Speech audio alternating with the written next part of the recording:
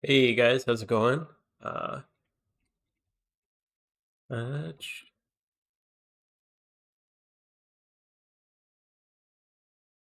all right, we should be good to go. I think everything's set up. Hey CBT, tied to pose. Hey P Dash, how's it going? Lurk away, lurk away. That's usually what I'm doing in chat too. Yo, Jock, thanks for the follow. Appreciate it. Thanks for the follow too, P Dash. Appreciate it, appreciate it. All right, so I got a few things we want to do today. My main goal right now is money making. Yeah, money making's the main goal right now. I've decided I want to get a Red Reaper hood. And for anyone who doesn't know, Red Reaper hoods are, yeah, they break the bank a little. So we've been at it for a little while. I got lots of investments. So we'll see how it goes. Yo, Jux, nice to see you. Thanks for hanging out, man. Appreciate it. Appreciate it. Yeah, this is cool. We usually do Friday nights. I wish I could do more. I really want to do more. But unfortunately, life is busy when you have a baby. So hopefully soon we can maybe up the stream amounts, but currently we're just gonna stick to one a week. I think the main goal today, like I was saying, is just basically making money. One thing I want to do, I've been doing a lot of EV training and like leveling for money. And one thing that I thought of, I'm sure somebody, yo, Donald has it going.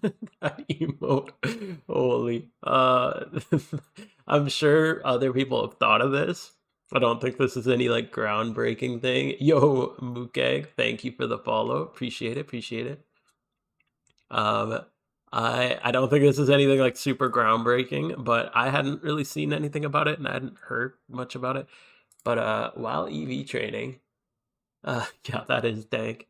While EV training, I was just thinking, like, why am I not getting money off this? Like, because you can pick up, right? So I don't know. I want to do some tests. If anybody has tested this and knows in chat, it would be super helpful if you could save me some time. But otherwise, I'll run some tests. Teddy Earth is really good because it knows you can get hyper voice on it and earthquake. But the main things that I'm looking for is just an EV trainer with sweet scent, so I can have 5 at the same time, like 5 things in EV training. And then also, I figured with Honey Gather, and it also has access to pickup, you could probably make some extra good money while you're doing that. Yo, Blue Fire King, how's it going? How's it going? Thanks for hanging out. So yeah, that's kind of where we're at today. First thing I want to do is make this, because I've been using this Pikachu as my EV trainer. It works amazingly. If you don't know, Pikachu knows Sweet Scent, Discharge Surf, works really, really well. But I think we could just get a little bit more out of a Teddy Ursa. So I picked this guy up, it was like 15k. So I already got 2 times 31. I think I'm going to go 31 attack on it, even though I'm going to be using Hyper Voice the majority of the time with it. The I basically just want to be able to use Facade and Oko in case like a shiny pops up. I think Facade's his best power attack, so I think that's what I'm gonna go with, just as a one, just to hit one thing.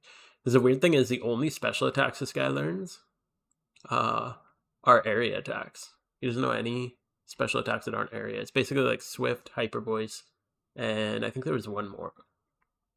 But yeah, they're all area attacks, so not super ideal. But we're going to make them modest. We're going to make them 3 times 31. And I've calculated some good EVs for him. So let's see what we're going to do. I think it's field, right? Yeah, field. All right. So let's see. What do we add? Oh, nice, nice, nice. Cool, cool, cool. All right. So first thing, we're going to give him 31. So I want an alpha. So we basically just need 31 attack. I don't really care about any of the others. But yo, Biggest, how's it going? Yo, Gerald, how's it going? Hope you guys are having a good night. We're just gonna have 2 matches. Does Lynn return? Good question. Return would be a good one to watch out for. Return, return. Oh, it does have return. Okay, so what's the max power of return? Or breeding a teddy. Yeah, Techno Mike, how's it going? Hey. You lurk away, my friend. Lurk away. It's 102 at max. Okay, then return it is. It's still physical, so we're still gonna go 31. But thank you for that. I don't think he has any special moves that are. Yeah, I don't think there's any special moves that are single target. That would be really nice because then I wouldn't even have to worry about the attack. Still at work? Oh, hopefully soon. Hopefully soon you're off. Yo, Jared, that's me. How's it going? Thanks for coming and hanging out. But yeah, thanks for that call, Joel. That's awesome. Yo, Sacred, thank you for the follow. Appreciate that. All right, so we're gonna go return. So I think a moveset I'm gonna go with is Hyperbore's Sweet Scent Return, and then maybe just Earthquake or something like that. Then we should be good. So I just need 31 attack. I need a male field. This one should be pretty good, pretty quick and easy to get done. Oh, perfect. Oh, I want it to be alpha though. I might as well. Already, the cheapest one that I had was alpha, so at work, taking a break. Nice. Not bad, not bad. Ooh, that's a little expensive, but that's not too bad. 43. I guess because it's alpha. Might as well keep the red outline, right? Nothing wrong with that one. Yeah, we'll be good. Okay, and then we just need an attack brace on this fella. And then what is he missing? Friend request. No message. I'm gonna deny that one. If you guys ever like want to add me, feel free, but shoot me a message first at least. I get so many friend requests just randomly with like no message, no follow up. I'm like, I don't know what's going on with that. Catching Chimchar. Ooh, your first breed. That's cool. So 3 times 31. Defenses are going to be super weak, but hopefully that won't matter. Yeah, we should be fine. Who cares? Last thing to double check. I don't think we need any egg moves on this guy. Yo, Bagel, thank you for the follow. Appreciate it. How are you doing, dude? Lurking. Nice. People think you're botting. Dude, did you say you got 3? Was that you who posted your 3rd phase while berry farming? That's an absurd amount of berry farming phases. Like, what? I've done a lot of berry farming, but I have never come across you must have done like tens of thousands of roots through Abundant Shrine. That's crazy, man. Yeah, we're gonna keep this female. Yes. Cool. The Bronzong is actually a really good shiny, honestly. I know it's green, but it's like a nice green. Some people like greens, some people don't like greens. But Bronzong is a good one. I really like that. Next one we're gonna need is basically just 2 matching here, and then Modest is what we're looking for. But we do want it to be alpha. Jack the cost up a lot making it alpha, but watch those female only. And male field. Here we go. 45k, not too bad. This one's got a little better defense. So if we're going to be rolling it anyway, I think I'm going to go with this one for the Modest Breeder. Yeah, we'll go with that one. And then we'll throw Everstone on that. Not bad. All right. What does it do? Actually went out of my... Ooh. You went out of your way to farm one? Oh, so it is a duplicate? Yikes. And genderless duplicates too, you can't even do too much with. Like, it's harder to breed up, harder to sell if you're a shiny seller or something like that. You got your first shiny steel type. Nice. Clink is a cool shiny. Why Modest? We're using this as an EV trainer, and Hyper Voice is a really good area attack. So we want Modest just to max the damage on it, just because Teddiursa isn't like the most like the highest special attack. He's only got 50. But yeah, if I calced it all, if especially once you throw choice specs on it, rash or mild, uh, I don't know, just modest is kind of. I'd rash or mild would work, but modest just goes minus. I guess with minus attack, I basically calced it all with this build that I'm going for. Even with facade, which I did the calcs on, it can one hit pretty much every horde that I calced. I calced like Poliwhirl, Golduck, Tentacruel, all those kind of things, and it should outspeed with 132 speed EVs, and then I'll throw 252 special attack EV, and then 126 EV in the attack. I mostly just want to make sure my defense isn't super low in case I don't want my defense to be super low in case I do come across a shiny. I don't want it to get like completely one hit. And it does I'm not really going to be using Earthquake for much. So yeah, it's not really a big deal. But yeah, mild and rash would totally work. It doesn't really matter as long as you're going plus special attack. And then I think I calc the speed the fastest, like EV or XP horde that I could find was Poliwhirl at Mount Silver, and it has 148 speed if I remember correctly. And a level 100 Teddiursa with 132 speed EV should have 149 speed, so I should be outspeeding at every horde that I'm going to do. I might have missed one. I hope I didn't miss an important one, but I calc like Rapidash, Tentacruel, like all those kind of the main hordes that people do.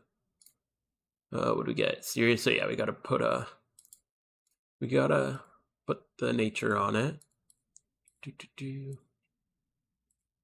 But yeah, if you're making one yourself and you roll like mild or rash or something like that, should be fine.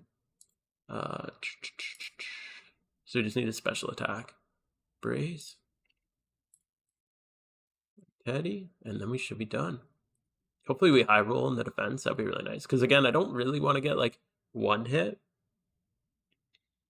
Can you send a friend request? Yeah, sure, Biggest. You're always around. I always appreciate that. Happy to have you on my friends list. My copy Teddy. I've been using Ursaring. Nice, dude. Yeah, Ursaring seems decent, but and then the main thing I want to check. Okay, cool.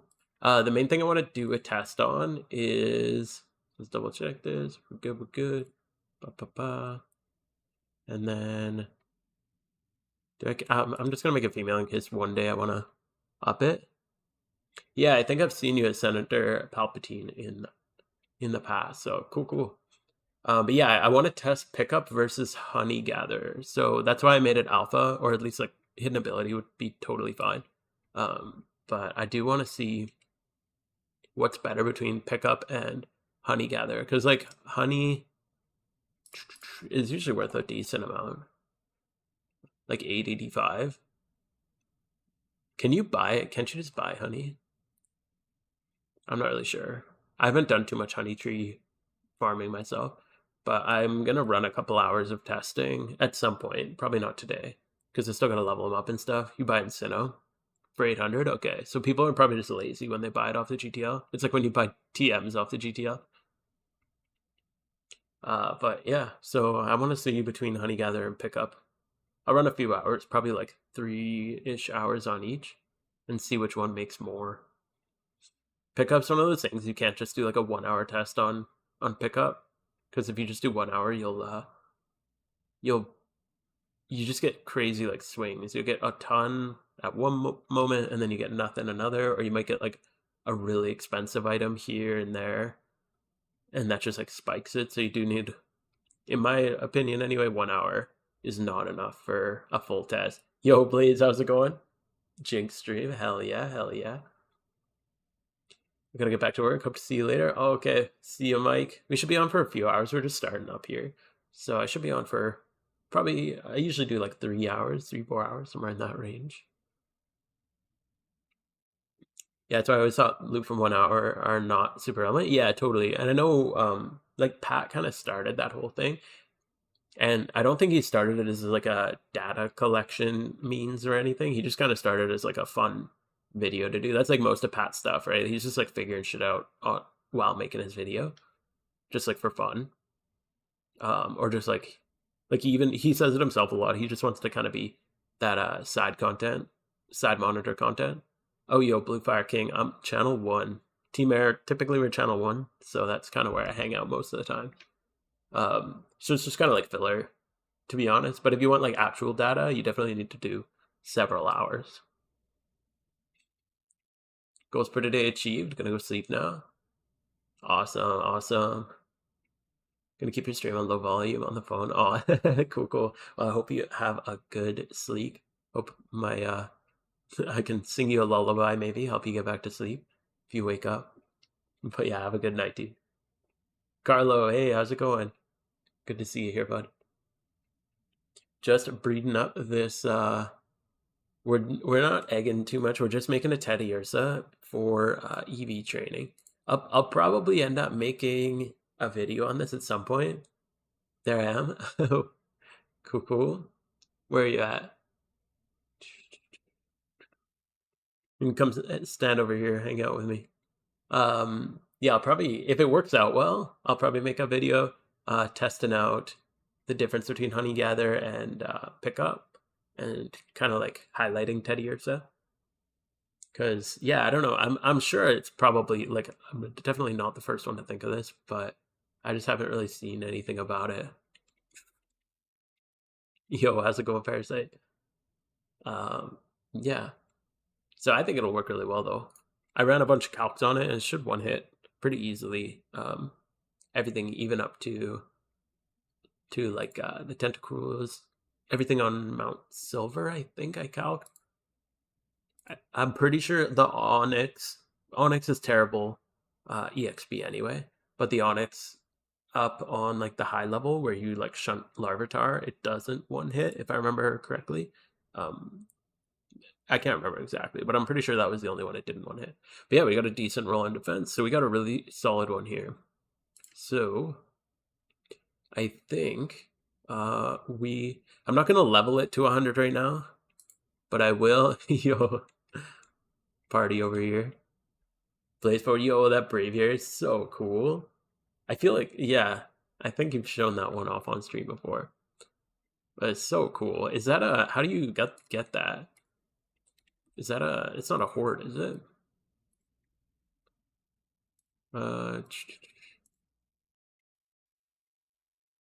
Oh, it does have a horde. Okay, cool. That's a really cool shiny. Yo, we can be Bird Gang? Hell yeah. Bird Gang. Bird Gang. I knew this underrated pick for EV training. Hyperboard Surf kills everything, including Mount Silver. Okay, cool. I think Teddiursa should be very similar. Lightning. Let's check it out. And he's pickup also, so that's good to know.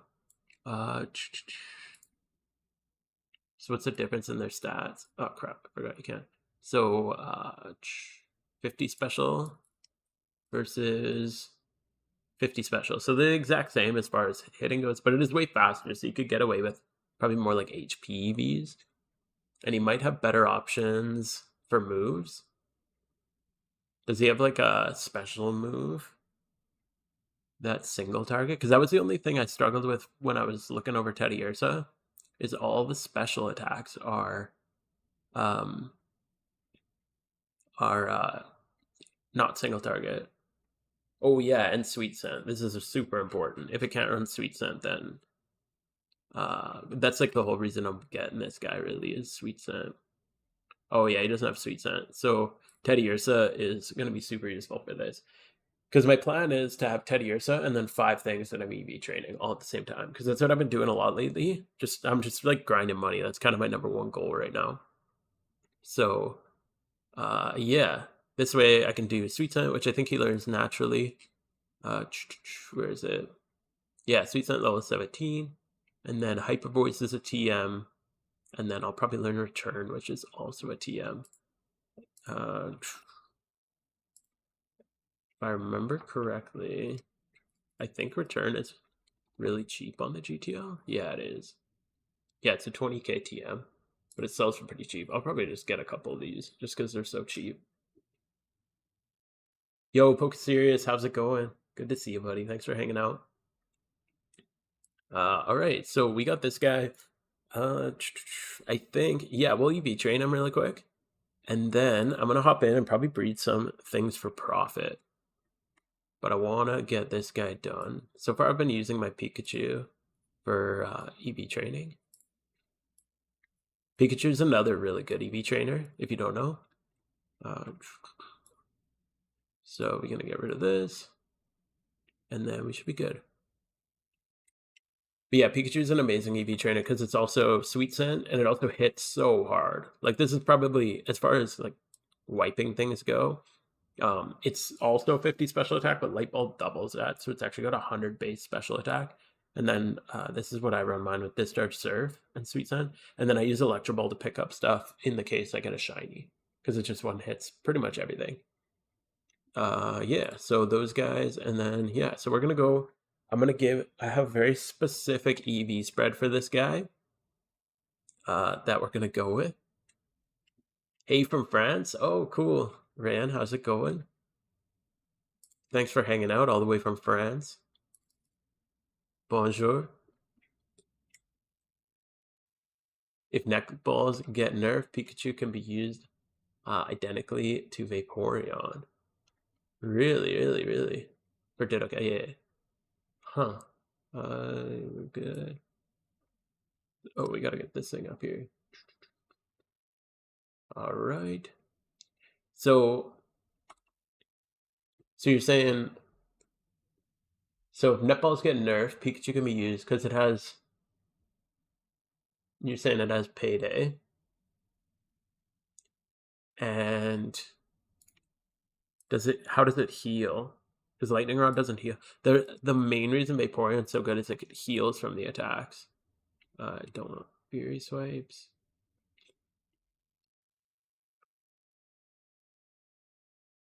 Not Payback. What level did we get to? Yeah, so we're gonna get Sweet Scent here. So I don't want to spam through. Here it is. All right, so you got that. Not aware Ditto's catch rate doesn't change based on what it transforms into. Yeah, the catch rate is for Ditto's just insanely hard. But then Vaporeon's is good because Netball. Same with Fortress. Bugs and anything that's bug or water is just like amazing for that strategy. Just because the Netballs are so broken. But Vaporeon's super cool because it has water absorb, so it can heal back up. I think that's what makes it really special. Let's check this though. So a naughty 31 with 218, and then you use Payday with 0 attack EV. So with 31, have you done the calcs on this?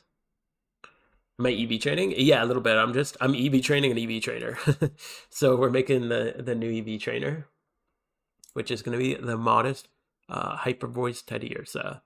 Just to see like honey, because I'm curious how effective Honey Gather is for this. Calcs are for Hoenn. Okay, cool. And it won't one hit. That's kind of cool. That's interesting that it's exactly 31 attack and 0 attack EV. That makes it super easy. It won't one hit. That's funny how easy that is. Oh, we do not want that to happen. The nice thing about EXP Reamp is you can just throw an Everstone when you don't want to evolve something.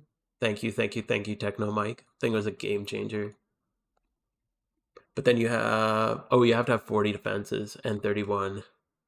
You could probably make it way cheaper, honestly, by going with a lower defense and then increasing your EVs just to save yourself from paying for the 31.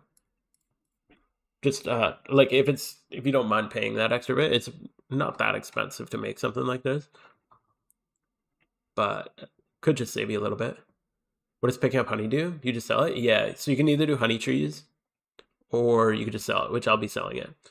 But Teddiursa also has the pickup ability, which picks up just random items. So I'm going to be running a test once this guy's all done and ready, comparing Honey Gather and Payday, or not Payday, Honey Gather and Pickup. I just said 31s for Brain Dead. Yeah, totally. If you know what you're doing, you could change it. Yeah, for sure, for sure. Usually it's easier, especially if you're making like a public strat, to just keep it simple. So the only thing with this is Lightning Rod. So he'd be immune to discharge.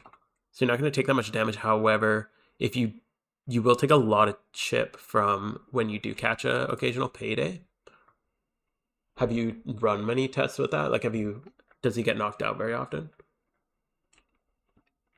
I think it's a cool strat. I'm mostly curious about that because I've been running some theory craft and just thinking about running like Umbreon with the Vaporeon strat. Like running the exact same Vaporeon strat, but with Umbreon. Because Umbreon also learns Payday Pickup, has pretty similar stats, so you could just alter your EVs a little. But it gets synchronized. So then you could sync Adamant and make more money off the individual sale, like the ones you sell. Do you know Petrowski? I know of him. I don't know. We've chatted a little bit in DMs, just like once. He seems like a really cool guy. But no, I don't know him like personally or anything. He's the one who like got me into the game though. He's like, it was one of his videos that introduced me to the game. So I got big respect for him. Haven't done too much with it. On average, should be okay. Yeah. Yeah, for sure. I think it's a cool idea. But yeah, anything with like Yawn Payday. So, and Pikachu is an especially good choice for that because of Lightning Rod. You can make yourself immune to discharge. So I think that's cool. But yeah, I really want to test Umbreon more than anything.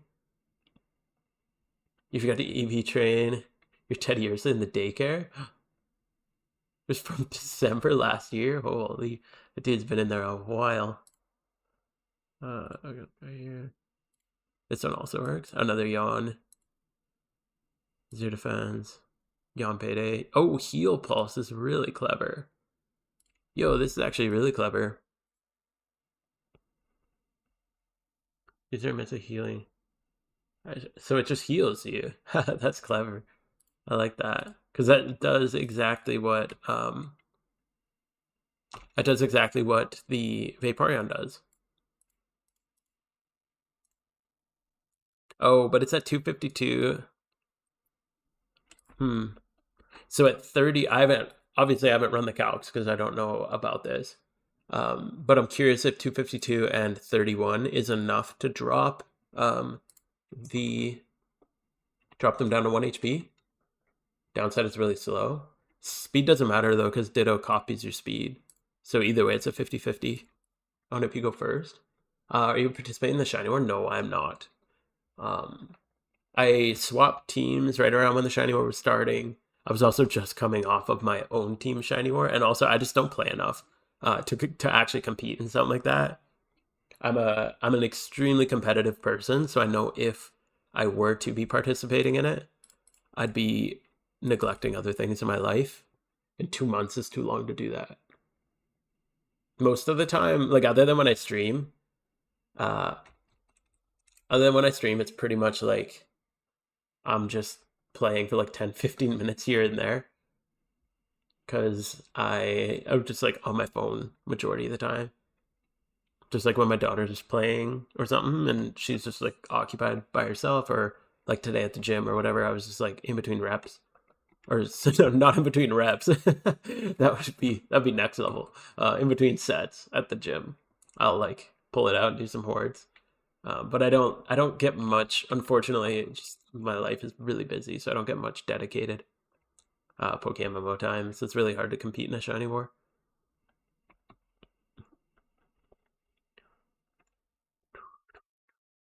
I think it's really cool though. I wish I could follow it better because not dedicated to the grind. Bro, I'm grinding in between reps at the gym. Are you kidding me?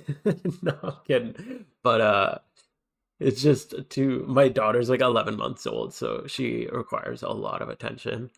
So yeah, it's a little tough to find time to play. But yeah, like when I was doing the shiny war, like I did a team shiny war just what was it, a month ago, and it was rough because I had to do like I prepped eggs for the whole thing because eggs are easy to do AFK. I just like had my phone open all day nonstop, and I just every 5 minutes swapped the eggs in, and it was insane. But it drained my account, like my money, because I was doing 8 to 10 hours of hatching every day, and then I'd just hop on at night to make my next batch, and I'd do like 480, 500 give or take eggs per day. I think I was doing 480 eggs a day, which is like just about 8 hours of hatching. May have lost Morimoto. Oh no, forgot to set up rocks. Rough. One thing I found with that strat, I put U-turn on Gliscor too, and it's kind of nice because then I did find there's like one team that has a Gengar with Focus Sash, and if he leads, the Gengar can't do enough damage to Gliscor to kill him by the turn 3. So after you set up rocks and then Tailwind, you turn into Torkoal, and then he one hits Torkoal, and then you still break the Sash. So it's really handy. That video, I do wish I might redo it just to like explain it a little more. That was like my second video I think I ever made, so I'm still figuring out what the hell I was doing. But the strat still works like super well. But I would like to like consolidate it because the like in the video I miss talking about Conkeldurr, and I think it's in like a pinned comment or description or something below. But other than that, the strat, I don't think I've wiped on the strat since I've added Conkeldurr ever. So it works really well. You built the team recommended, but I used several strong ones. Oh, nice. Yeah, there's lots of ways to beat him for sure.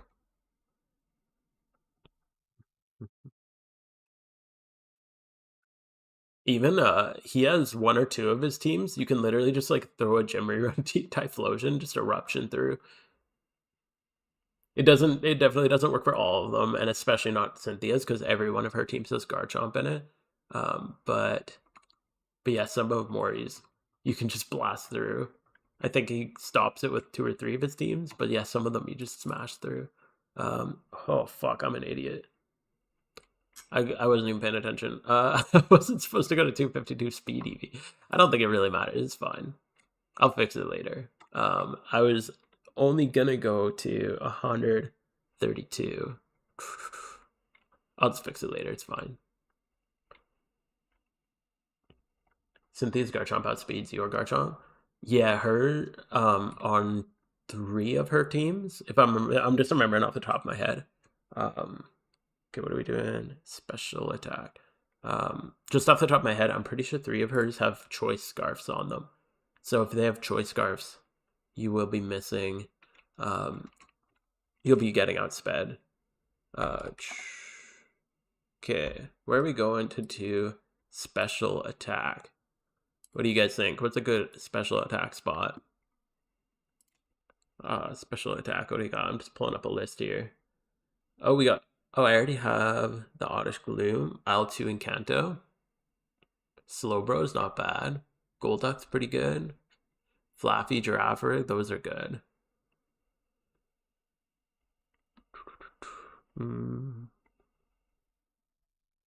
Unova Victory Road? What's on Unova Victory Road?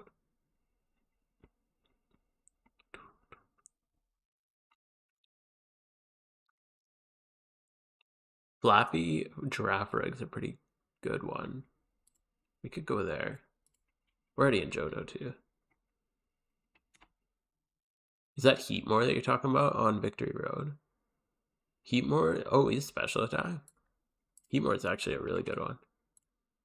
Yeah, that's Leppa though. I don't really want to do Leppas. This one's nice. Free, not too far from the PC.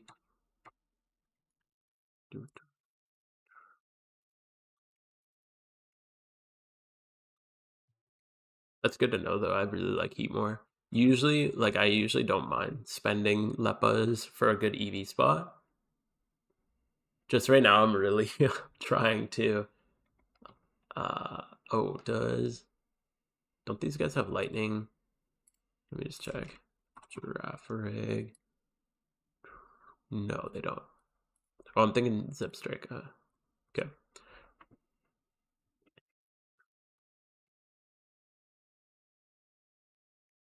Ooh, Vanillish. That's a cool one. Which one is it? Vanillish? +2 special attack? Actually, yeah, because that's seasonal. I think I'll do that one. Thanks for the call out. That's a good one. You go farm Heatmores without Leppas?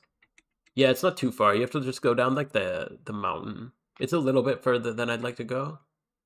Your teammate got shiny ice cream? That's so cool. It's such a good shiny. Yeah, the Heatmore spot's not too bad, but it's like it's at the line where I'd say I'd be like it's a little too far to efficiently do it.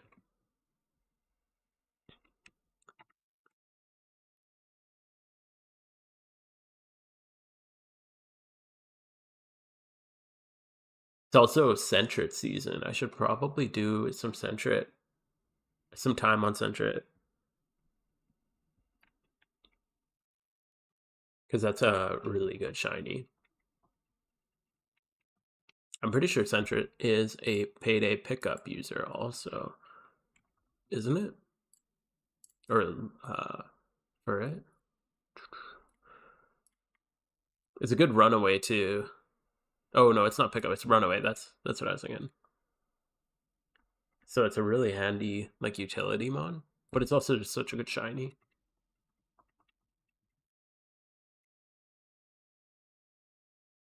Yeah, this would be a really good one. The thing I think is so cool about the Vanillix is like it's specifically for it's specifically only really like a seasonal shunt. So I think that's really cool. Yo, Ragnar, how's it going? Hope you're having a good day. Thanks for stopping by, hanging out.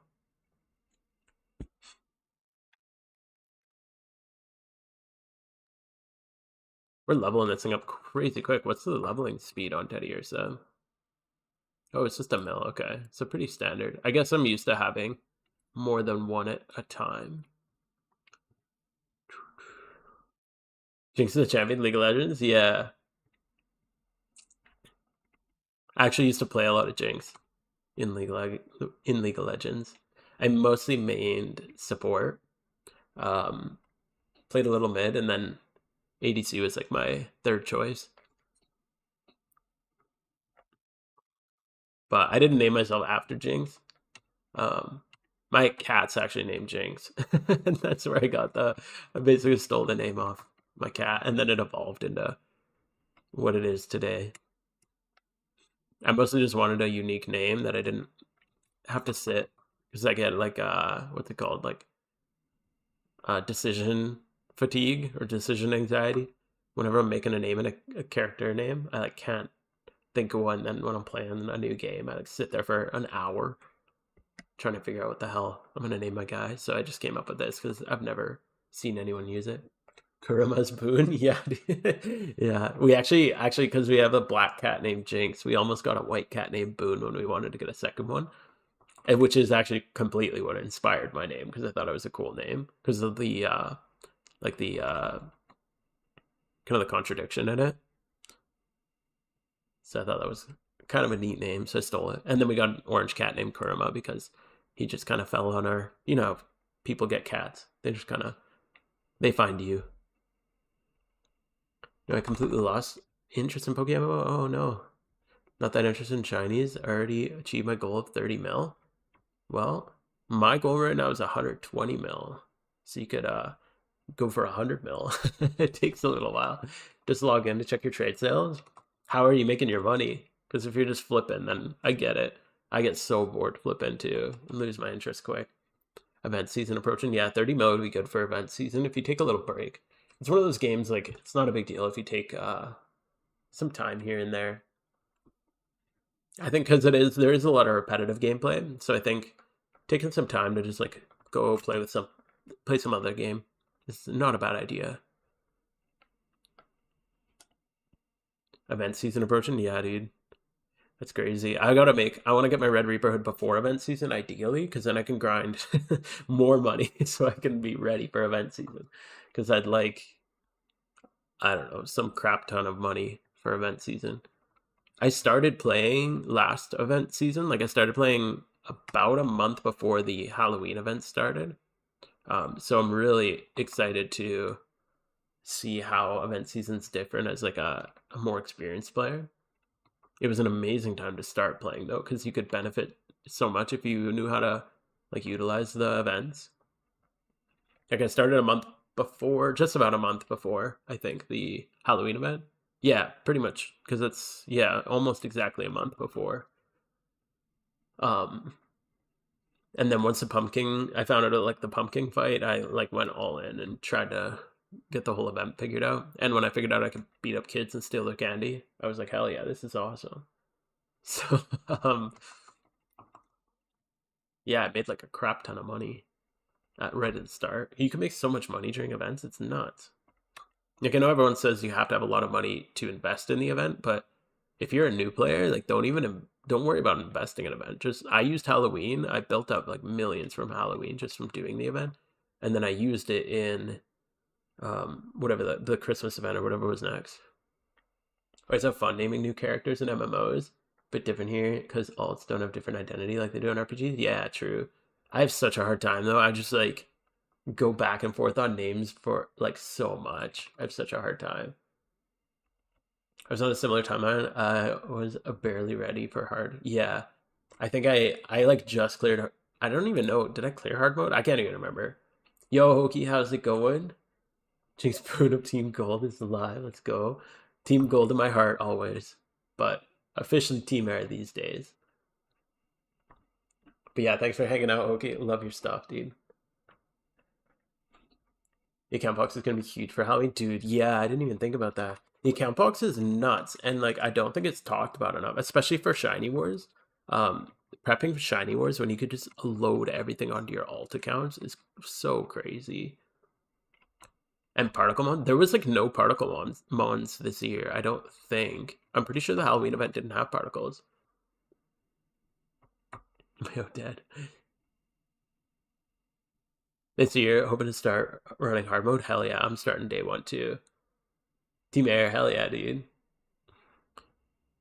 Yeah, Team Air is really cool. I've been having a good time with them so far. Of course, Team Mush is amazing also. There's so many good teams this game, man. It's nuts.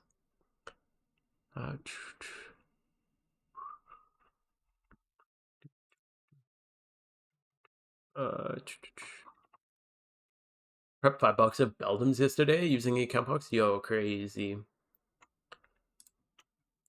Beldum's such a good shunt, man. Good luck. I hope you get it. The green and orange particle are from Halloween. Oh yeah. Are those are from this year, right? Or are they not from? Aren't they from previous years? Maybe I'm stupid. I don't know. I thought those were from previous years, but I might be wrong. They're from 2023. Oh, okay. I thought that they weren't. I like I was saying, I had just started the game at that point, so I didn't really know what was going on.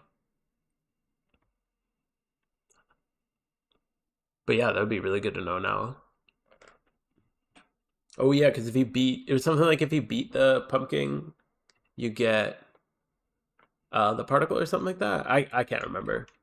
Like I said, I was like super new. There are a lot of Halloween particles now. Yeah.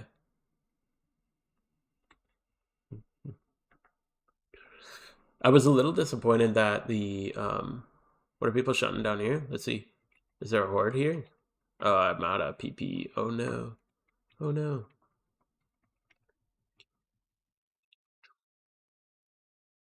You said it's attack EV? Is that here? What is here? Oh, that's a actually a good one. I have a friend whose name is Mean, and it's MEIN, and I always type it wrong every single time.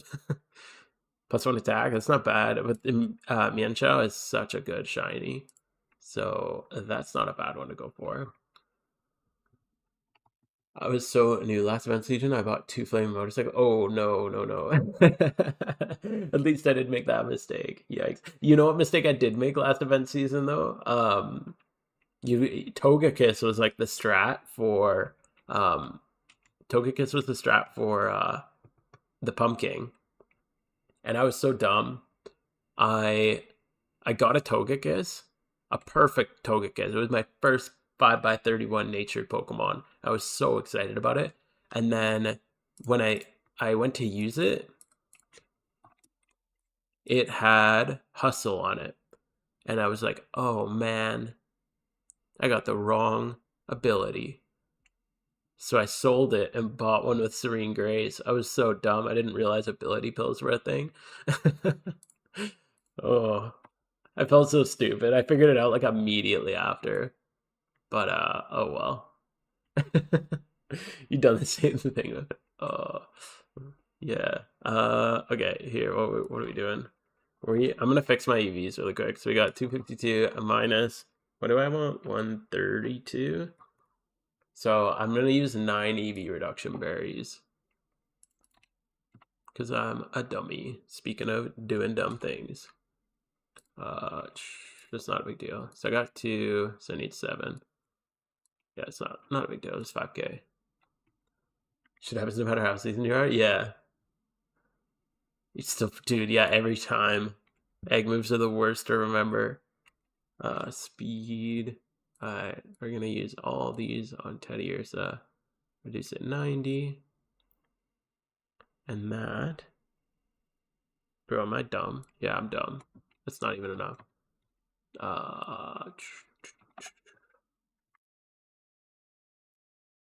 What do I need? 3 more? 3 more. Yeah, that should be enough. Okay. Try to put Conkeldurr shiny. Ooh, and you never bred Mach Punch on Conkeldurr. No. That's rough, my dude. That's really rough. Mach Punch is so good on Conkeldurr, so important. Hopefully you can fix that up. Actually, now that we're here, and now that I didn't even know that the shiny was here, let's go for this one. So I didn't know the difference between male and female. Sold a 5x31 male. No. Rough. Quick guard. Still workable. Yeah, Drain Punch. I find I use Drain Punch on my Conkeldurr like way more often than Mach Punch. It's just for those niche situations where you're you got like an opponent on 1 or like 10% or whatever, and you just want to get that quick hit out just to deal with the problem, because it is a pretty slow one. But yeah, especially if you're gonna run them on like Trick Room. Like I know a lot of people run Conkeldurr Trick Room. I've never had a Trick Room team, so I'm not too sure. But yeah, that's not a huge deal, but not the most ideal. Was your first 5x31? Oh, I feel like we all screw up our first 5x31. Because yeah, the Togekiss is my first. Yeah, and then I got Togekiss and Chandelure were my first 2. The worst part was like my Togekiss sold so fast, and then I was like, what the hell? Why did that sell so quick? I felt so bad, like I ripped somebody off. And then I looked into it, found out about the ability pill like a minute later. I'm like, 35k, that's it. What? Gotta learn somehow, though.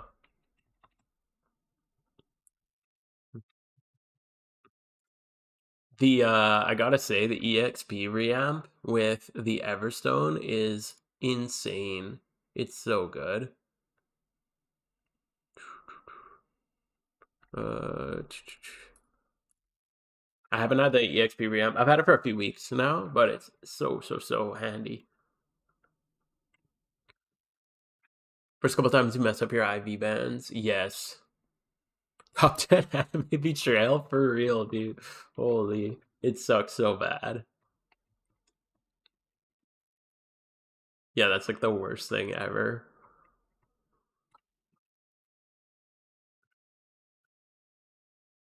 Hey, there's Blaze again. Look at that. Saw that bird, immediately recognized it.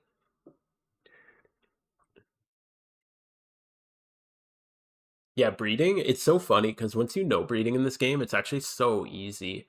But to learn breeding in this game, it's so hard. Which is weird because it's like really not that complex. There's just like a lot of like simple things come together to the point where there's like a lot of simple things that are hard to keep track of. It's not super intuitive. Yeah, it's just kind of strange, yeah. But once you know how it works, it's really intuitive. Like it's actually incredible like how well it works and how well it works for the economy of the game. But it gets hard when you get up to 3, 4, yeah, or like 5x31s. I swear breeding a 5x31, by the time I'm done, my brain is cooked. I have a spreadsheet for it that I made though, because I couldn't find a good like spreadsheet. I've been meaning to make a video on how to like, breed a 5x31 and then throw my like show off like how I do it with the spreadsheet and everything. I should probably do that pretty soon. That would be a nice video, I think. You can do it on the fly. Yeah. I can't do a 5x31 on the fly. Like I need a spreadsheet for that. But pretty much every other breed, like especially I don't really go for 30 like 5x31 too often anymore. Most of mine are 25 plus defense and then like 1 or 2 times 31. I find that more than enough. That's my next video actually. If you want a little sneak peek.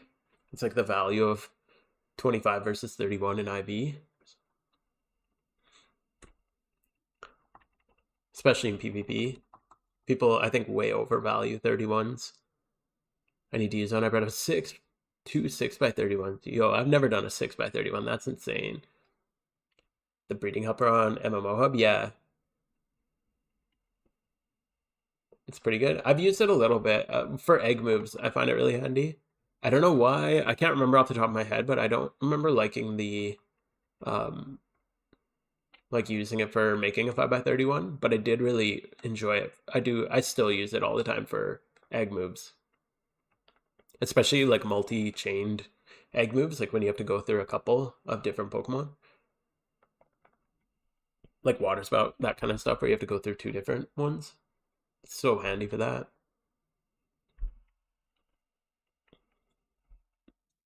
That Pokemon Mohub is such a good resource. I always forget to use it though, and then I'm like trying to dig through Google, and all the wikis and stuff of the game are pretty lackluster. Um, and then finally, I remember MMO especially when you're looking at like a region, and you're trying to find like what Pokemon are in an area. Because this is one thing I really like the Pokedex in this game, but the thing is like if you're like, oh, well, where do I get I don't know, like Nidorino, and then you look at then you're like, okay, so I'm gonna go hunt this on Route 13. But then you can't figure out, like, it'd be nice if you could click Route 13, it would show you a list of all the Pokemon available there. That'd be one really nice one. But Pokemon Hub has that, which is really handy. One of my 6x31s, I messed up on the last breed and ended up rolling a random nature and getting special attack. That's actually not bad, especially on a 6x31. Draco Meteor Dragonite is nuts. Yo, James, how's it going? Hope you're having a good day. Thanks for hanging out. Dragonite, Garchomp are like pretty much two of like the only Pokemon that are worth going 6x31. There's really not that many. There's a couple, but those are like two of the main OU ones that if you're gonna go all in on like a 6x31, those are the ones to do it with. Oh yeah, and Fernape can be really good too. Isn't Fernape? He's lower tier, right? I see him in OU all the time. Oh, he is OU, okay. I thought he was UU. But just utilize. So many Infernape, from what I remember, I haven't played one in a little while, but pretty sure they always like Focus Sash Endeavor. It's so annoying.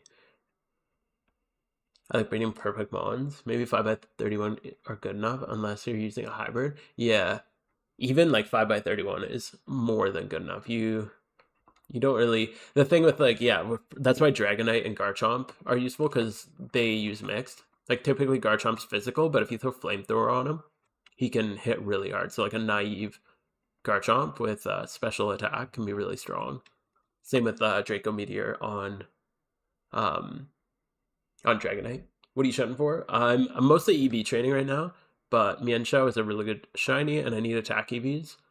And I just found out about this. We were just doing Vanillage and figured this one out, so might as well. Hopefully we get lucky while we're EV training. It's only a 1+1 EV, so it's not the most ideal, but it's not bad. Either 6x31 has been that, really? Is it wanted a beast amulet coin? That's so insane for an amulet coin farmer. What? It would be 6x31. What would be rhetorical preferred nature? Rhetorical preferred nature. Oh, I don't know. Preferred nature. Probably naive, I'd assume. You could probably find it if you go into PvP statistics and we find Dragonite. Yeah, naive, probably. It's not very common, like adamant, rash. Oh, no, rash. Rash, naive are pretty much the exit. Aren't they? Oh, no, it's speed. Oh, yeah, that makes more sense. Because of multi-scale. Yeah, because of multi-scale, you want rash because you don't need to outspeed. Same with why you go adamant. Because with Dragonite, you have multi-scale, so you're always going to tank your first hit anyway. And then you just drop a Draco and kill whatever's in front of you. Stop horde next 10 encounters as a shiny Absol. Yes. Yes. I don't know. We'll see. We'll see. If I get one of the next 10, then I'll bash my head into a wall. That wouldn't be very good, but getting a little dry because I got these encounters plus I did 10k Absol eggs recently, and then I have like 5 more K on my phone logged, so we'll see. Seen Salamances as well. Yeah, Salamances is, from what I've seen, just worse than Dragonite. But a pretty cool Pokemon. But yeah, I've like never seen Salamence in PvP. I don't think I've ever come across one. Did a perfect Sash Endeavor once. Yeah, dude, Sash Endeavors are rough. I hate going up against that. It makes me so mad. Amulet coins from Rayquaza himself. True, true. Autocorrect sucks, yeah. The most random shit pops up sometimes. Milder Rash for hard-hitting Mixed Knight. Oh yeah, and the reason you want on Garchomp, you'll see it's naive, because you need the speed on Garchomp. He's not as tanky because he doesn't have multi-scale. If you go, what's the other one? The minus defense, you could probably get away with it too. Like plus speed minus defense. But it's the same reason he goes Jolly Knife. He hits hard enough already. You're not super stressed about damage. But he's really fast, but you don't want to get outsped. Maldorash for hard-hitting D-Knight. Yeah, that, like, there's so many, like, as far as natures go, once you get into mixed stuff, it's way more open. Why do you sacrifice special defense? It's better than sacrificing speed. Because if you do end up in a situation where you need the speed, you don't want to sacrifice it. So it's easier to just sacrifice a little bit of special defense and hope that you don't get, well, especially on like on Dragonite, you're not really going to get one hit because of multi-scale.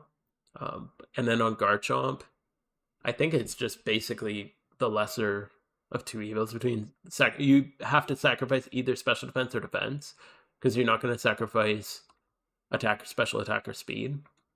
So that's probably the next one. Speed's a nice check to Volcarona, exactly. Having a really fast, I usually run Choice Scarf, physical, like Earthquake Garchomp when I'm doing PvP. And he's just so good, because you just throw him out and he always goes first. Worst case, it's another like Jolly 252, like speed, like max speed Garchomp with a scarf, and then you're speed tied. Why did Pikachu see a therapist? Because he had too many shocking experiences. This one especially. Holy, that's a good one. All right, I think we're done EV training this guy. Nice. Okay. I bet a 6x31 Dragonite. The 6x31 nature wasted on adamant. Yeah. Well, no, I wouldn't. Not wasted. We'll finish this up. I wouldn't say wasted, because Draco is so strong, even with Adamant.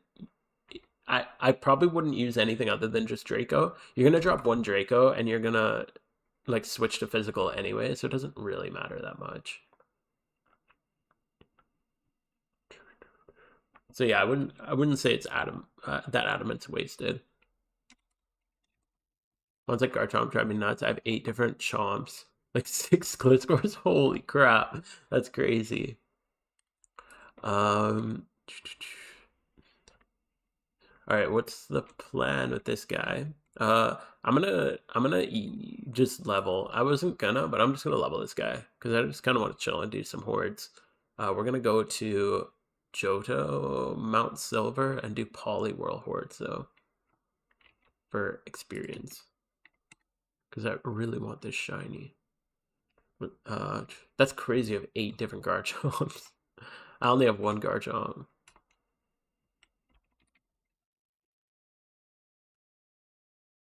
He does have a lot of really good sets though, because you can build like tank Garchomp. He can get so tanky and just set like rocks and spikes and stuff. I'm trying to change nature to something else, but guess Draco Meteor will annihilate. Yeah, dude, Draco hits so hard. Like, there's a reason it was banned on Hydreigon, just because it hits so unbelievably hard. And the nice thing about using it with a mixed attacker is you don't have to swap out after. Because if you're using Draco on specifically on a special attacker, you kind of like neuter yourself. Like you can't, like if you're like Kingdra and you use Draco, now you're hitting way less hard. Whereas like with Dragonite, you drop Draco and then you just switch to like Dragon Claw or Fire Punch or Superpower or whatever. It's not a big deal. 41k, due for shiny soon? Soon. One day. Hopefully soon. Yeah, I think I got 5k logged on my phone, and then I've done 10k eggs also that aren't even in the counter, or like just under. I think I'm at 9,800 eggs since I got a shiny last. So just about like 50k really total. 6x31 Jolly Garchomp's probably not ideal. I don't think it would be like bad, but I think you can put Draco on Garchomp too, so it wouldn't be a big deal. But I think mixed Garchomp more commonly runs Flamethrower. I think. I'm not like a PvP expert, but I should preface all this. But I think typically Garchomp runs like Flamethrower, just because it's a really nice check against, especially like ice Pokemon that are trying to take them out, if you're fast enough. But yeah, you typically don't want to lower your damage. What's the time there? Like where I'm at, it's 8:48 p.m. here in Canada. Tank Garchomp, Suicide League Garchomp, Special Defense, Dual Hazard, Mixed Sash, Physical Start. Yeah. Are those all the ones you have? That's insane. That's so many. I just have straight Physical Scarf. 6x31 Jolly's fine. Yeah, good check to Scizor. Like Ferrothorn, it just destroys. So yeah, I don't think it's a bad call. I don't know if it would be ideal, but it's but you're gonna be using, the nice thing with Jolly is you're not sacrificing anything really. Like you're not really sacrificing anything off of a basic, like a regular physical Garchomp, but you get that extra little bit of utility with the special move. I wouldn't run more than one special move if you're gonna be running. I wouldn't run more than one special move if you're gonna be running Jolly. Like I could see if you were naive, you could do. Oops, misclicked there. If you were naive, you could do like Flamethrower Draco and then Dragon Claw EQ or something like that. But yeah, if you're Jolly, I'd probably keep it to like what, Dragon Claw, EQ, Rock Slide or something, like more physical.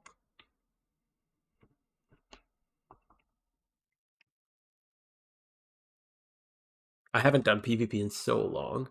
Like I don't even think I've played a PvP game in over a month. Kind of crazy. I've just had so much other stuff in game to do. Just like non-stop. I was going hard because ever since our team like my previous team, Shiny War, it was like I was grinding money so I could egg hunt, and then I egged like crazy, and then ran out of money, and then Shiny War ended, still didn't have it. So I've been grinding money, and now my new goal is a Red Reaper hood. So that is keeping me very busy. Every minute is basically dedicated towards it. Like right now, I'm just kind of chilling, taking it a little easy. But usually, I'm just like nonstop reading for profit or EV training stuff for money, or whatever, gym reruns, E4 runs. We can do an E4 run in a little bit if PokeKing's up to it. I do find this time is like the worst in the week to do it. What is time in China? Yeah, it's like morning, Saturday morning in China. So I think that's why like right now is typically the worst day to run an E4 run. Just because PokeKing gets overloaded when too many people are using it. But we could try it out maybe if you guys would be down for that. Because I could definitely use the money. We'll do a little bit more leveling on this guy. We might not take him all the way up to 100. I might just run a trainer run in a little while and level him up that way. I usually don't like leveling through hordes.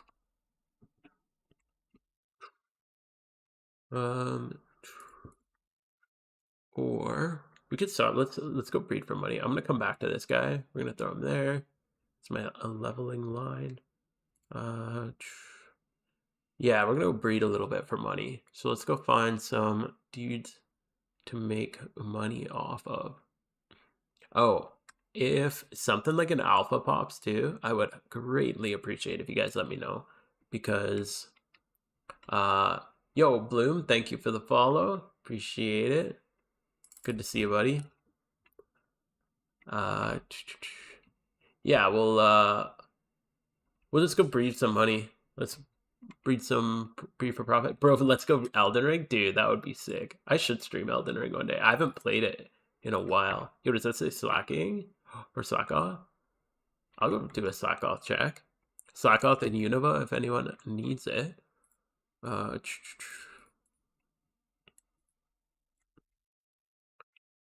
Yeah, I didn't even finish Elden Ring. I should probably go back to doing that because it's such a good game. I just haven't had time. I think right when my daughter was born, I quit the game, and then I just haven't. That was like a year ago. I haven't played since. I remember. I think I got to those two freaking gargoyles like way down in the. I don't even remember much of like what it was. I just remember these two fucking gargoyles, man, and I could not beat them. They're like down underground somewhere, and there's two of them at the same time. They just fucked me up. That was the last boss I fought. I don't think I beat them. I'm pretty sure I'm still stuck there. Actually, Shiny Wars, it's always good to check these like rare guys. Okay, nothing valuable. Because some of their, like a Rotom Swarm popped yesterday, and the base price was insanely high. Rip. Come on. Gotta get a shiny soon, right?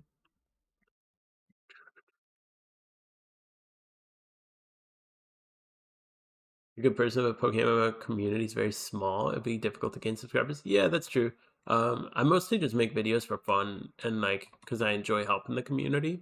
I'm not too concerned with like getting big or going pro. It'd be nice to go pro and like do this full time or whatever. My channel's been growing way faster than I ever expected. Like holy crap, already flying past 2K, which is nuts. But yeah, I agree. If you're like an up and coming YouTube content creator or whatever, and you're trying to make money off of it or like get big, I would not put your energy into Poke MMO.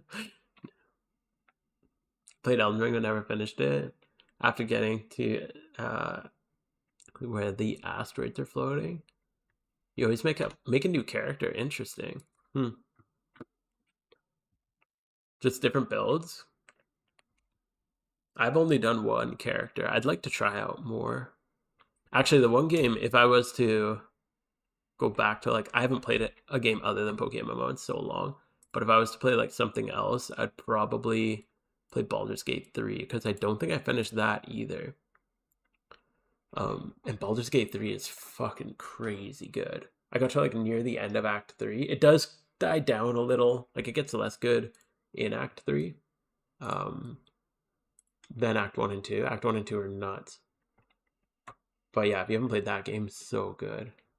Bro buys every game, never finishes them. I bought them all. Well, I bought them all like early this year, and then, or sorry, like summer last year, and then my daughter was born, and since then I just haven't done too much. Elden Ring will be interesting to see. Yeah, maybe I'll try it out sometime.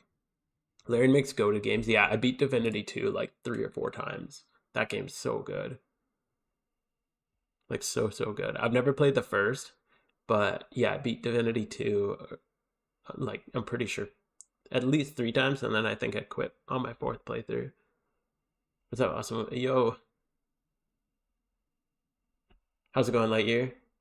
Currently making a full shiny team? Dude, no way. That's insane. Holy crap. That would be really cool. When you get that done, definitely link it to me because I would love to see that. Okay, what are we gonna do? Let's see. We're gonna go, and I think we're just gonna breed. Give me Pokeon, yeah, give me some too. Okay. I think we're gonna make some Blastoises. Or Metagross and all. Yeah, 2 Metagrosses. Dude, that would be insane. Are they all OT shiny, or are you doing them like unknown OT? Already did the 2 easy ones. All OT, that's nuts. Already did a shiny team for alpha catching. That's so cool. I was thinking about working through alpha catching. Like I'd like spin does not too hard because it's 3 times. I've been doing some for Lopunny.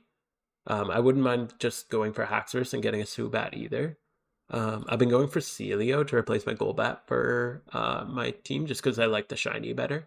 And then Murkrow would be a really nice. I've spent quite a bit of time going for Murkrow, but it's only nighttime, which makes it a little hard, and it's a Lepa hunt, and it's a low percent. Plus, ain't cheap either. Yeah, at least it's an easier egg hunt than Metagross because it's all males. Like you're doing male breeders the whole way through. But yeah, definitely still pretty much still an egg hunt. I'm just gonna check Squirtle prices. We'll see if this is worth doing right now. Okay, those are pretty low. Wartortle is usually a little cheaper even. Okay. And I know Dittos are pretty cheap, like 31 Dittos, which is why I thought this would be kind of nice, just because I think a lot of people are farming Dittos for just to sell to Shiny Wars players. Okay, so we're gonna go We'll grab a couple of these guys, and then Wartortle. I'll grab that guy. 1, 2. I'll just breed 5 of these guys out. 1, 2, 3, 4, 5. I'd love a shiny Blastoise, like with Water Spout. So I always do. When I'm breeding for profit, this is usually one of my go-tos. Now we want a male with Water Spout. These are a little expensive right now, but not too bad. So we're just gonna go 1, and then 2, and then 3, and then 4. I'm just trying to pick the best defensive ones. And this one, 5. Have a Secret Shiny Spinda. Did you breed Secret Shiny on it, or did you get it single? That'd be crazy. Zubat, Breloom. Breloom's such good shiny. A Wooper. Wooper is your Haze user, I assume. And Smeargle and Gliscor. Singles on Spinda. Interesting. Was it lucky, or did you purposely do that? That's kind of crazy. And then Gliscor. What does Gliscor do on your team? Because you have a Swoobat is a Super Fang, Klutz, Assault Vest, I assume. Spinda's your Breloom's your False Swiper, Wooper for Haze, Smeargle for Soak. Guys touching too much grass. What's grass? What? Remoraid. I've never seen Gliscor on a alpha team though. I'm curious what that's about. We'll go 1, 2, 3, 4, and look at that 5. Purposely for shiny words. Oh, told myself I would get it. I got it. Gliscor's just another stellar. Oh, okay, I see. If you, I don't know if you saw my recent video with double team and sub on your Breloom is insane. You like never need any other stallers. Ever since I had a double team, it's been a game changer. And then we need this guy. Yeah, we're going male.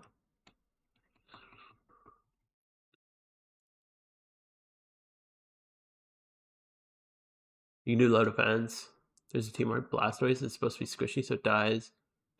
Oh, you're talking, yeah, the 6-pillar team. 6-pillar team's cool. I'm actually reworking my gym strat right now. I'm doing a lot of testing.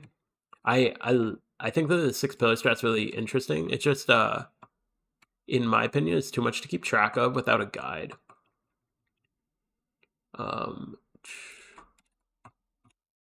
So most people like have the guide open up beside them while they're doing it, but I want something I can just like spam move. So I don't mind having different leads, but I don't want to remember leads and moves. That's just too much to keep track of if you're just like doing it on your phone, which is typically how I'm doing mine. Just like watching TV on the couch with my wife, like on my phone, barely paying attention to the run. I used to have Flash on Spinda,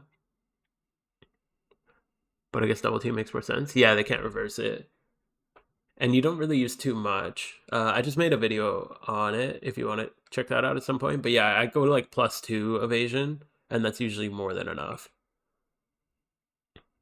Because then you just sub, and every once in a while it just causes a miss. It's kind of nice. Someone actually commented and they said to use Swagger on Spinda. So you Swagger, and then while you're kind of setting up, it's unlikely they'll kill themselves. But yeah, then you get -2 attack, so it really lowers their attack. Yes, that was dope. Never thought of double team. What I usually do is skill swap, Swagger. Oh yeah, the Swagger Hypnosis if it's not a status mod. And Staller Super Fang. Yeah, that's pretty much it. It's just then the Assault Vest edition and the like the Assault Vest through Switcheroo and Healing Wish I really like. Or you can do it through Zubat or Golurk too.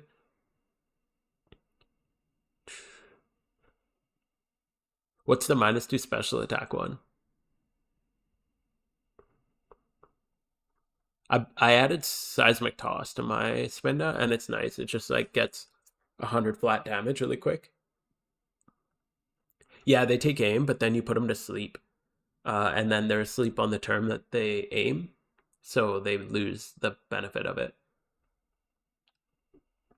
And then you just sub again, and then you don't even need to sub, because if they missed, then your sub's still up, and then you just spore and you can go straight back into throwing timer balls. So it's a lot quicker. I find taking two turns to set up double team saves me a lot of time in the long run, because then I'm not cycling that spore sub and then hoping they don't wake up. Because then if they do wake up, a lot of the time they'll just miss. It's like 50-50 if they just miss, and then you just spore them again, and then you don't have to worry about resetting sub.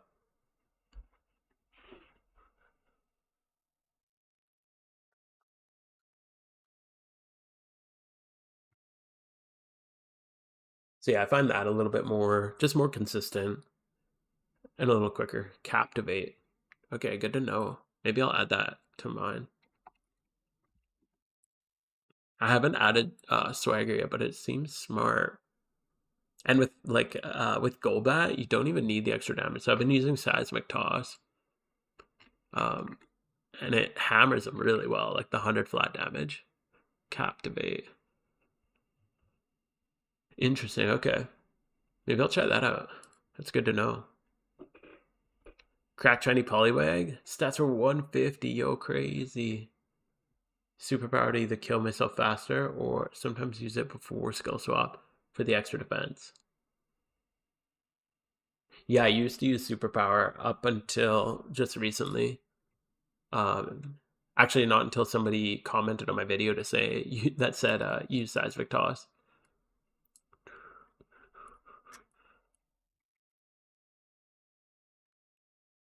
Yo, 150 Poliwag is so good. Are you gonna make it poly? Oh, that's for your team, I assume. So are you going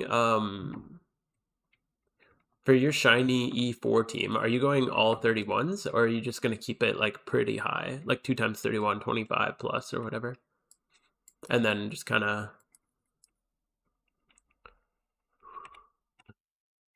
What are you doing? Oh, I'm breeding. So we just finished breeding an E4, or sorry, an Elite. I got Elite 4 in my brain now. An EV.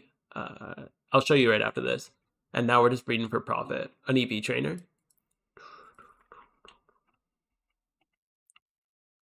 And now we're just breeding for profit. I really want a Red Reaper hood. Red Reaper mask or whatever. This thing. It's so cool. But it's like 115 mil, so we're working towards that.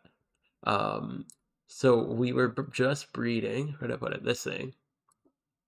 So it's basically I haven't finished leveling it or movesetting it, but it's got Sweet Scent, it's got Hyper Voice, which will allow it to wipe pretty much every horde.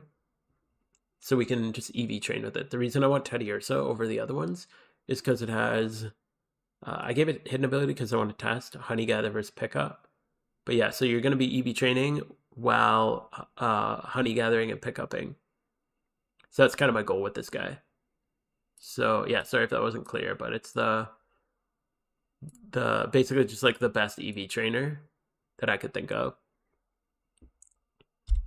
And then I got to run the test. I'm really curious how much money you make different between honey gather and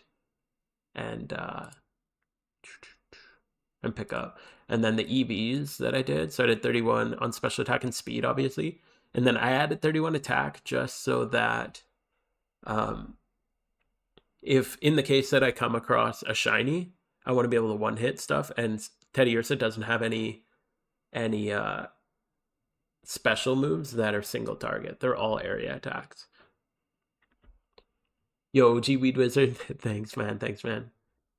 Good, yeah, the double team Breloom for your alpha catching is so good. So yeah, his final moveset will be Sweet Scent, Hyper Voice, Return, just for the shinies, and then I don't know exactly what the last move will be. You could probably do that, right? Yeah, and now we're just making money. Oh, and then I was going to mention EVs. So I just calced the speed. So at 132 speed and level 100, he'll outspeed every horde that I ran the calc on. The fastest that I found was Poliwhirl in Mount Silver at level 62 with 31 speed and plus speed nature. This should have one more speed than it at 132 speed. And then I just wanted to maximize my attack EV in case I do come across a shiny, just because I did make it modest, so it's minus attack, so I want to compensate for that. Shantateddy, nice. I already have a Miltank, okay. Yeah, I have, if I'm just Sweet Scenting, I have Blossom. That's kind of my like shiny Sweet Center. But this is mostly just for, I've been doing a lot of EV training for profit lately, just because I got big money goal right now. Oof. Is this a safari hunt? I didn't actually know. I don't know how you hunt this guy. Oh no, okay, you get a horde. Okay, it's not bad. So you just horde and then breed it down, and then Prismatic Pearl. If honey gather is better, I still need to run the test on that, so I'm not sure. But I think pickup should be plenty good enough. But you have to breed Ursaring down to get pickup because he doesn't have it, so you need it on Teddiursa. Recently turned Pikachu into Sweet Scent mod. Nice, dude. Yeah, this is what I have been using as my Sweet Scent user. Because Discharge Surf and then Electro Ball to kill when I find a shiny.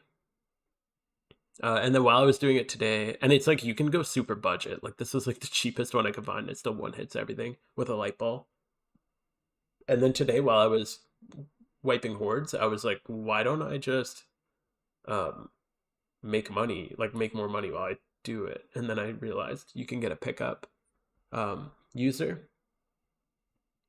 And then while I was looking into pickup users, I came across that Ursa and realized the honey gather. So then I just kind of have gone from there, and now I'm just seeing where it goes. We got modest. Is that worth keeping? That might be worth keeping.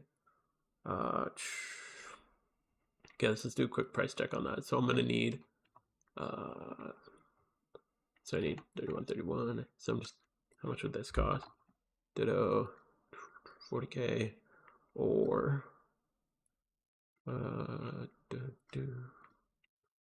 okay, it's not worth keeping.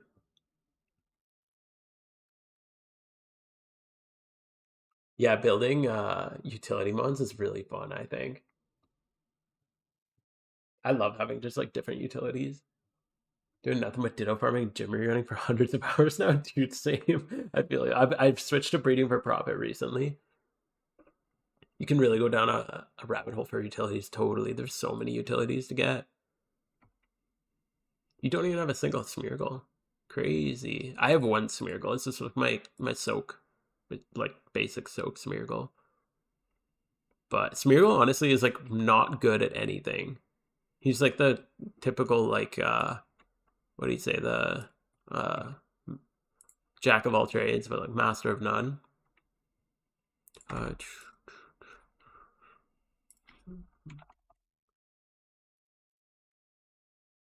So about 7k, and then I'm just gonna try to get a little bit of defense, just make it more appealing. Yeah, so we go 1, 2, 3, 4, 5. And then do I have any speed? Yeah, there we go.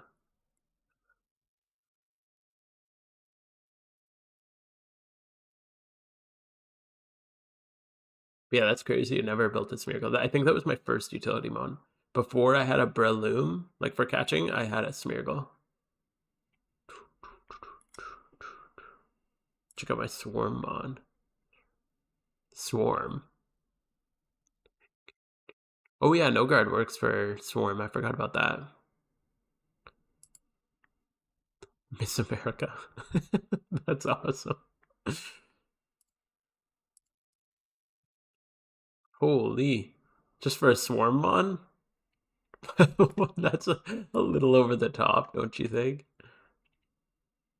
I didn't even know you could teach this thing False Swipe. That's crazy. That's really good to know. Yeah, I need a False Swipe Swarm mon. Right now, I mostly use my Dugtrio. And then this is my Repel Tricker. The best way to shunt Shelder, I'm pretty sure it's definitely fishing. There's like, I think he has like I don't even think there's 50-50 spot for Shelder. Excuse me.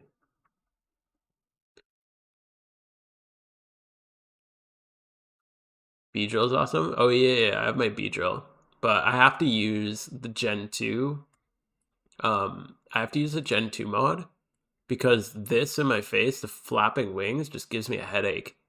So I do use them, but I always put the Gen 2 sprite on because it doesn't move.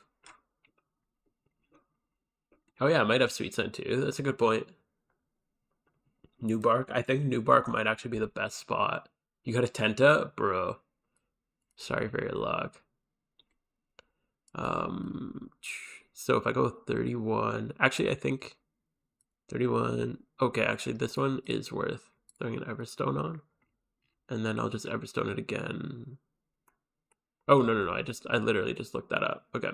It's not worth it.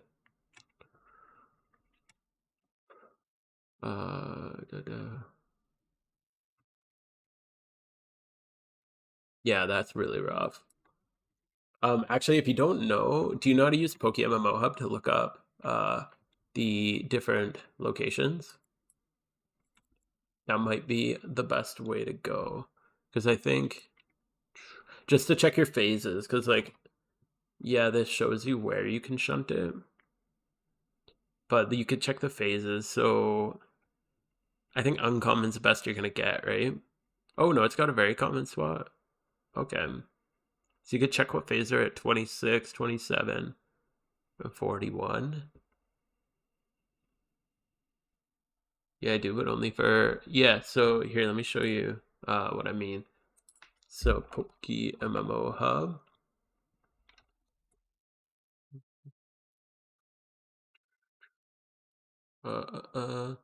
Where is it?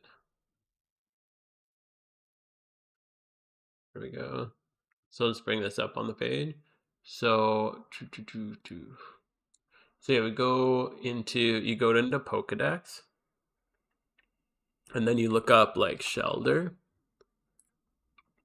And then if you go here, it shows you like all the locations, just like the Pokedex. But then the really nice thing, this is what I like to use it for. So let's say you're like, okay, I want to check like this. This looks like a good spot for it. So Route 41 in Johto, very common with a super rod. So then you can go Johto, Route 41.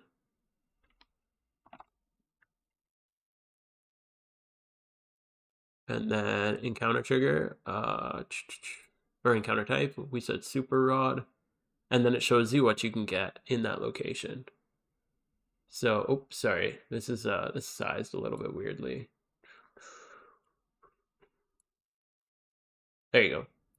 So, sorry, I didn't show you that. I meant to show you this part. So yeah, you choose like the region. So select the region after you check out. So that one had Tentacool too. So we can choose like a different one. Where's another very common? Route 26 maybe, or 40. Let's check 47. So with Johto, Route 47 with a super rod, and then get rid of Shellder, and then you could see all the different stuff from it. So that's what I usually do when I'm like, when I hoping to not phase on something bad. You can always check that out. It's a super, super useful tool.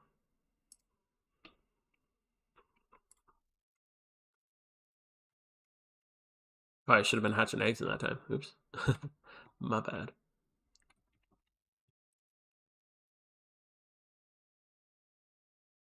Yeah, there's a lot of stuff. I think that website's really underrated. That's another video I really want to do, covering like all the different utilities you can do on the website. It's really good for tracking your investments too. I need to actually log my investments in it so I can track them properly. We just did speed, so I'm gonna get 31 special attack. I wonder what's the difference. Monster. Oh, it is a little cheaper, so we'll wait and see. Oh, I get this question a lot too. What's the best way to spend your battle points? Because you get a crap ton of battle points if you start doing the Elite Four pretty often. If you breed for profit, this is the best answer. So this is where the battle point shop is. But yeah, this is definitely the best thing to spend it on if you breed for profit. So come here, the first person you talk to gives you bands. So these are 750 battle points each. And if we pull up the calculator, so you're gonna spend 750 battle points, and you're gonna get something that's worth 10,000. Oops, I did this the wrong way. So 10,000 divided by 750. So you're getting a value of 13 Pokeyen per battle point. If we compare that to like just like a random, I don't know, like a Rocky Helmet, it's 4,800. And Rocky Helmet, so they're selling for like 50K. That's pretty high right now. Actually, that's a really good one. There's like only 3 on the market. That's nuts. Usually they're a little cheaper than that. So let's say, oops, you're gonna be making 55K for 4,800. It's a little bit less. This is a really good one right now. Usually you get around 10, but this is like 11 and a half. But either way, no matter what you do, you're gonna be getting more out of your bands. The only thing is they're untradeable, so don't get a bunch of these and then try to sell them on the GTL. That's what I did the first time, but yeah, they're all untradeable. But yeah, super good way. If you breed for profit, you're getting way ahead in comparison to buying the 10K bands. Just if anyone's curious, I get that question all the time. You think Chansey's viable for E4?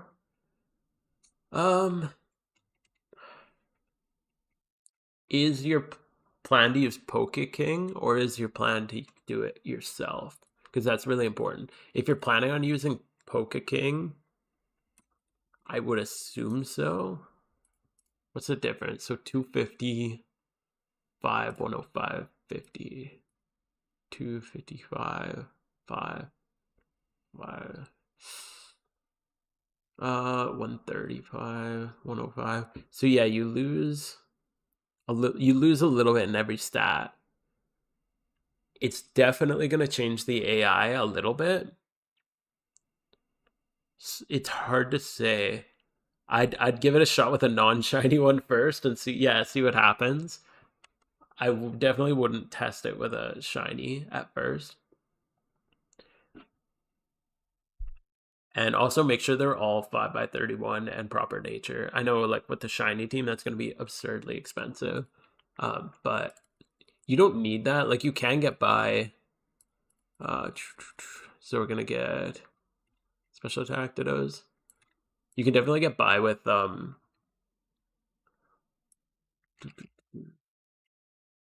without, like, Pokeking. You just won't be as efficient.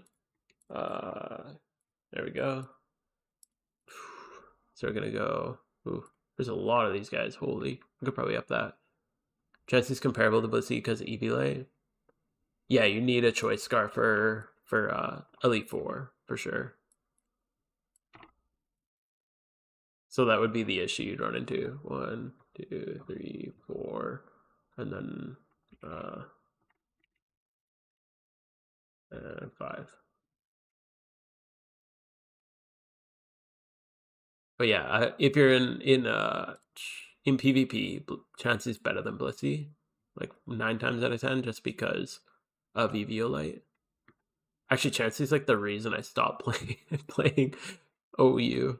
I play NU here and there, like not so much lately, but when I do, I play NU.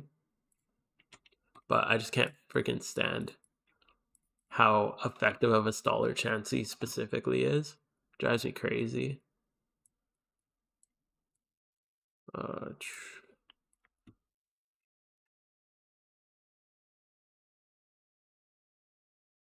Yeah, I played a random and got a Chansey, and I was like, yeah, dude, I play because it's busted. I play it. I'll show you mine in a sec once I pull these guys. And it's like the dumbest shit ever. There's so many good builds for it too, but I just hate it. I ran into 2 OU games. I haven't played OU in months actually because I ran into 2 games, both of which were over 70 turns. Because the stall was just insane. There were 2 full stall teams in a row, and they were over 70 turns. And I'm like, after my first one, I was already pissed, and then I saw it again, and I ended up winning them too. I'm pretty sure I won both. I definitely won one. I can't really remember exactly because I was so angry. No, I think I won one, lost one. So I wasn't even mad that I lost. I was just mad that the game was 70 turns, and I'm like, how the hell is anyone enjoying this? And like, that was 2 games for me. Imagine playing the team that goes 70 turns. That means every game for you is that long. Or you just like creep the ladder due to people rage quitting. Like, it's insane. That said, I run this Chansey. And it's so annoying because you just run Wish Teleport. So yeah, you just Wish Teleport, and then whenever anything gets hurt, you just basically safe teleport and heal them. Yeah, you get a lot of free wins from forfeits. Yeah, totally. And I think that's what happened is I hit in the very beginning, there's not many stall players because like at really low rank because they all move up so quick. And then right when you hit that like middle tier, like before you're in the high rank, and especially like right in that mid tier, you're gonna get so many stall players who suck because they just creeped the ladder from people rage quitting or not knowing how to play stall, because you do have to know how to play against stall. But like you just get so many of them right in that middle level. And I'm not like amazing. I don't play a ton of PvP, but I just ended up with so many stall players. I just like, fuck this. And then I found NU a lot less bad because like you said, like knockoff, like a bunch of subscribe on the forum because they buff knockoff damage from what I understand in later gens. But even if knockoff was better, I don't think it would impact OU very much because the only one it's really going to impact in OU is Chansey. You don't mind it? Dude, 70 turns is too long. But yeah, like if we look at the list, the only one here who's using it is Chansey. Is there any others? No, still none. Yeah, you don't really get any. So you're literally only buffing knockoff to keep Chansey in check. Like Blissey's on before any other Eviolite user. And then the next Eviolite user is Porygon 2, who's also annoying as all hell, but like you're you're literally gonna get Chansey before you and get another knockoff. If you go to NU, you get a lot of like knockoff is actually used a lot in NU. I was kind of surprised because like Golbat is probably the strongest stall in all of NU that I could find. He's the only one who could like really hold up stall. And then I guess there's not a ton of them either.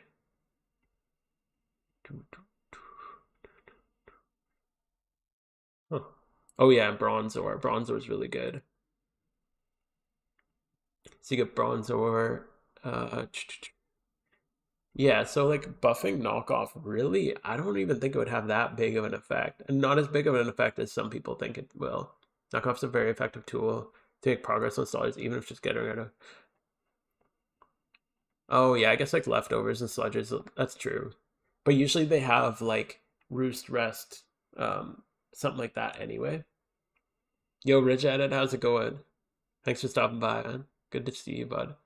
How are you doing today? We're just breeding, we're trying to make some money, complaining about PvP install, as I do. Yo, Lightyears, thanks for the follow, man. Appreciate it, appreciate it. They should have an LC section because it's fast paced, like Little Cup. Yeah, that'd be really cool. I've preferred NU. I've heard people say that they that it's worse, but personally I find it rolled the modest, good shit. Um so I've heard some people say that they think it's bad, but I find it way better. The only one I struggle with like really stalling is Golbat. And other than that, like Bronzor can be a little bit annoying, but it's not that big a deal. Problem is it's a wasted move slot, which is 20 power. Yeah, that's why I think it's more commonly used in NU just because you do run into a few more Eviolite users. But yeah, then you're wasting a move slot for literally just Chansey because that's the only one you're going to run into. And like maybe a really rare Porygon too. Uh, oops, no, it's got to be looking for modest. We only need one match here. And dittos. So we're gonna go 1, 2, 3, 4, 5.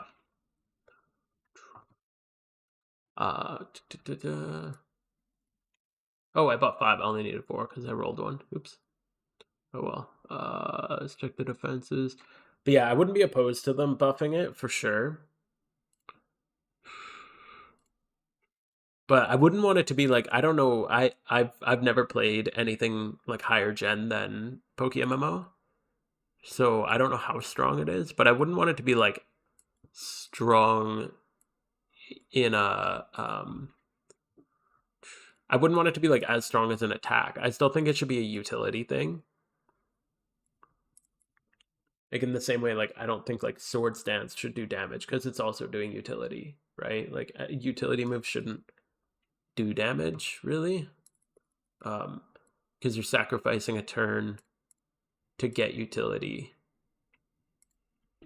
If you're knocking a held item, the attack is also up 1.5 times. Oh, so it's only if okay, so it's only if they're using a held item, which like obviously everyone is, but you can't spam it. First time you're using it,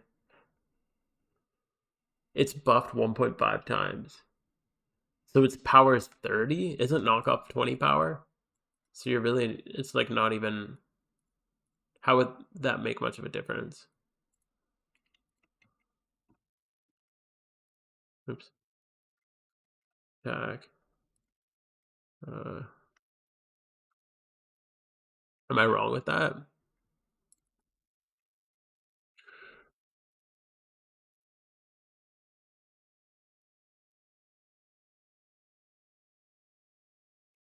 Gen 6 knockoff 65. Oh, it's 65 power and 1.5. Ooh, that's strong. That's what we're asking for.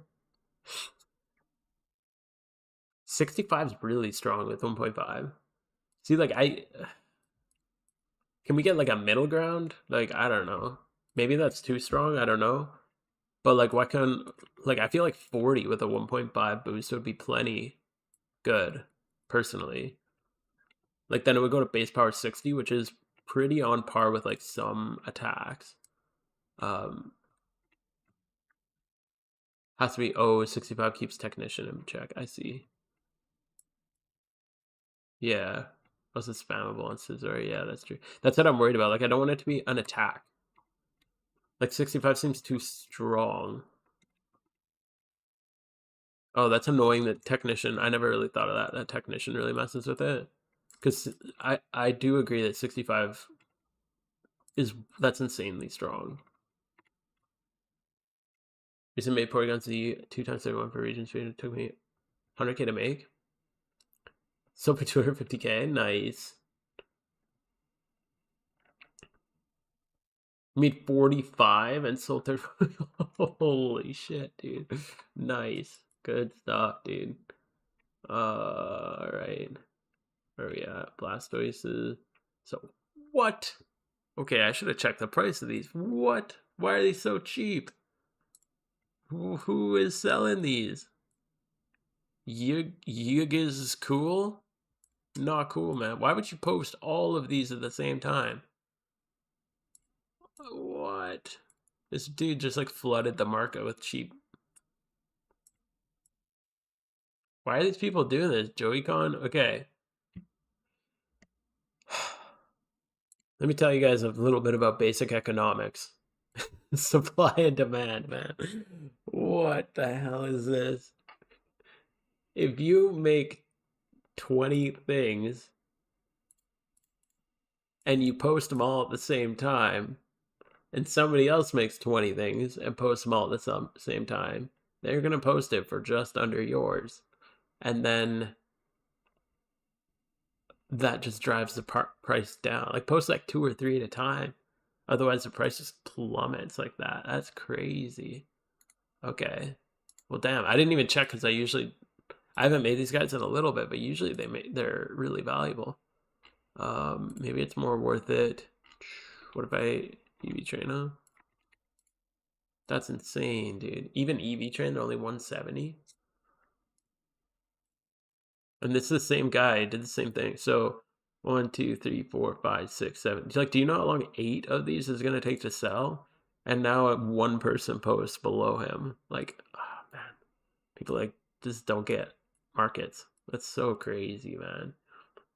Like, this is terrible. No one does support Z market. I was the only seller. Dude, nice. Jimmy runs mon's been saturated for a bit. Yeah. Like Typhlosions are awful money. 350k level 100 Vaporeons, dude. Yeah, I've made so much money off those Vaporeons when they were like 350, 400k for a long time. That's when yeah, I was just breeding them and leveling them up like crazy. It's insane though. I've known the Typhlosions are never worth making in my opinion. Or the Cyndaquils.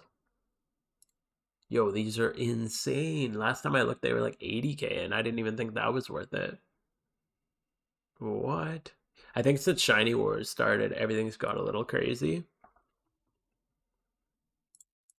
Even Porygon's really cheap. Damn, dude, everything's really cheap right now. Why is everything so cheap? Holy crap.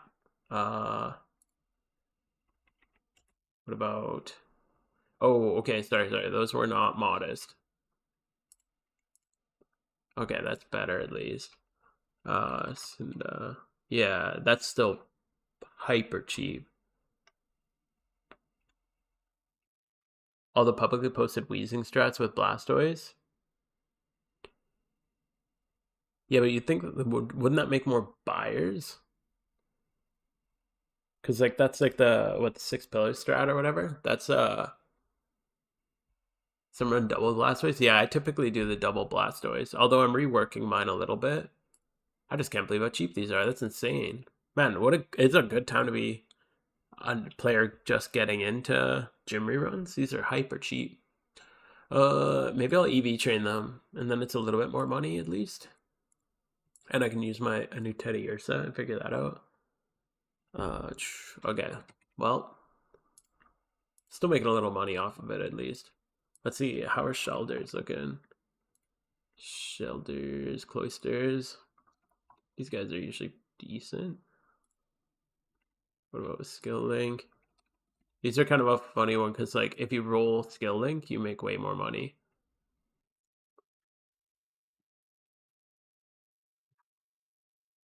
Logic Vaporeon should be more expensive. Yeah, I would have thought right now that Vaporeons would have gone up just because more people ditto farming because of the shiny war. Attract more buyers, so bring attention. I guess, yeah. Oh, it's probably because of all the dittos, actually. Now that you mention it, because like dittos are hyper cheap, which made me think of breeding. I think Petrowski's also been highlighting breeding for profit lately, which makes more people breed, which brings the price of these desired things down. Okay. Well, in that case, that's still not bad. I don't like. I definitely am gonna make money off these guys. I do think I'm gonna train them up though, and go from there. I think I'm gonna do a E4 run. Let me just check Pokeking really quick. Like I was saying, this is like uh Saturday morning in China, so sometimes at this time of day it gets very slow and like bogged down. Pat the market manipulator? Yeah, dude, let's chastise Pat. Like, can we go on a crusade against that guy? Screw that guy. What has he ever done for us? Let's pull this over here. I'm just rearranging my screen. Pokeking looks like it's running amazing. 2012 Mark is not real. Dude, I agree. It's like, that's like some crypto shit. It's literally like the crypto Poke MMO. It's like a bunch of people who think it's valuable because they have a personal like reason to think it's valuable, who drive the price up, but it doesn't actually mean anything. But yeah, like I feel like there's no one actually collecting 2012s for sentiment. They're all collecting 2012s for investment. Let me check my. So we got speed. So yeah, let's hop into an E4 run. We should make a goal to erase all 2012 months from existence. Just, yeah, dude. Instead of breeding your perfect Elite Four run, just buy the market out of 2012s and release them all. I'll be in support of that. Geez, the market's going up too. I'm almost tempted to buy them just because of the fact that they're like going up in price. Like, this is so stupid. But I guess that's the hard thing though. Is like, are people actually collecting it because of sentiment, or are people collecting it because it's valuable? I think people are collecting it because it's valuable. That's kind of nuts. There's one 2012 shiny, and he's called 2012 shiny. Pat didn't mention the 2012 market for a month or two, and the price plummeted. That's so funny. It is crazy how much content creators, but specifically Pat, have on the market. Like, it's crazy. I think I got enough of everything. We'll get a couple more of these. Oops. Recently he's bringing it up again, so now it's up. That's so funny. Yeah, you could literally just like follow. If you follow his streams close enough, just buy stuff as he's talking about it, or pay attention to what he's not talking about. I don't have enough time to like spend on Twitch to I'm gonna change the screen up here a little bit. Hold up, that's wrong. Here we'll go. This is supposed to be on. Here we go. And then Make that fit nicely. Oh, come on. Sorry, I'm just trying to rearrange this so it looks good for you guys. There we go. That should look pretty decent. All right, so we got this. Battle. There we are. All right. So, yeah, let's hop into an E4 run. And it's driving me crazy.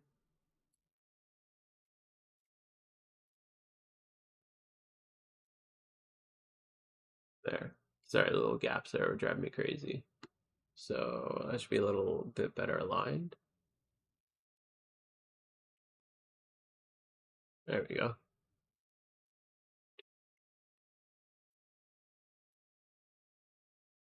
Okay.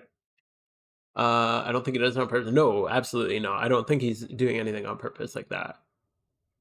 Patrick knows how to make everything interesting. So he makes totally, yeah. He's like the perfect Twitch streamer, man. He could just talk nonstop about anything. It's like the perfect skill for a Twitch streamer. When it comes to videos, it could be a little it can be a little bit much, a little rambly. But yeah, when it comes to Twitch streaming, he's so good at it. Umbreon. All right, kind of see. But yeah, he's definitely. I definitely don't think he's doing it on purpose. He doesn't even really invest in 2012s that much either.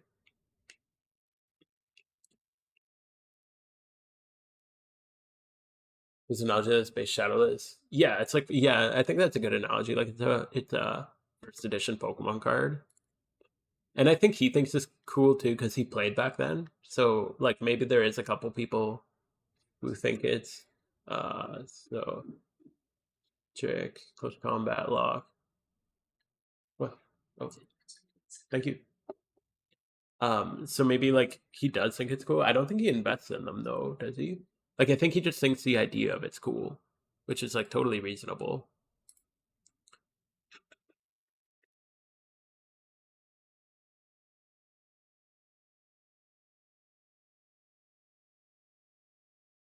Does he buy on stream sometimes? Okay. I knew he had a couple. I just didn't think he had too many. Oh, I remember the Chansey thing because Chansey were like insanely hard to get back then, apparently. Which makes sense. I saw that. Yeah, I think I remember. I don't think I saw him buy them. I'm pretty sure I saw him, um, them like sitting in his unsold area. But again, like that's the whole, is it actually valuable or is it valuable because people perceive value in it?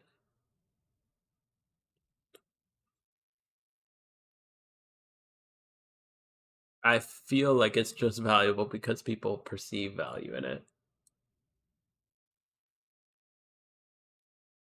It's similar to, it's like the whole crypto thing, right? Like crypto itself isn't a valuable thing. Yeah, it's like a meme, yeah, like a meme coin or whatever. It's like it in itself isn't valuable, but people believing that it's valuable makes it valuable because then everybody starts investing in it. Yeah, like a bubble market. Yeah, if Pat didn't like it, it would be dead probably. And again, I'm not saying like I don't think he's doing that purposefully, and I don't think he's like manipulating it in any way. But I literally think it's just a bunch of people who perceive it to be valuable, um, investing in it. But there's no like real. I don't know. I don't think there's. Maybe I'm wrong, but I don't think there's really like collectors in it.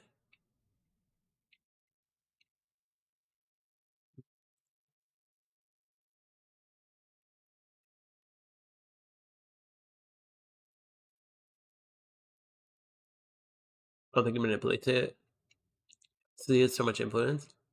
Yeah, that's so funny. I've noticed that too. Anytime he talks about something, the price goes crazy. Totally. I think glitch mons, like no OT mons, stuff like that. I think it's super cool. But like how, unless you tell somebody it's a 2012, nobody's gonna notice it's a 2012. uh, One time I was bored, spent 50 mil on a heart scale market and got them up 11. That's so funny. Uh, got them up 11K. I came out in 2 mil. Oh, you lost? Wait. Oh, by the end, I see. One thing Pat did that I thought was kind of funny, because I commented on his video pointing something out. I was talking about the difference between lucky eggs and it was in he did his raid prep video. And in his raid prep video, he's like, we'll use EXP charm. And I was like, hey man, like in the comments, I was like, hey, like if you use a lucky egg, it does the exact same thing as a 100% lucky charm, but it's like 15K cheaper. Next day on stream, I was actually watching his stream the next day. Uh, he bought every lucky egg off the market and then relisted them at the same price as Rich's charm. I was like, hey, you fucker. I should have done it.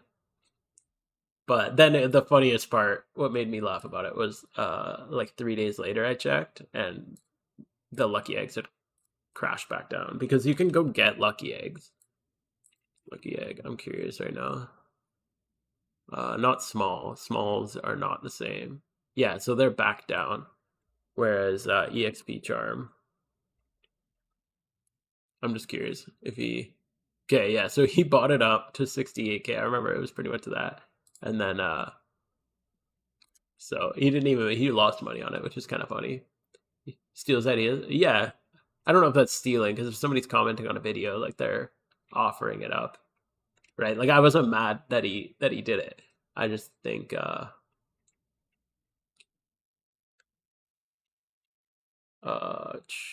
yeah, I wasn't like mad that I just thought it was really funny. His next video gets is on egg tick hatching. I gotta look into egg tick hatching. I'd never heard of it. That's cool that you commented on it.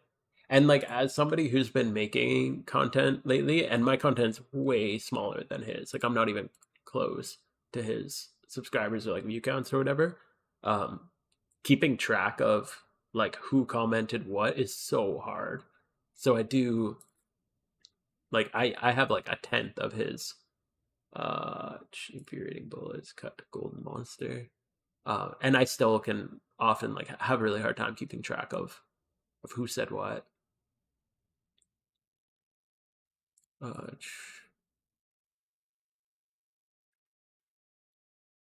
So yeah, I don't think he's doing that like purposefully or like not giving credit to people purposefully, but it is a lot to keep track of. I can sympathize with that a little bit more now. Yeah, I never looked at it like that before either, but then all of a sudden it's like a lot of the time, especially like I don't know how much time you spend in his like streams and stuff, but a lot of the people who like just throw one comment on a video here and there, it's like hard to keep their name straight. Like now when I see you guys like the ones who are in stream and stuff and like comment regularly and that kind of stuff, it's a lot easier to keep track of. And I like start to recognize names, but especially if it's just like a one-off comment, it's really hard to like actually look at the name and then try to register them in the memory, no matter how hard you try. How often do I play? I play pretty much every day. But I play in very, very short bursts typically. Yeah, I typically stream Friday nights. I've kind of set this time aside to be like my stream time. Um, yeah, remembering one-off comments would be insane. Yeah, totally. Like it's hard. It's hard to keep names straight, like at all. Honestly, there's so much. Um, but yeah, I've been trying to do every Friday night streaming. So this is Friday night for me. So whatever this is for you, this is typically when I do a stream. But yeah, usually I'd say like 90% of my gameplay is on mobile. And I just kind of like pull my phone out whenever I have 10, 15 minutes throughout the day. like I was saying earlier, like my daughter will be like playing, and if she's doing like some independent play, I'll just just like pull out my phone and play a little bit. Or like today I was at the gym pulling some hordes in between sets or like that kind of stuff. Just whenever I have a couple minutes. I'm at the doctor's office waiting for to get in, which is like I just try to squeeze it in whenever I can.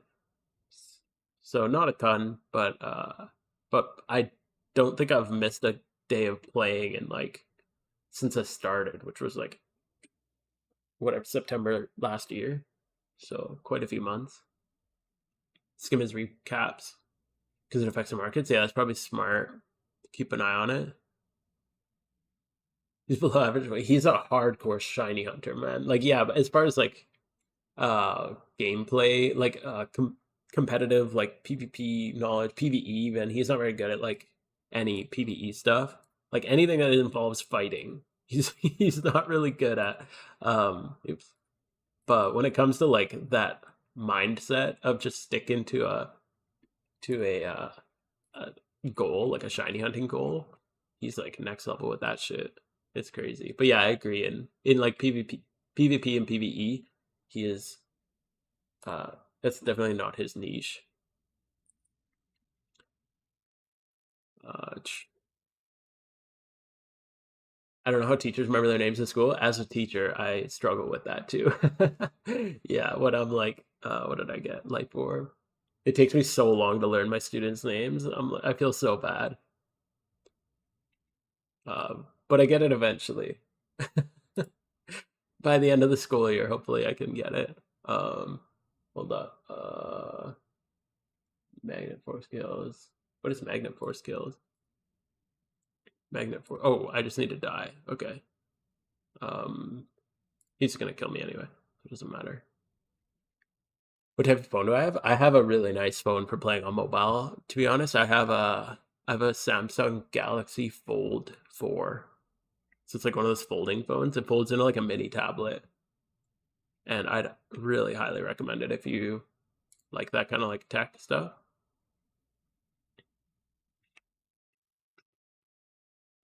Oh, wait, why is he hidden? Is this hidden power fire on me?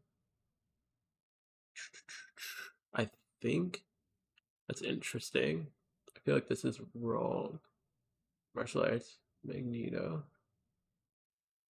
Huh. Again, I think I'm supposed to be Chandelier here. I don't really like shiny hunting, but when I do, I'll just yeah. Here we go. That's interesting. They updated the routes last week, I'm pretty sure, and since then I've noticed some mistakes. So I think I have a feeling Poke King put a couple of mistakes in here because I'm pretty sure this line is supposed to be Chandelure, unless it was just like a weird one-off, like 0.1% chance type thing. I don't really like shiny hunting that much, but when I do, I'll put on Pattis. Yeah, he's a good yapper, totally. When as far as like actual like guides and stuff, honestly, I think they're not like the most straightforward with his stuff.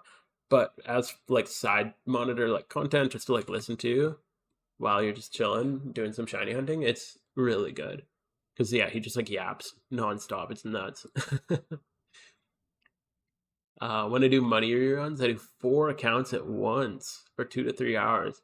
When I do reruns like every 2 weeks because it's too much. Yeah, that would be crazy, dude. Holy crap. You do 4 accounts at once. I could see doing two, but four is insane. Wow. I was talking with Xanarchy just a little bit on Discord, and he was saying he's going to be doing 2 Elite 4 runs at the same time, which I thought was crazy. But there is a lot of like downtime. Like you could be calm minding on the other guy while this attack's going through and stuff like. And he said he was only going for 4 clears, so it's not even a big deal. Like getting 4 regions done is actually pretty easy. Cloister and gym reruns. Oh, okay, so you do those together. That's kind of smart because the Cloister like trainer run is super brain dead, like so easy. That's a good combo.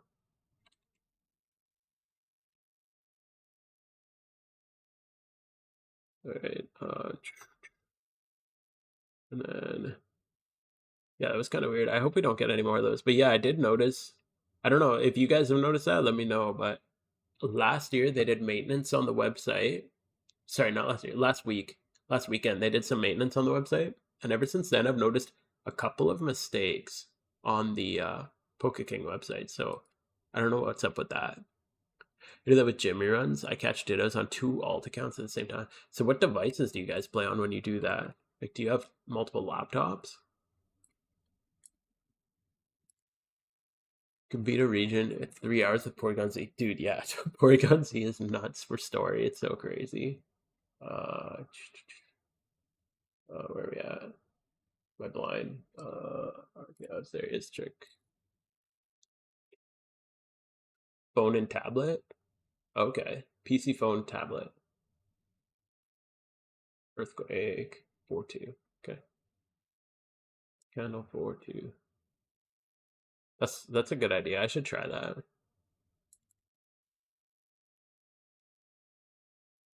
Usually when I actually have time to play on my PC, I'm doing it for like content creation stuff. So I'm usually really like my brain's usually fully engaged in it. But one of my favorite things is just like chilling on the couch watching TV on my phone, or watching TV like while I have my phone and like catching dittos in the background. Ooh, wow. Shit. I need a Lepa. I haven't run out of calm mines in a long time. Feels nice to make over 1 million an hour. Yeah, that's insane. Wow. Two. There we go.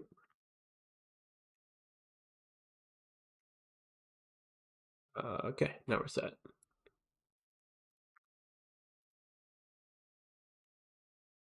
My brain get fried if I multitask the ditto catches for too long, so don't do it every day. Yeah, I bet that would be really tough to do.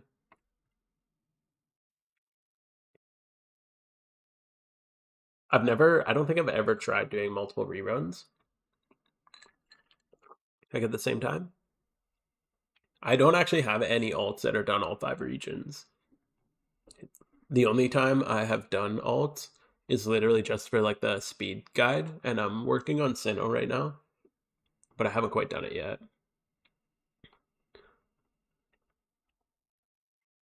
So I'm like halfway through Sinnoh on my first alt through it. I just haven't had time to work on it. Right now, I'm kind of like messing with a new gym rerun idea, and I still got a lot of work to do on it, but that's kind of been my main focus currently. But I'd really like to get the 3 last regions done. DC here. Uh,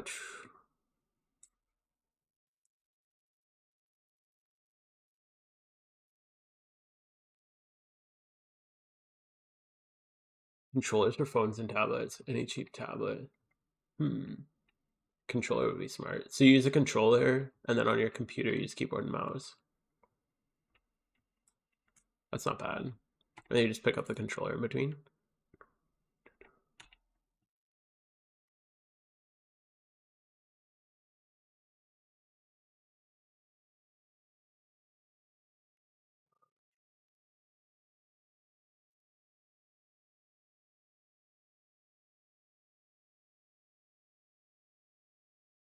Yeah, I wouldn't mind. I feel like having a second device. I got my phone, but oh come on.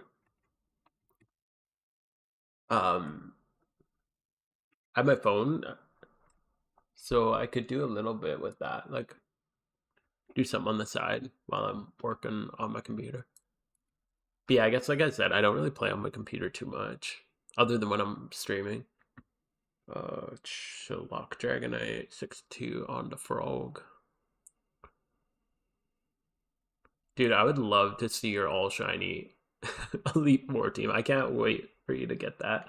I know that's gonna be like a long time because that's an insane goal. But yeah, that would be crazy.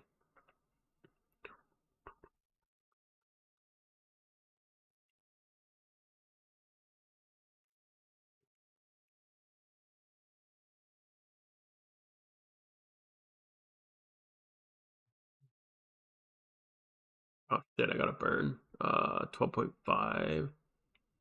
Okay, so oops, burn heal. If you ever get burned on Poliwrath, just burn heal or heal yourself first. Energy roots or like hyper potions are probably the best. He crit me. Yeah, I should be good still. Okay. Watch. We're gonna go. Oh, I probably don't need. I think I'm good. Yeah, I'm good. Okay, let's just go on.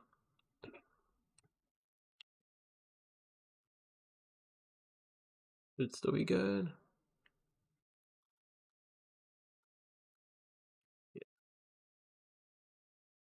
Be careful about much you run multiple accounts. Fastest way to burn yourself out of the game. Yeah, and maybe that's like why. Like I've never felt burnt out of the game. I feel I just always feel like I want to play more. But the most burnt out I ever felt in this game was when I did that video. It's an older video. It's like I tried to get 7 mil in 7 days without flipping or anything like that. It was just straight. I just like farmed berries and did reruns like nonstop. And by the end of that, because I was doing like 2 or 3 reruns a day, and I wasn't allowing myself to run like any alt account, so it was just berries on one account, buying seeds from the GTL, and then reruns like nonstop. And by the end of that, I was really burned out. Cheap Samsung tablet. Yeah, that's pretty smart. Oops, forgot to click this forward.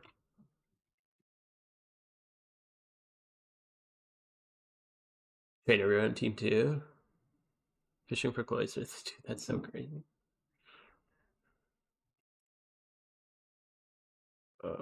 Fuck, I forgot to click forward. And of course, now is when it's running slow. Let's trick it. Hopefully that's not a mistake.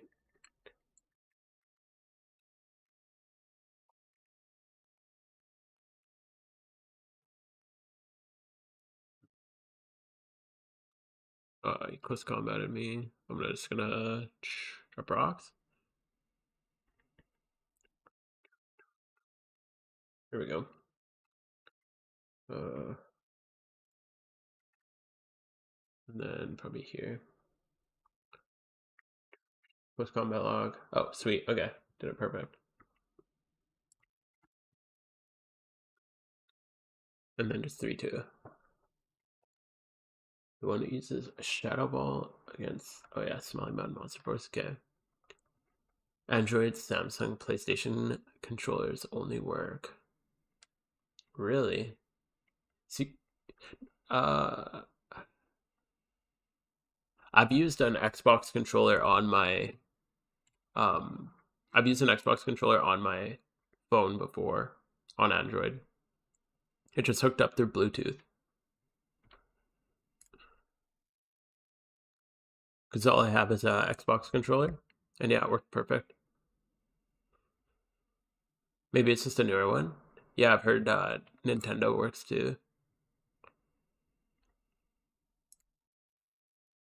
Yeah, I keep forgetting to do that. Thanks for reminding me. It's hard to pay attention to that while I'm doing stream. Usually that's what I do. But thanks for the reminder, Merc. I appreciate that. On tablet, my Xbox controller doesn't work. Interesting.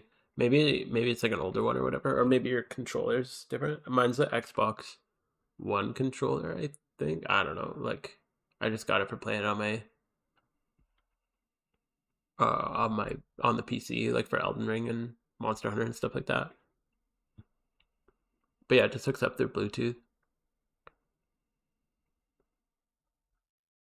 Can't remember the what. Oh, the note was just to say don't use Shadow Ball on Muck.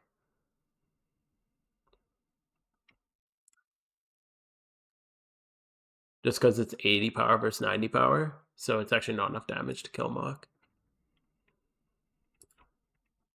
They love calling you stupid.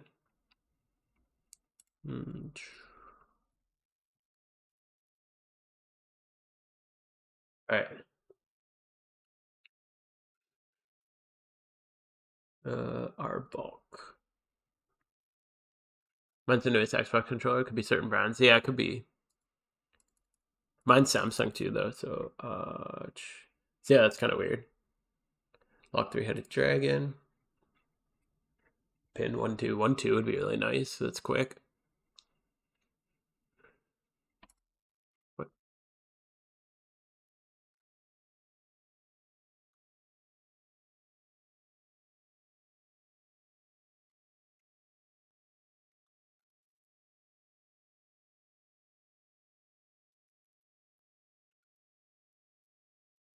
Yes.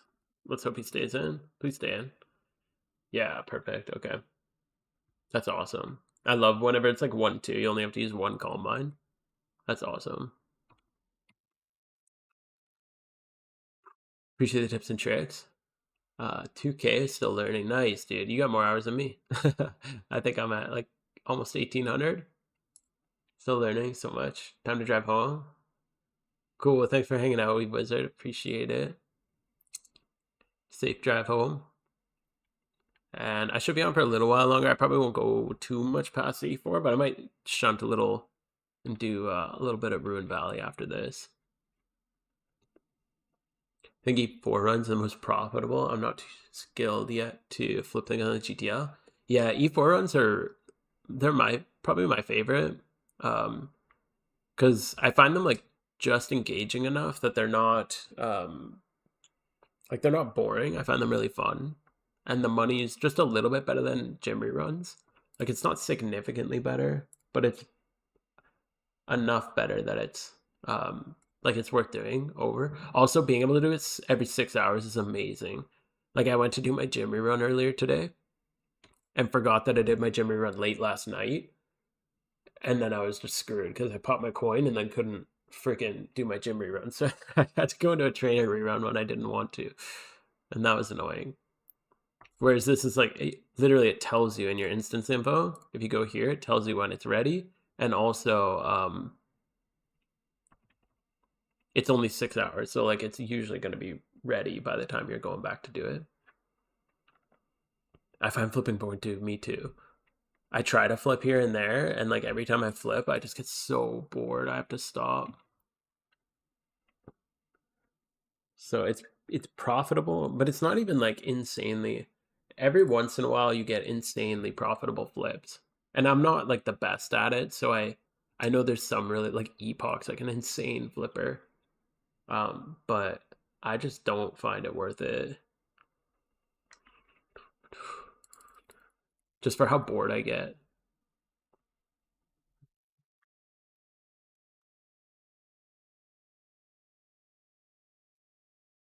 422.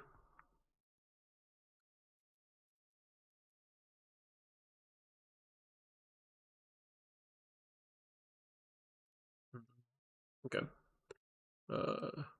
422.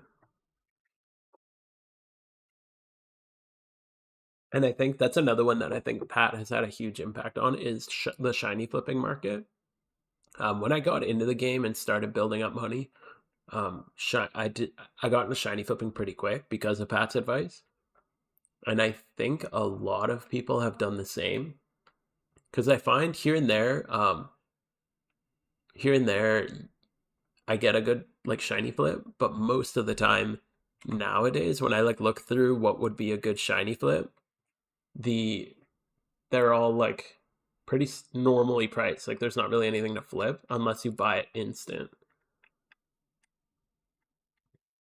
Yeah, totally. I need to like look something up to make sure I'm actually getting a good flip out of it. But yeah, people like Epoch, he just knows every price just right off the top of his head instantly. It's insane.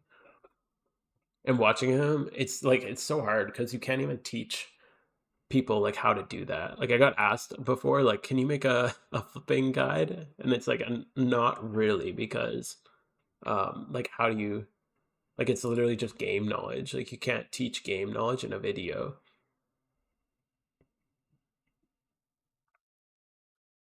So every once in a while you'll find like I find certain hours of the day I just can't because everything gets insta bought. I think I was supposed to set up rocks, was I? Ooh, lucky. Maybe I got lucky here. Or maybe it's calced like perfectly. I don't know. I'm pretty sure it didn't say to set rocks. It's not a thing. It's game knowledge, reflex, and natural talent. Yeah, totally.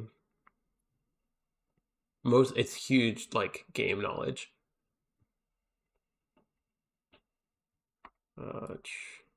Not everyone can translate IB numbers into cold hard cash. Yeah, exactly. And I know like everyone takes a loss here and there. Like I'm sure Epoch buys a lot of shit that he ends up losing on. Um, but the amount of times that that happens for him compared to the amount of times it happens to me is insane. Someone's posting 2K dittos. That's crazy. Somebody said, what was the other insane one? It was somebody posted like a bunch of riches charms or something like hyper cheap. Yeah, some people just can't convert that in their head for sure. I just get bored out of my mind when I do it. Um, Fire Blast, Metallica trick. So I gotta swap.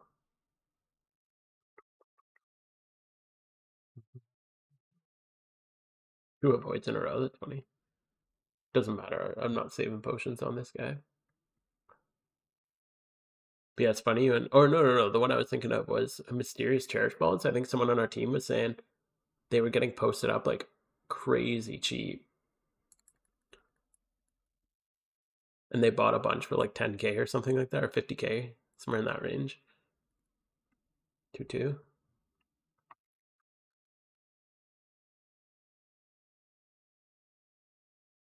I'm on Team Air.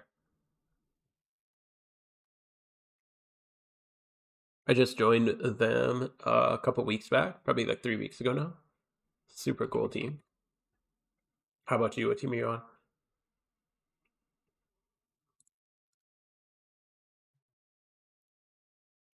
2-2. We're good to go.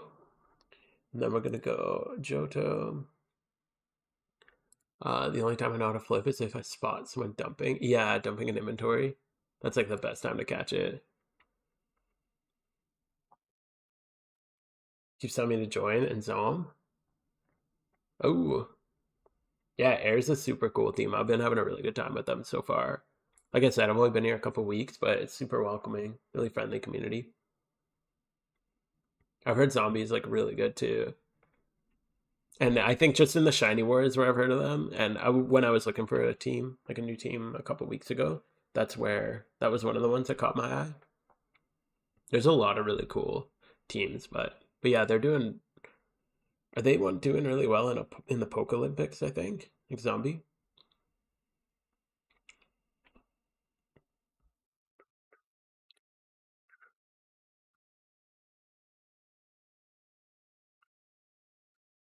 Which oh man, that reminds me. I really wish the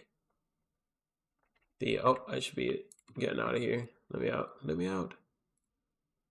I wish the official Shiny Wars had a scoreboard because it's been really fun. I'm not even in the Poke Olympics, but it's been really fun to watch the scoreboard and just be able to engage with it as like a spectator. It's been really fun.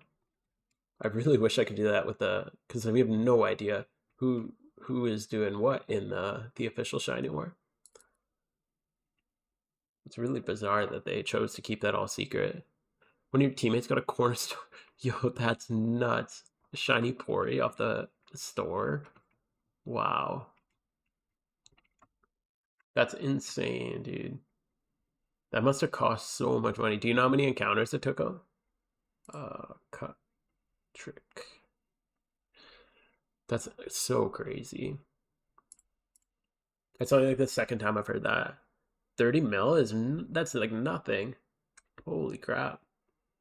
That's awesome. Good for him. Like obviously 30 mil is a bit, but that's way cheaper than egg hunting it. Crazy.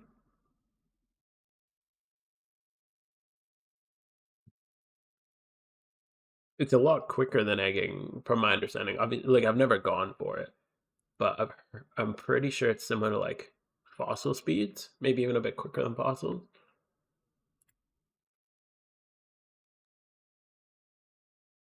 Porygon's a cool one though.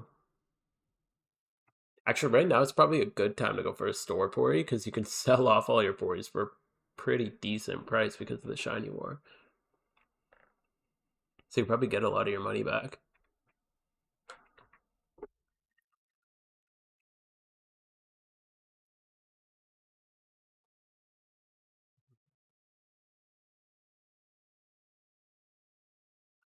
All right. I'm a little behind time right now, so I hope to be a little bit further ahead than this at 40 minutes. But that's all good.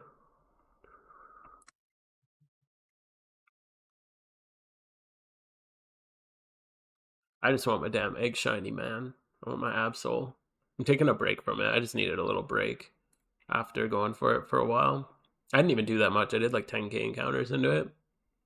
And then I decided I'd go for the vanity goal. I really like going for expensive vanities. There's something like really satisfying about like grinding towards a specific goal, like a specific number, and buying it instead of like shiny hunting where it's like, well, it could be one encounter, it could be 100,000 encounters. You never know.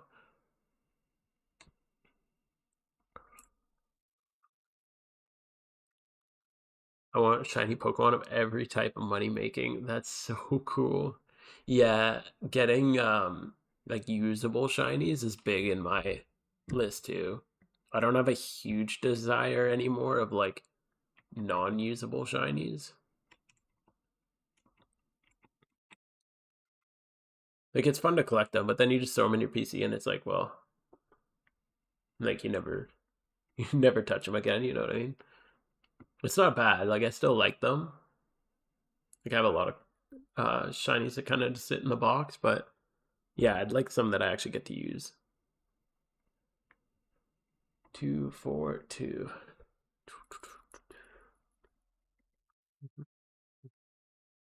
A Breloom would be a really nice one. Absol, I just want because I really like it. Um, so it depends. Because that's just always been my favorite Pokemon. Well, always since like it came out. And then 4.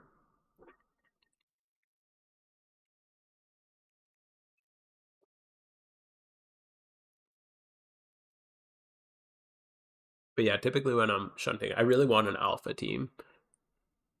Or like even a. I've been going for Lopunny, and I don't know if I'd make it Klutz or Cute Charm.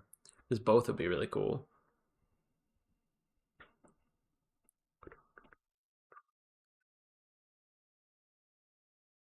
But I wouldn't mind making it Klutz and then, ooh, I got the crit. I might have to heal here.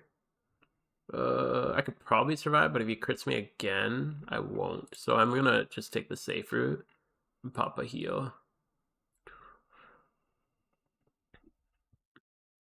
Just in case he double... Yep, because he just crit me again. Damn, I didn't actually expect that. Now I'm safe. So I should be good. Because I'm at 4. Yeah, 242. Good. Okay, good thing I did that. Holy crap. I thought I was being too cautious, but apparently not.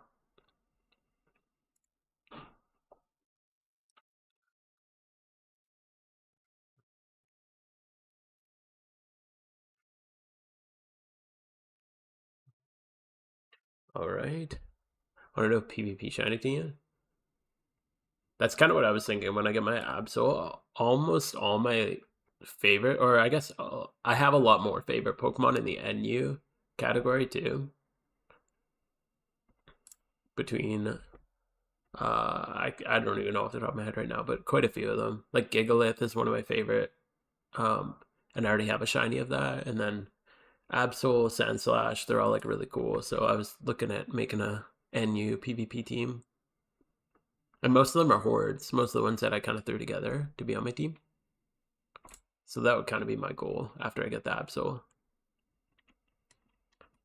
Yeah, I'd love to see your alpha catching team. That'd be really cool.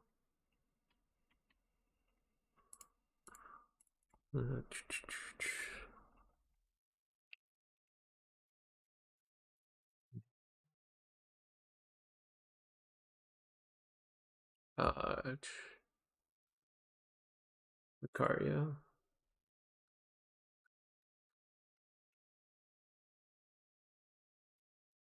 Trick, and then nice, just 2/2. I love these simple ones where it's like you got one line to read, and it's a 3-turn setup. Just 2/2.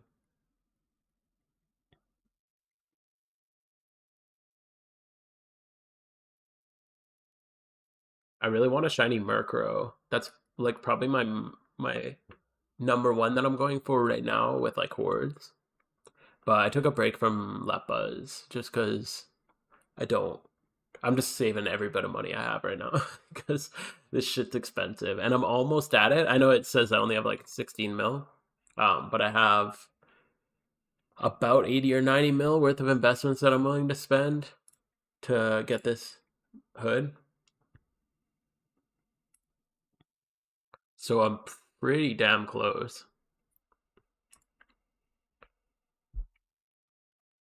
I'm just worried. I just don't want the price to go up. Whenever I decide I want a vanity, I just need to buy it like ASAP because then the prices always goes up. Like when I decided I want a Shadow Bone Club, it was like 22 mil at the time, and I'm like, oh, I could like wait. I got other goals, and now it's like 28 mil. So I'm glad I bought it at 22. And when I did my first C4 run, I used 6 Krooks and one. What? That's so funny. Oh, with the level 80s? That's so funny.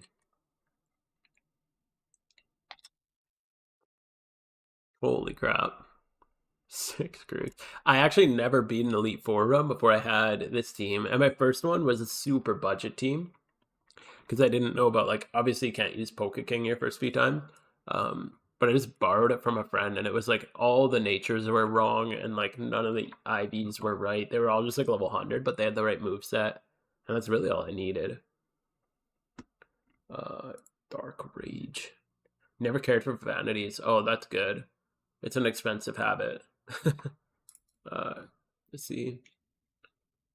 Spend all my money. Yeah, on stuff you don't need. Totally. I mean, current one's like 40 mil, I think.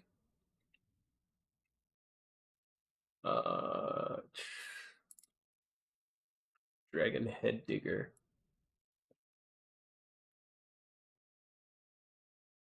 Yeah, they add up like really quick. Metagross, Trick.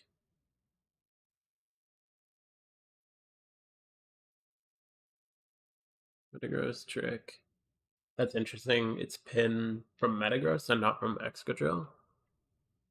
But I don't want to mess with it. Sometimes if it says that, oh, because I got the air balloon anyway, so it doesn't matter. Okay, that's funny. Excadrill. I make PvP comp Chinese. Yeah, that's crazy, dude. Do you make them 31s? Like, do you go 5x31, or do you just make them like 20, 25 plus? Because like I do think 31s are overrated, like for 99% of the player base.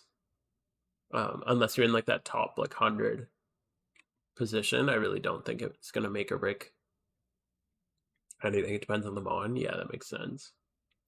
I'm probably gonna end up doing that with my Absol when I get it, but I don't think I'd ever do it with any other one. I just love that Pokemon. So like Gliscor or Crobat, I feel like needs 31s. Yeah, speed in PvP. I think speed is always best 31. Yeah, uninvested stats you can always do 30 because it literally makes no difference between 30 and 31 unless you have the EVs in it at level 50. Watch. Gliscor Crobat. Gliscor. Just because he's like, if you're running him like a wall, I'm assuming, because you need like the defenses, like HP defense, special defense. If I had a Gliscor that I was making comp, I'd go 31 speed or 30 or 31 because I run my Gliscor HP defense, and then I'd just go like toxic and wouldn't even worry about an attack, maybe like 20 plus an attack.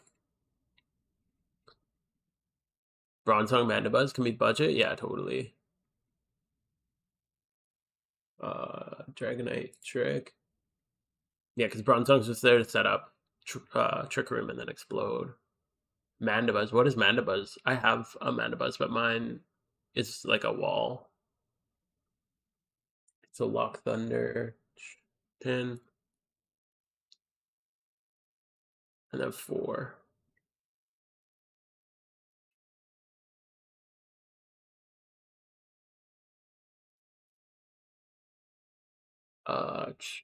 Because you only need defense, speed, attack doesn't matter. Yeah, yeah, it's foul. Yeah, I use foul play on mine. Does that make sense? Does speed matter on an Impish Gliscor? Honestly, like slower might even be better on an Impish Gliscor in a lot of cases because you don't always want to go first. Okay.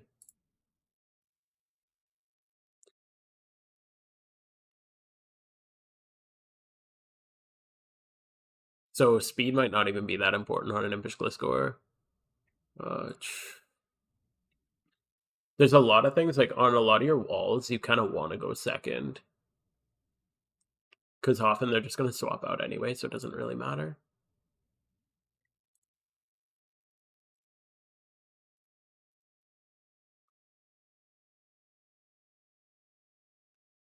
So you could probably just go 3 times 31, and then like, yeah, it doesn't really matter anything else. Oh, Steelix is another really fun NUmon. I love Steelix. Ever since I was a kid, I thought he was so cool. That's another one I'd go for as a shiny. And the fun thing is in NU, the top build, and like what works really well, is a modest special attacking Steelix. Oh, fuck. And I have one of them, and they're like really good. It's super fun because you just use Sheer Force with a bunch of moves like Dark Pulse and stuff like that you wouldn't really expect. It's a really good build. Oops. Shiny Gligar, 31. 31 attack, 31 special defense, 25 plus, and everything but speed. Yeah, Gliscor is one of those ones I wouldn't even worry too much about speed. Jelly Weezing, Rotom for sure, because you're usually Volt switching. So you really need speed on Rotom.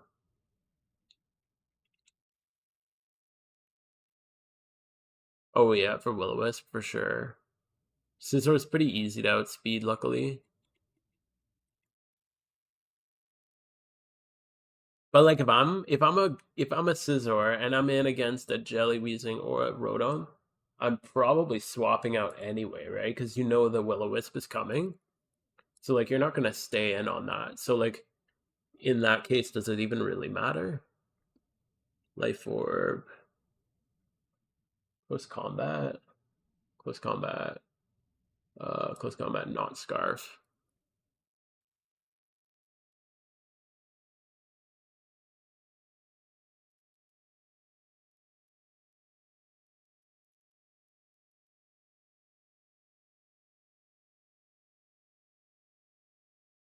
Yeah, and then just 3-2.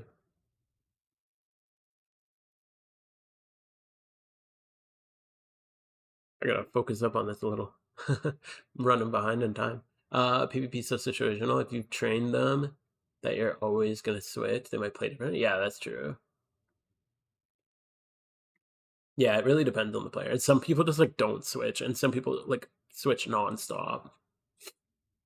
It's so funny sometimes, like when you play against some players who just like don't switch, and then you make that whole like prediction line where you're like, oh well, I did this, so they're gonna switch to that, which means I should switch to this because I'm going to predict their switch, and then you switch into like the completely wrong thing because you expect them to switch into something different, and it's like this whole crazy mind game.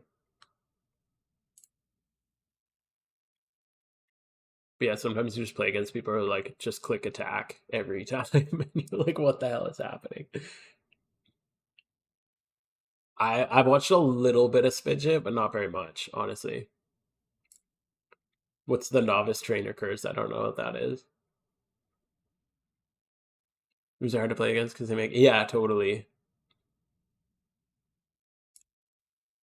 I play I don't know if you've heard of Dead by Daylight. That's like another game I have played a lot in the past. But that's another one where like you're playing like all these mind games. Like it's another like mind game based game. And like the second somebody is new, the more experienced you are, the harder time you have playing against new people. I feel like most like mind game oriented games are like that. Chess is like that too. I don't know if you guys play chess, but and I'm not like amazing at chess, but when I play chess against somebody who doesn't know what they're doing, I can't keep up because I'm like I don't know what the hell's happening. Let's see. Oh, what did I get? Expert belt. Expert belt 3-2.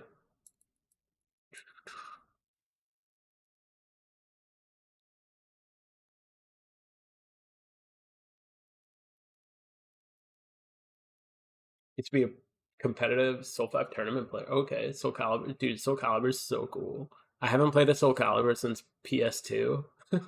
I don't even know which Soul Calibur that was. Um, but man, I love that game. I was never like that competitive at it, but I know what you mean because like fighting games are all mind game based. Oh, that's so cool. 3-2.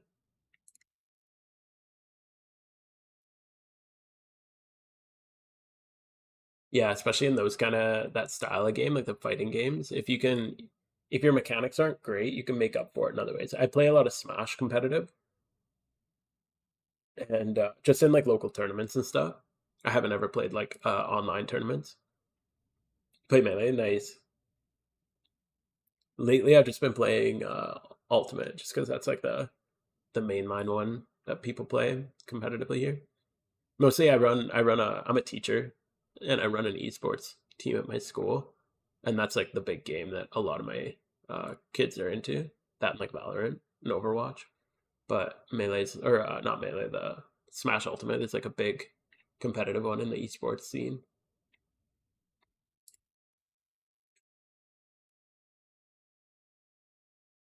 N64 is like the one I actually played like really competitively though. Like that's the one that I main Samus in like pretty much all of them.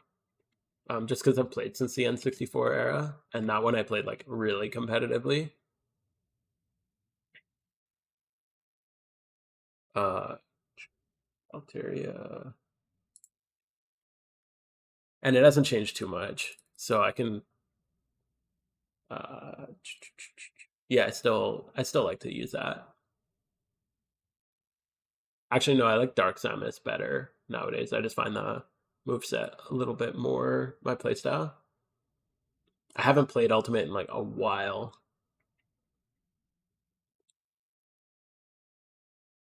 I haven't even turned my Switch on in like almost a year, probably. It's crazy.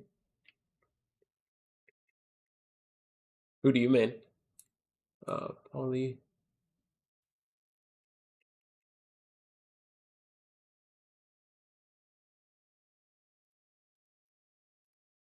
Melee is like one of the ones that I haven't really got into too much. Almost clicked belly. Falco and Zelda. Zelda is an interesting. That's a really cool one to main. Falco's a pain in the ass, man. He's so fucking fast. He's just all over you. Like if you're a really fast, like a mechanically quick Falco player, it's so hard to keep up.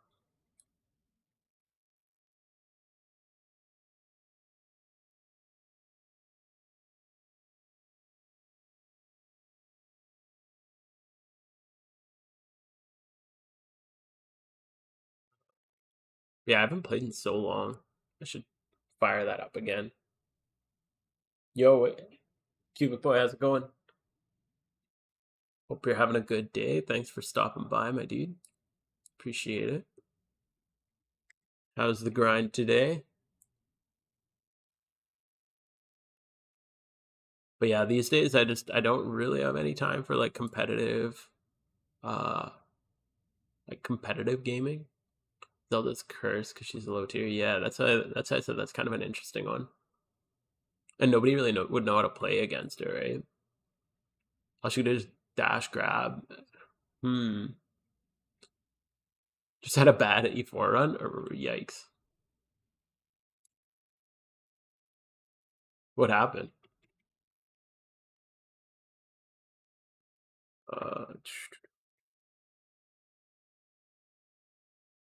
We're a little bit behind on ours too. I hope we can make up for it.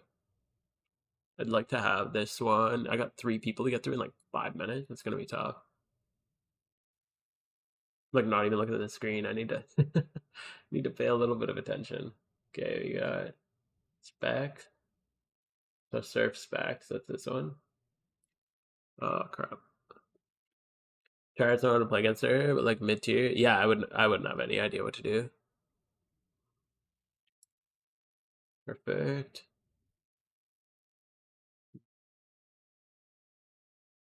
Misclicked? Oh, dude, my E4 run yesterday. Actually, the last 2 days I've misclicked on an E4 run in 2 days in a row. They were both on mobile, so that's probably why.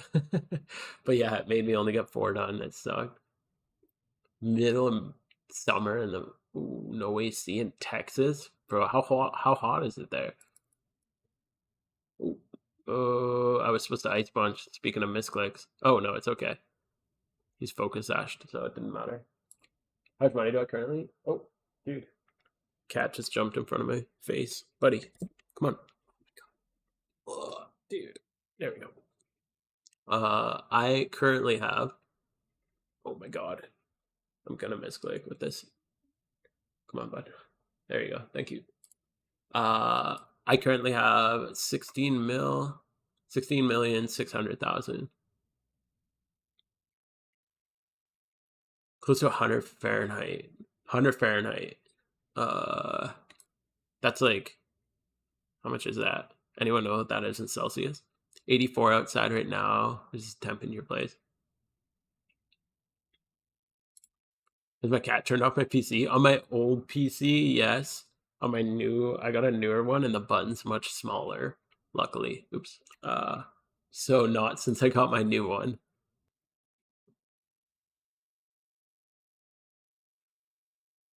All right. Oh, right, I forgot. Actually, I am on really good pace for this then. 29 Celsius. 100 degrees Fahrenheit, 29 Celsius. Oh, that's not. Yeah, that's really hot. That was trick. Yeah, it was probably. Oh, 84. Okay. I was going to say that's not like crazy, but for in your house, that's insane. Bump helmet. Pin. Okay, pin. Ooh, there's so much on this one. Pin swap 60. 38 degrees? Okay, whoa. Okay, that's fucking hot, dude. It's 29 degrees in your house right now? Holy shit. That's crazy. Buckle as he kills your hoe in speedruns. 60. Yeah, 29. That's crazy. Inside your house. Yikes, dude. Yeah, go like fill your bathtub with ice or something. Yeah, drink a lot of water. That's absurd, dude. Sorry for your luck.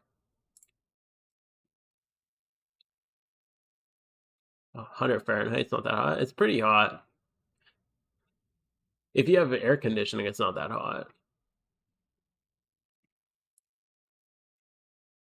But if you don't have air conditioning, that's brutal, man.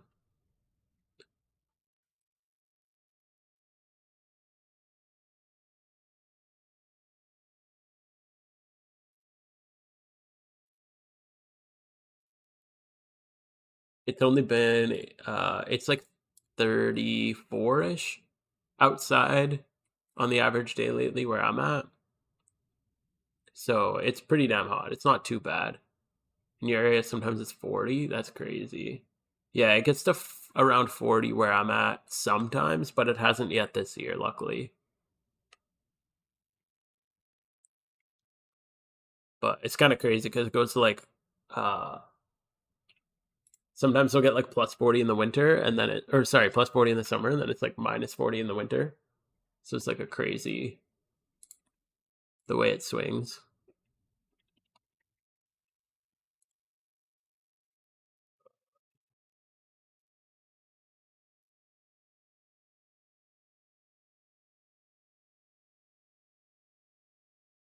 Yay. Come on. Come on. All right. 15 minutes. Pretty good. We should be a little tight, but we should be fine. 15 minutes should be enough. Come on. Let's go. Just got to keep a good pace on this last one.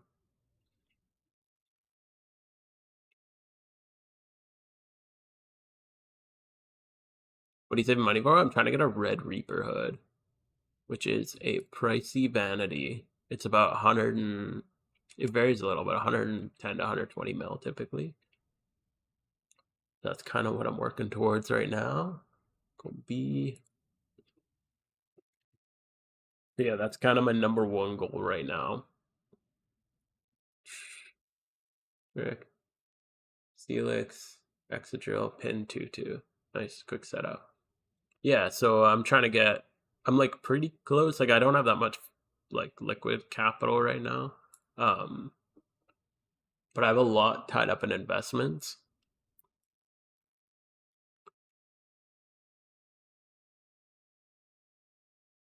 Here we go. Yeah, if you're ever saving for something, don't like keep your cash on you until you have higher value in investments than the thing you're going for. Because it's just like real life. Anytime you're saving money, and it's not in a growing investment, you're just losing money.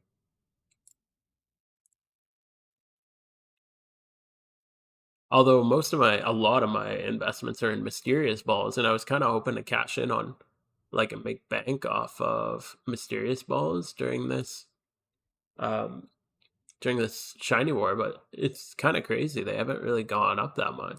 I expected them to go up way more than they have. Especially when I saw some Chinese teams. Yeah, this is the last Elite Four. Hello, game. And oh yeah, I guess you guys can't see my charm timer. I have 13 minutes left, so I'm a little tight on time, but it should be enough time for this.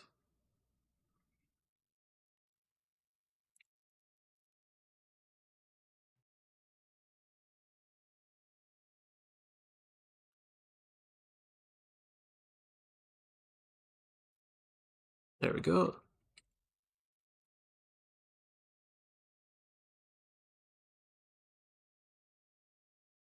Okay.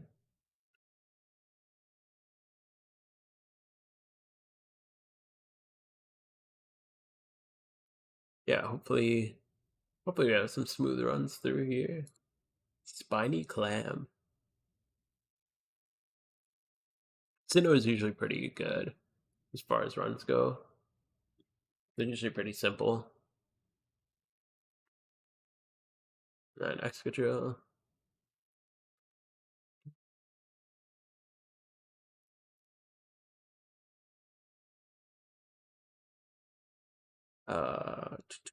So Rhino Earthquake. Okay, cool. Oh, that's interesting. We're just running Chandelure, no Calm Mind.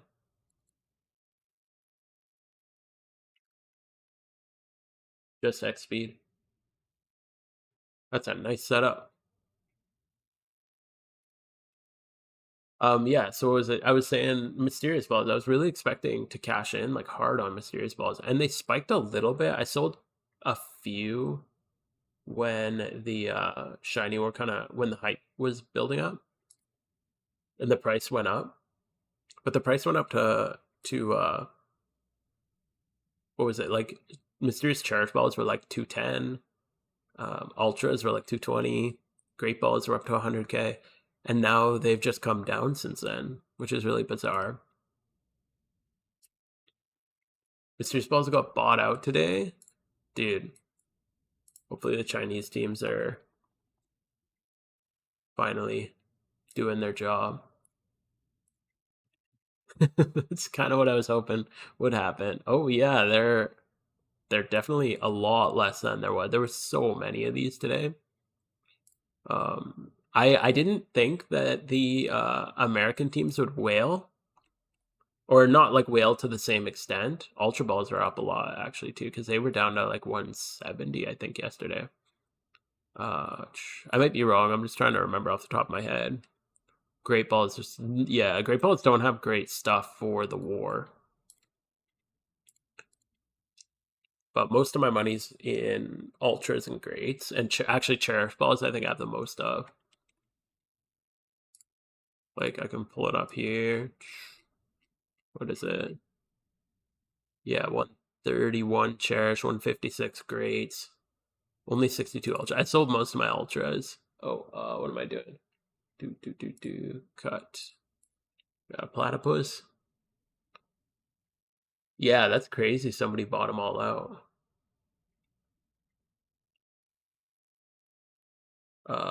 Life Jade. Okay, Jet Flame, cut here, and then trick.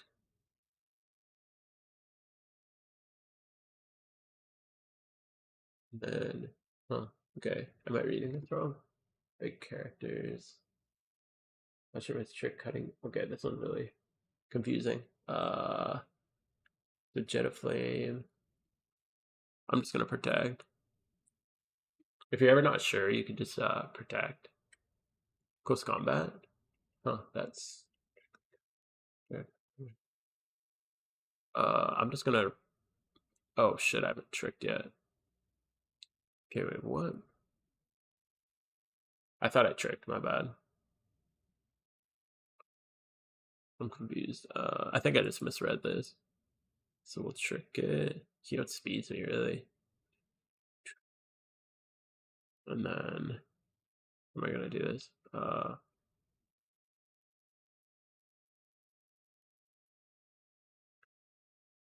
he doesn't. Okay, he doesn't outgo me.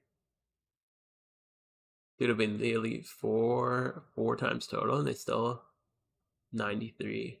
You need to do it 4 times in each region. That would probably be your problem. I don't know if I actually need. Dang, I messed this one up, I think. We'll see. Hopefully Blissey can survive. I think I need rocks on this one. Don't die. Maybe not. Okay, well, hopefully not. We'll see. I think it's one of these two. Let's see. Fuck, I was tight on time. Sweet dog. Plain chicken. So maybe it's its own, which doesn't need it. Again. Oh, okay, yeah. So it's its own. So I don't need it. Okay, cool. I just tossed all those guys away for no reason. So I just need 3-2.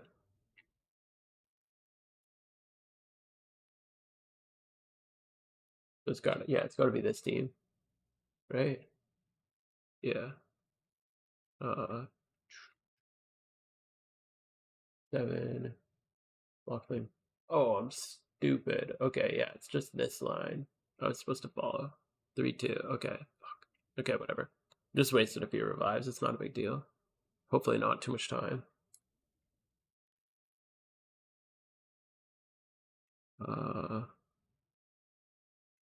Oh, I think the struggles might kill me. I hope I didn't throw this fight. By just being an idiot.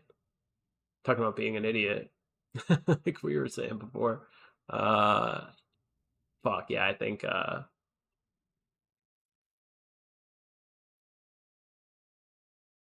might have just thrown this one. I just didn't read it properly. Wasn't paying attention. This might kill. No? What? Only 45? Crazy. I know this is risky, but I figured he'd roost. Now the question is, can he one-hit me? I'm gonna see if Poliwrath can recover this. With a energy root will fully heal me. And then hopefully I can X speed and then sweep.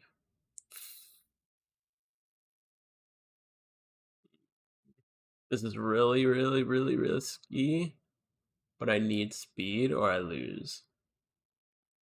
So hopefully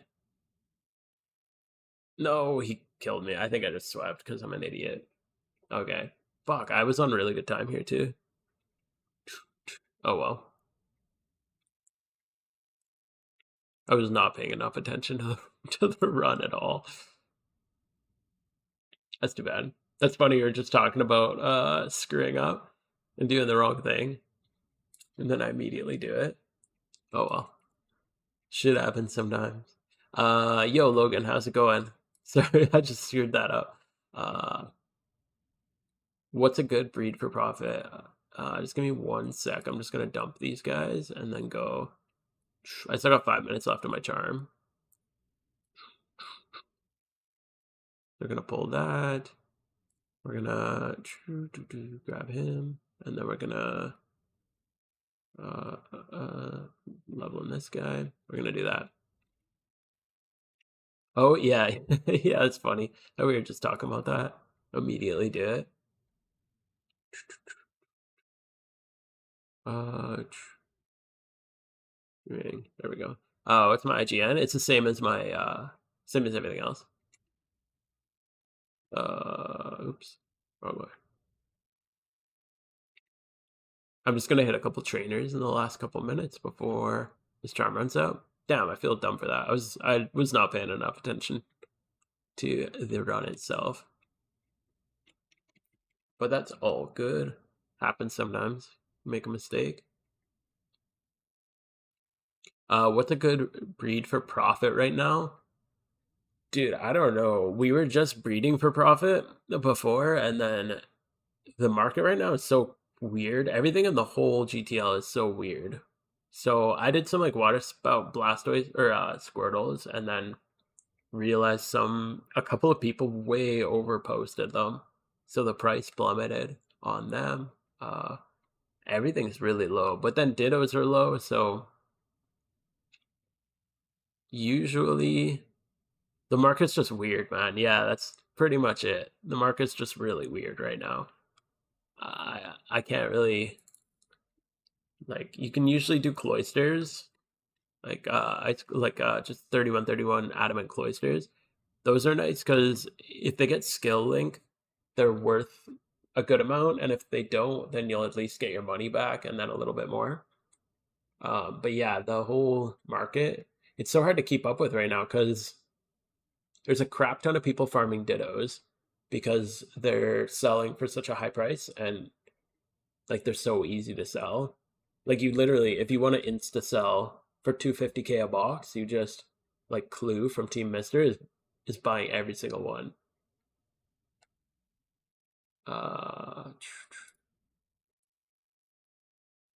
Such Whisper, Light Years. Hey. So yeah, like the base price of Ditto boxes right now is like 250K because he buys them 270K mailed. So like when I see people selling them for 230K right now, it like makes literally no sense. It's like I contacted him yesterday because I had some Ditto boxes, and he was just like, "Yeah, sure." Like it literally just instant mailed them to me right now, and it was like instant. Like it was crazy. So like the base price right now is 250.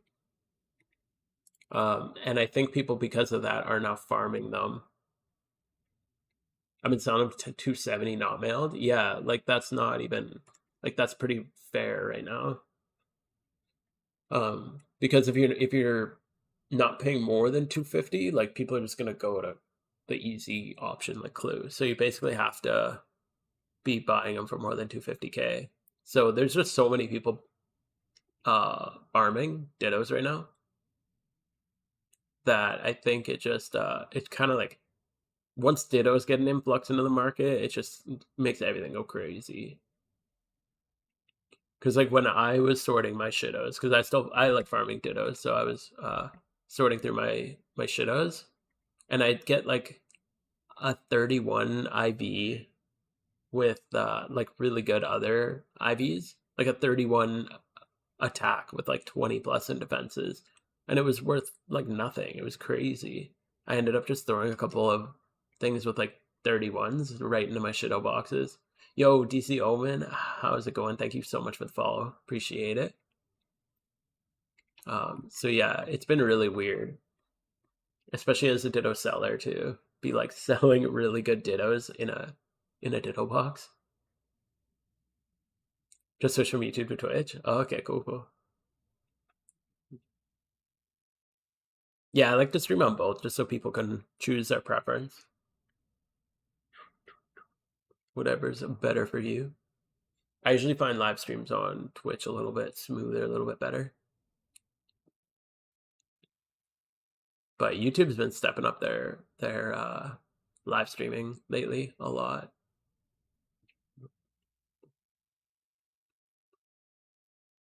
The YouTube video about gym reruns you made works like a charm. Oh, that's so cool.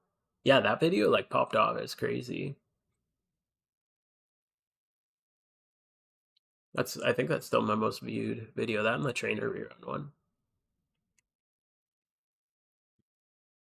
So that's awesome. Glad it's helping you out. Yeah, for sure, man. All right, there goes the richest charm. I'm working on a new idea on a trainer rerun, so I'll be getting that at some. I'll work on that at some point. This is your this is your alpha catching all shiny team. That's insane. Okay, Jolly. Okay, so you got the Jolly nature. Wide lens. Oh, Striker's only 85. That's interesting. That's smart to run wide lens on it. And then this guy is what? Trick Super Fang. Nice. And then your Soak's Miracle.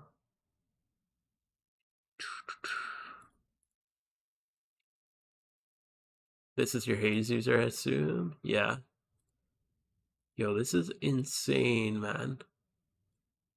I was thinking about going for Quagsire. I like Quagsire. I think Whooper's cool, but I prefer Quag. I was thinking about going for that for a Haze user too, but I really, really want a Murkrow. And you're breeding up Gligar.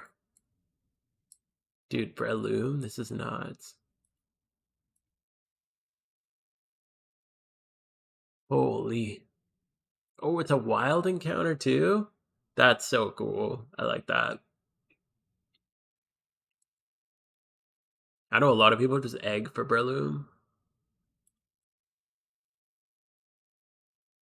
You didn't phase? Crazy, dude. Crazy.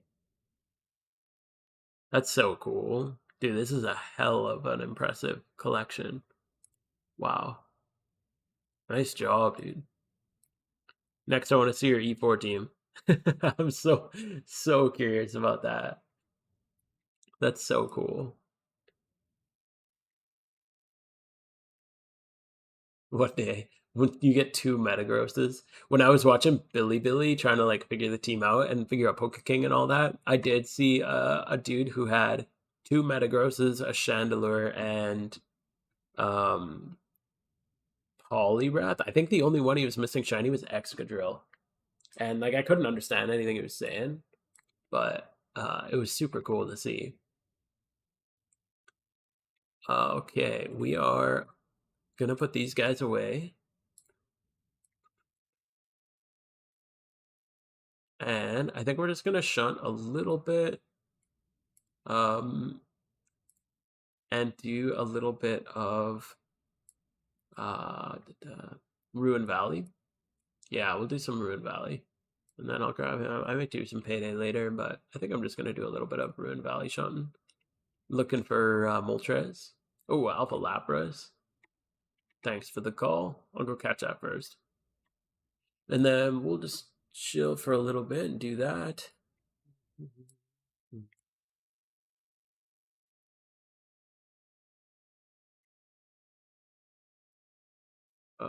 Here we go. All right. Damn, I'm sad I misread that misclick. Well, I didn't misclick. I just misread the line. I should have been more patient. I was just rushing and not paying attention on that Elite Four, dude. Feel dumb. That's the thing with like Elite Four is like if you screw up on a gym run, you like misclick or you're not paying attention.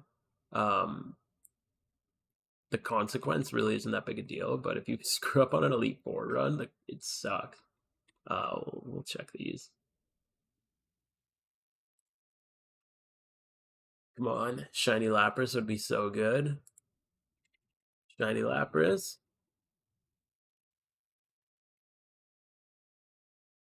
No. Okay, one more.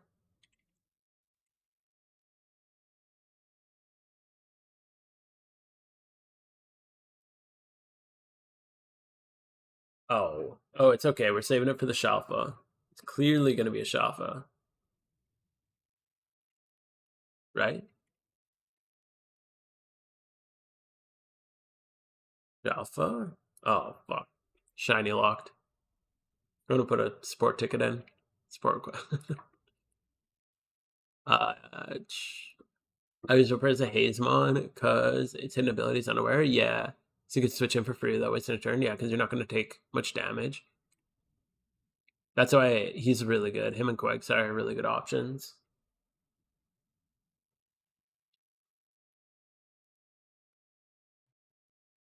Does Wooper? I'm surprised. I figured Wooper would have got one hit from some things because he's not like tanky, right?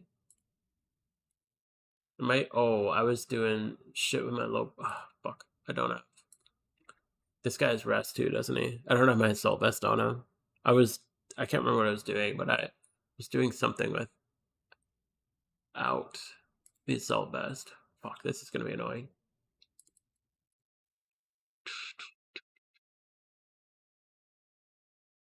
But yeah, I'm surprised. Whooper. Whoop, whoop.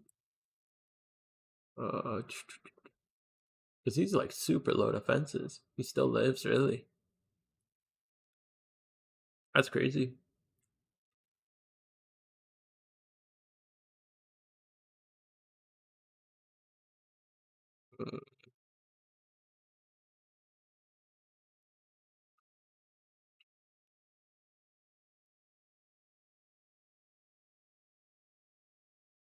Does this guy have rest? Maybe he's got Thunder, Surf, Ice Beam. I don't know if I've seen his last attack.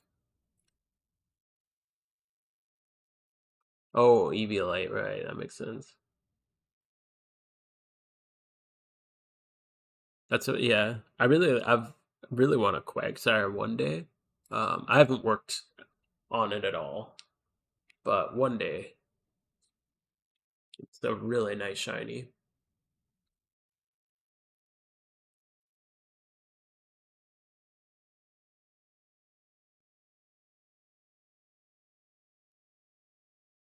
Nice. Lucky getting the full sleep time.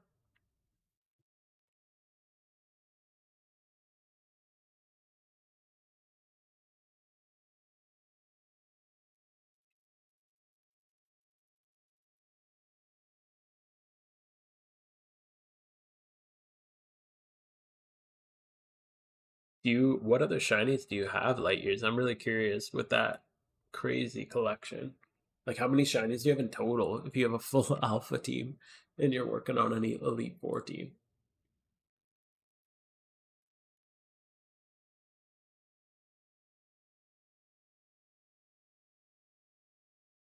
You have 23. Wow. Yeah, that's super impressive. What's your like rarest shiny out of all those? 23 is insane, yeah. Oh, first ball? Hell yeah. What do we get? Why is that up there? USD, it's mail. Nothing too special. That's alright.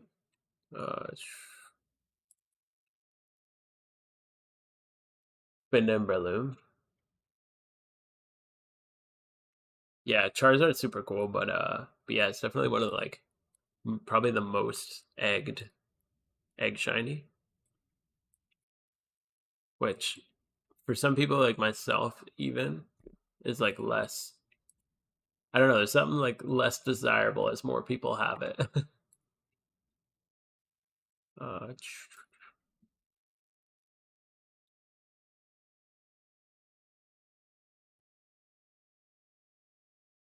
But yeah, he's a really cool. He is like objectively an amazing shiny. It's just because he's so amazing, so many people go for him.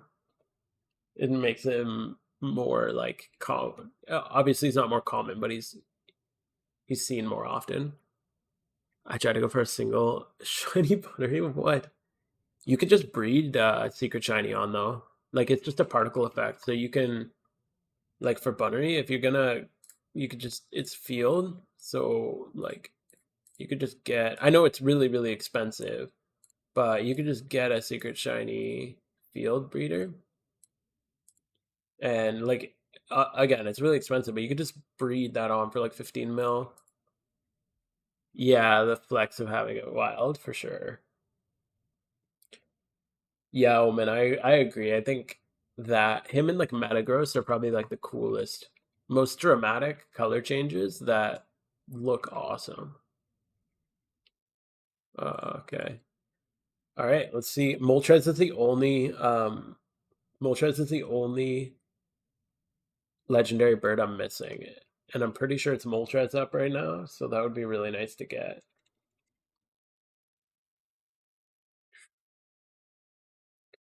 But yeah, I have all three dogs. Shiny Moltres, hell yeah, let's go.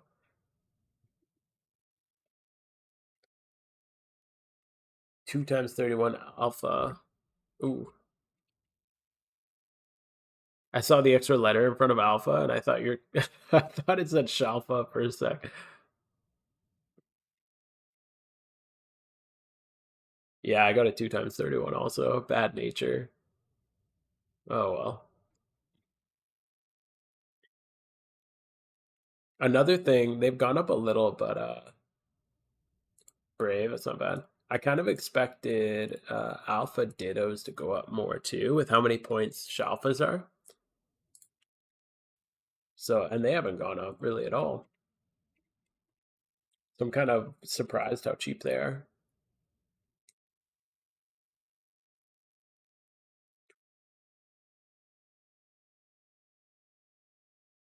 One of our teammates got a Shalfa Firo a couple days ago. That was so cool. It looks so awesome. It basically just like looks like Ho-Oh. The follower sprite for it.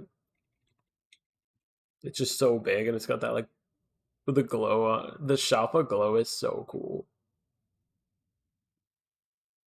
Thought those are the myth? Yeah, you'd think so. They're so unbelievably rare.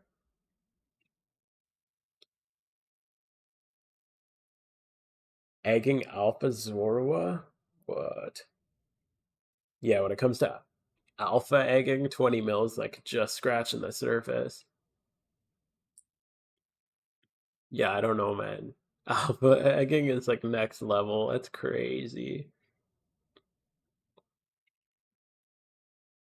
I can barely keep up with money for regular egging.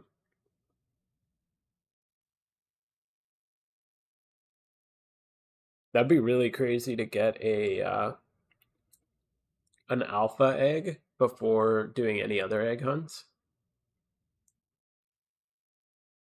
For egging, so a Shalfa egg hunt on average to hit like 30,000 Shalfa eggs is like 2 bill, I think, like 2 billion.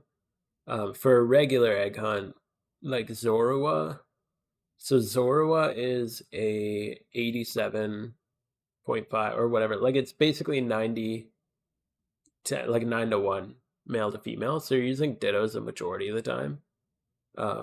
If you're doing an alpha, you're gonna pay the gender fee, but even though it's like 20K, you're ending up probably saving. But so anyway, for a regular like non-alpha, if it's a 50-50 gender, like Absol, the one I'm going for, the average cost about 80 mil, 80 to 100 mil.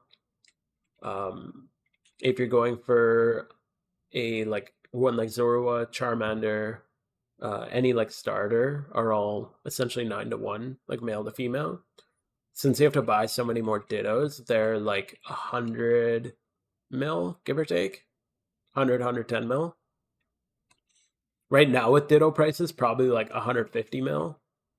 And then something like Metagross, that's generally, so you have to go dittos the entire way. That's like 180 mil probably right now if I had to. Yeah. Yeah, they're pretty expensive. a big part of it is like, and the startup, like before you start, there's a lot of cost, like barrier to entry cost. So like you need to buy PC expansion drives before you start, which are like nice to have no matter what. But like right now I have 480 Absols, so that's, what is that? Seven, I can't remember, is it 8 boxes? 480, oops, 480 divided by 60. 8 boxes, yeah. So I have 8 boxes of Absols. But if I want to breed them, I need 8 boxes of Dittos and breeders. So I have 16 boxes dedicated to egg hunting.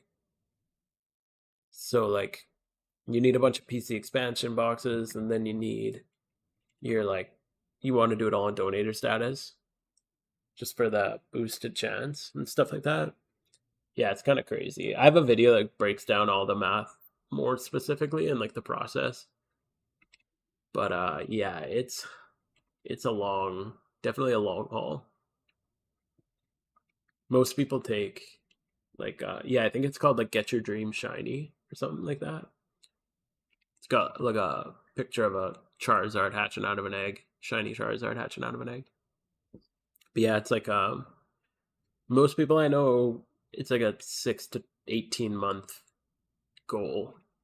I started mine just before I made that video, and I'm only like 10K in. Although I've taken a lot of breaks. Like right now, I'm on a break to get this hood. So if I went like all in on it, I might be further ahead. But going all in on on an egg hunt gets really boring too, because like if I do 480 eggs, like if I wanted to do that every day, to hatch 480 eggs takes 8 hours. So you spend an hour making eggs, and then you spend 8 hours hatching eggs.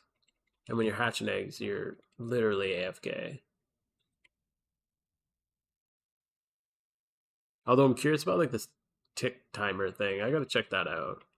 I'd never heard of it until I heard Pat talk about it. So that would be kind of interesting because then you can actually do something while you're egg hunting.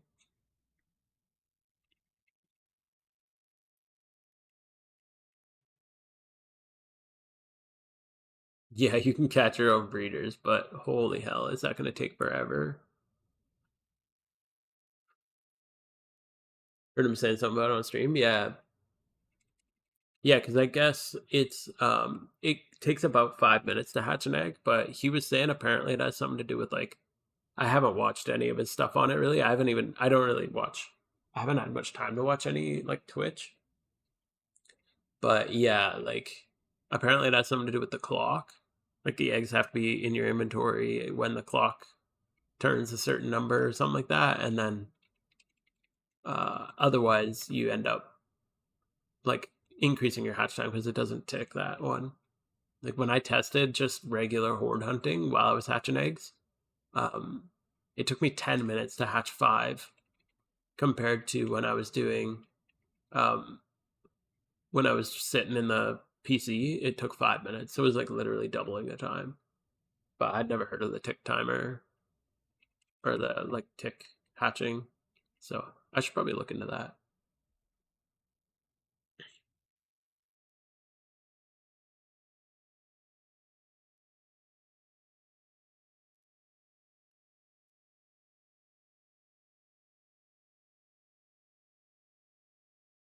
Yeah, I probably won't be doing eggs for a little while longer. Just because I do want to sell off. I gotta work the market a little bit, make the rest of this. I basically need like 100 mil more. Um, Red Reaper, what are they right now? Oh, that's a good price for them. So yeah, I should really sell off a lot of my investments right now. Maybe I'll do that. Start doing that tonight because they won't sell immediately. But we'll see. Hopefully I'll have it soon. And then how much is a psychic bird mask right now? It was up to 20 mil for a little bit. Like, because then obviously I can sell this. Oh yeah. Damn, maybe I should post that up sooner than later. If the price is that high right now. I'll have to watch that. It was down to 16 the other day. That's crazy. Huh. Bizarre. But typically it's right around 20 to 22. So maybe I'll post it up at like 22, 23. See what happens. Hopefully that 20 mil one sells and then I can post it up for 22 or 23.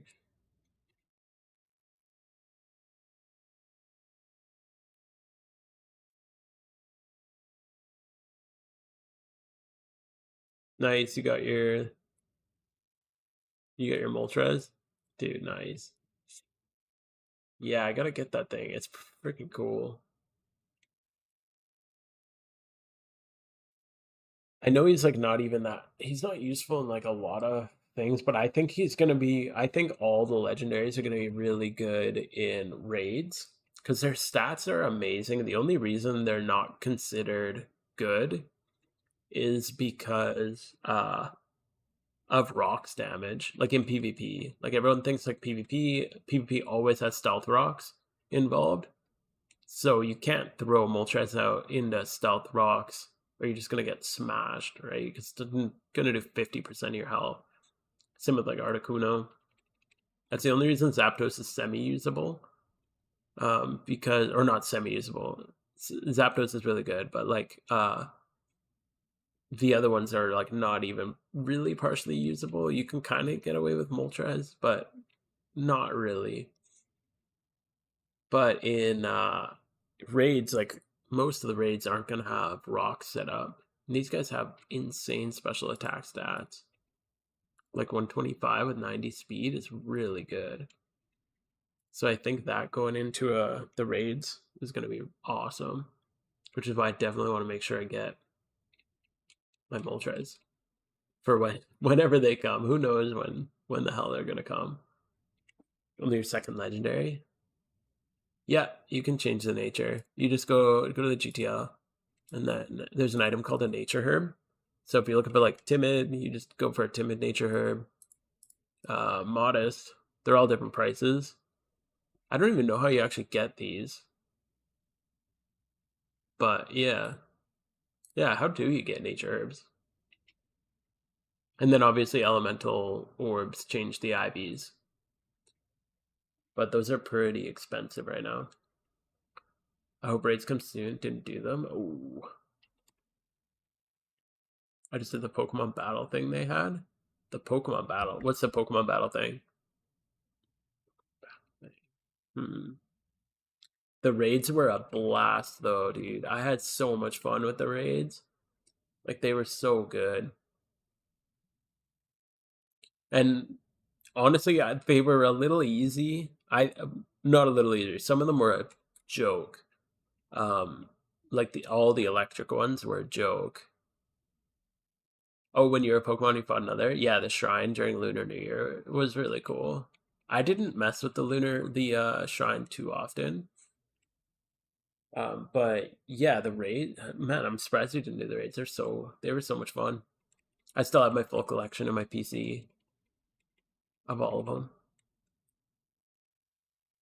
But yeah, some of them were like an absolute joke. But then the only one that I thought was really fun and engaging was Slacking. Slacking was really like you actually had to have a good coordinated team. Just trying to make money, made 40 mil off the event. Nice, dude. Yeah, I collected cherish balls more than I did envelopes. I collected a hell of a lot of cherish balls just by collecting the swarm Pokemon. So and then I invested a bunch into more cherish balls and like if you did the raid, you would like the Excadrill from the raid is like crazy value. Like just a like this is the base price with no like nothing. Insane. So bought a crap ton of those. I think I bought them when they were like 300-400K. So that's gonna definitely help bankroll. So the most of the raid mons weren't worth very much though. The only one really is Excadrill.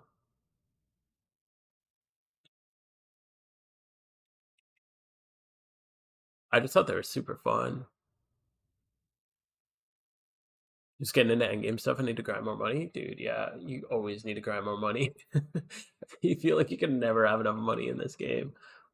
The only way I'd ever have enough money is if I found a friggin' shiny legendary, sold it for like 7-8 bill. Even then, I'd probably not sell it because I'd want to keep it because it's super cool. Learning to flip, made 1.8 mil. Not bad, not bad. I personally, I get pretty bored flipping, so I don't do it a ton, but I do it when I'm really desperate for money. I do it here and there, but I'm not usually a huge fan of it.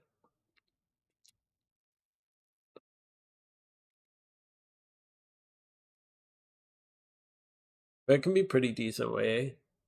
Right now, just from what I was looking at, the market would be a really good time if you don't have a gym rerun team to get a gym rerun team because holy crap, are Squirtles and Typhlosions and stuff really cheap right now. I've never seen them this cheap before. When we were breeding earlier, I just like bred them because I didn't even think about it. And then I didn't even realize how little they were worth. So luckily, I'll still make like 50K off of each one, probably if I sell it at the price it was asked based on what I paid. I should make somewhere between 40 to 60K profit if I'm just estimating. But geez, usually I make more than that.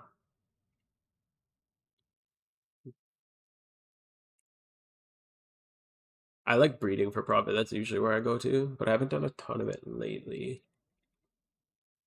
There's a couple just key breeds that I go to. The main thing you need to do to like make good money breeding for profit is find a niche Pokemon that like nobody really thinks about. I could give you some examples right now, but but they're like really niche things. So you want to find some things that like you just got to look through the market. The second somebody else is making them, um, you kind of lose the footing. That's the same thing that happened with like water spout Squirtles. Like this is crazy, man.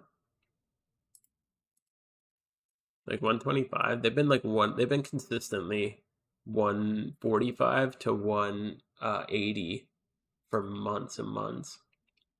And the annoying thing is these are like all posted by the same guy, right? Yeah, like if you look through all these, oh, not that one, but the majority of these are all this like YHJ whatever is cool. That's like the worst you can do is the worst thing you can do for the market is make 10 of something and post them all up because now this guy came in, undercut him by 100 yen. It's just so easy to get undercut. Like from a seller's perspective, this makes no sense. Like this guy made a big mistake doing that because now he's gonna put it for that price. And the next person coming to buy is gonna buy this one. And that's just gonna keep happening. And he did that. We were looking at this earlier. Where did that happen? I think that happened again. Yeah, I don't know, but yeah, you don't want to do that. Yeah, don't. Number one rule of the market in all games. Yeah, just don't overload the market. Yeah, I think it's people who are new because then you just load them on, you end up paying the fee, and then you get kind of screwed. And like you're kind of screwing everything because like you're benefiting the I guess some buyers for sure, but you're screwing up your own like yourself. It doesn't make sense from your own breeding because you breed them all up and then post them all up. You pay all the listing fees, and then they're not really likely to sell. That's it. Hard thing with like calculating because usually profits are calculated in like per hour. That's like a really common way people look at it. And like breeding for profit, technically you can make like, you know, 4, 5, 600, 800K per hour, but you can't cash in on that right away. Like if you're breeding a bunch of water spout Blastoises, yeah, you're gonna make 400K an hour, but it's going to take 2 weeks to actually sell all those Blastoises off. So it's not like an exact thing. and like one person comes in and floods the market or like undercuts you, and all of a sudden it's taking 3 weeks to sell. Like it just takes longer and longer. So you can't really look at it that way. That's why when it comes to breeds for profit, unless you find like a really niche market, um, I typically would just say like find like 3 things. Like the 3 I've gone with for a little while are waterspout blastoises, skill-link adamant cloisters, and what's the other one? I haven't done it for a little while. Oh yeah, 31 speed, like Jolly Spindas, like hidden ability Spindas. All those 3 can be usually pretty consistent. And then other than that, you need to find some like niche markets. Things that are hard to breed are usually really good too. Like Munchlax is kind of a pain to breed because um you need to use like an incense on it. So you need to breed it in kind of a weird way. So like you can usually make pretty good money off Munchlax.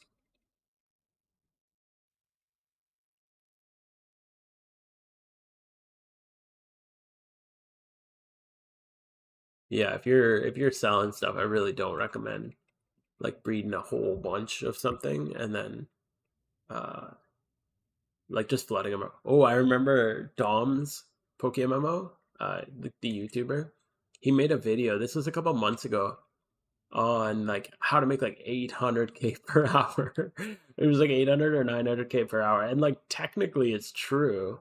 But you just like mass buy a shit ton of Magikarps and then breed all the 1x31s to make 2x31s, and breed those to make like 3x31s. Essentially, he was making breeders. Um, in like mass scale. But the issue with that kind of thing is, first off, like I mentioned, it's going to take like weeks to sell, so it's not like you can just cash it, spend an hour and get 800k like you can from like a gym run or an Elite Four run. Like you spend an hour, you get 400k or 500k or whatever. Um, in those, you have to wait a couple weeks for the payoff. The other thing that was really funny with that is it required buying. I remember watching the video. I didn't try, but like I remember watching it, and it required buying out like freaking 80 Magikarps or something crazy like that. And then everyone who watched it tried it, and then the market just like skyrocketed in prices of the everything he was using to make them. Like all the 1x31 Magikarps just skyrocketed in price because everyone was trying this new strat that he found. And then the price of the things that he was breeding in the video just plummeted. So it was kind of funny. It was just funny to watch the whole thing. And then I read the comments, and he got a couple of really negative comments on it because people lost millions trying his strategy, which was unfortunate. But it's like you gotta understand how a market works if you want to engage with it. Took 2 weeks to sell 35 Pories. Yeah, like were they 2x31 modest? Like storyline Porygon.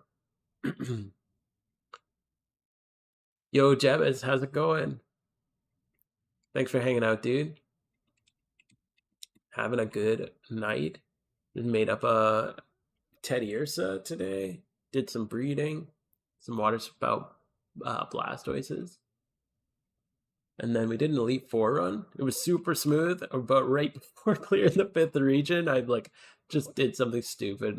I chose the wrong move and lost my 5th Elite Four, so that kind of sucked. And now we're just chilling, looking for Moltres near the end of the stream here, but we'll still be going for a little bit. 8.8 mil in 2 weeks is nice. Yeah, that's not bad. Yeah, you just kind of gotta let them cook. Yo, Golden Arcane, how's it going? Good to see you here, dude. We are hunting Jolteon a little bit. I'm mostly looking for Moltres, but I definitely wouldn't complain about a Jolteon. Jolteon, Yanma are kind of the goals here. As far as Kanto single encounters go, looking for the legendaries, this is like, in my opinion, the best place. Pattern Bush is good because it's got Pinsir and Heracross also. But I already got Beedrill there, looking for Articuno or Zapdos, one of them. So I couldn't bring myself to get another Beedrill there before here. Shiny Butterfree would be really good. Yeah, Lightyear's EV training is super underrated for money making. Like if you look at a certain Pokemon, that's another thing you can do, especially if you have an EXP reamp. Um, just like if you find a desired Pokemon and then just look and just like get it, like straight up buy it off the GTL and then EV train it. A lot of the time, just EV training, people pay like 60 to 80K more for it, which is kind of crazy because you could just hire an EV trainer to do it for like 20K.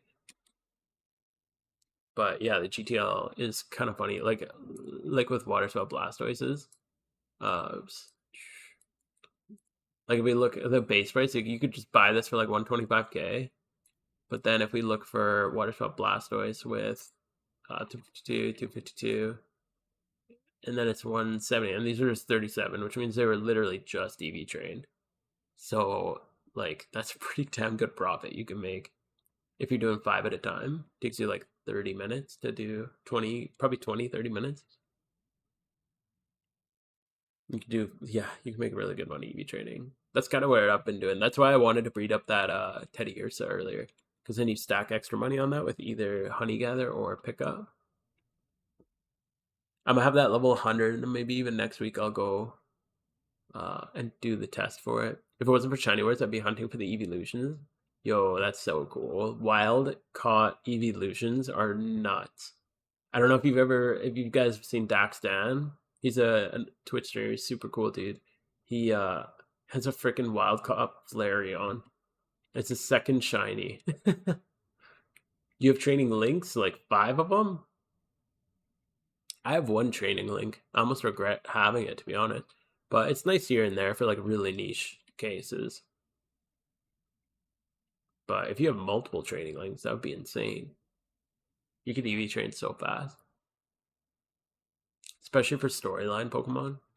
Because you don't want to level them.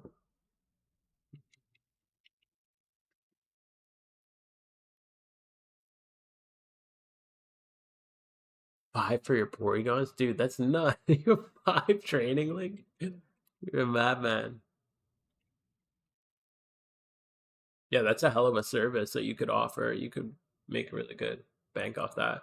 I guess the issue is then I was gonna say your clients would be new players, so they probably don't have much money, but that's not true. It's probably like people running alts and stuff like that who just don't have a training link. Yeah, that's kind of crazy. I have the training link just for when I'm doing my alts, which I really need to get on. I really, really, really like making my speedrun guides. I want to do Sinnoh soon, man. But I just hate Sinnoh. That's why I want to do it, because I dislike the region. Um, so it would be nice to get it down efficiently so that I could just plow through it.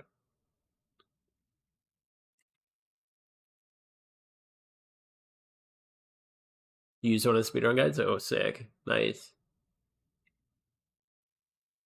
Glad that those are helpful. I do enjoy making them. The written guides take like freaking forever to go through and fix up and edit though. Professional guide for Sinnoh. Ooh, sorry for your luck. That's your childhood. Yikes. Wow. Yo, Moongrab, how's it going? Hope you're having a good night. Thanks for stopping by and hanging out. It's just stained into your mind. I never played the Sinnoh games. It's your second favorite region. I never played them. I wish maybe if I had nostalgia for them, I'd enjoy them a little more, but I struggle with them because I only really played. I had blue and gold. Oh no, blue and silver when I was a kid. Um, and then I had ruby for a little bit. Like I just borrowed it from somebody and played a little. But I mostly like honestly, other than Poke MMO, I pretty much just played blue and silver. So I didn't really know Sinnoh or Unova or much of Hoenn before I played Poke MMO. Oh, I played Y a little bit, but I was in university, so I was like so distracted I barely played. I don't really remember much about it other than Megas. I wasn't a huge fan of Megas. I thought it was kind of strange. I don't really when I look at newer gens, like all the gimmicks are crazy. Like it's so I just don't like them. Like I think Dynamax is kind of lame. Megas is some of them are cool, but some of them are not. I don't know. It's kind of weird. I just don't like all the gimmicks. Never played after third, Jim and Sinnoh. Yeah, fair enough. It's such a convoluted region. Like I get it if you played it a lot before Pokemon MMO, it'd probably be really cool and nostalgic. You'd be familiar with it. It's probably doesn't help that it was my fifth region in Pokemon MMO, and by that point I was so done with story. I just wanted to do endgame stuff. So I just wanted to like plow through it. So I think that stains my experience with it a little bit too. You played Unova, Sinnoh, and Hoenn like in games before Pokemon MMO. That's cool. Unova is a super cool region. I'm a massive fan of Unova. I really like Unova, especially having like no past experience with it. I didn't even know what the regions were called because like I just played Pokemon when I was a kid. I didn't really I didn't give much thought to it. And then when I started playing Pokemon MMO, I had no intention of actually playing it like seriously. I just like every 2 to 4 years, I got the itch to play Pokemon Blue again, just like nostalgia. And then I kind of got that, and my daughter was born, and she had like wicked acid reflux, so we had to like sit up and hold her like upright all night, every night. It was insane. I just needed something to like stay awake. So I'm like, oh, it's kind of time to play Pokemon Blue again. So I went to download it on my phone and stumbled across Pokemon, and then I'm like, oh, I'll try that out. And then it's like, what region do you want to start? I have no idea what each one is. And Una was just the first one on the list. So that's where I started, and I had a blast with it. That's how you started. You made your first account in 2018. Oh, cool. Yeah, it's cool how like most people just find this game by accident. They're just like looking for because once you start like Googling um like ROMs and emulators and stuff like that, all of a sudden your suggested stuff starts like showing this stuff, and then all of a sudden I was googling like emulators and Pokemon like Blue ROM and stuff like that, and then um I went on YouTube like a little while later, and all of a sudden a Pat video popped up, and it was like Pokemon MMO, and I'd never even heard of it. I didn't even know that Pokemon MMOs were a thing. Yeah, you're just looking for it on your phone, and all of a sudden this pops up. Dude, OSRS on mobile is, in my opinion, is kind of trash. I tried it, and I'm not like a huge OSRS player. Like I played mostly when I was younger, um, and then it's same kind of thing. Every once in a while, I go back to RuneScape for a nostalgia hit. But I tried the mobile, and the I just found the interface really hard to work with, and the movement was not smooth. It just felt very clunky. Whereas Pokemon MMO, the mobile port, I find like the controls, the UI, everything on mobile is way smoother than anything. Like it's way smoother than any other emulator for Pokemon. Like it's definitely the smoothest experience I've had. I find it way smoother than even like the actual like Game Boy and stuff, because you have the even just little things like this on mobile is like you can see it. Your hotkeys, like having hotkeys on mobile is so helpful. And when you play emulators, they just emulate what the Game Boy does, and a Game Boy doesn't have all that stuff. Way better. OSRS on mobile is actually trashy. Yeah, totally. OSRS is like super fun on PC, but and I think it's really nice they have a mobile port, but you can very much tell that the mobile port isn't to bring in new players, or like it's not to the goal of it. I don't think is to reach out to a new audience of mobile players. I think the goal of it is for experienced players to be able to like mine when they're on the go, because you can just like click a rock when you're on mobile really easily.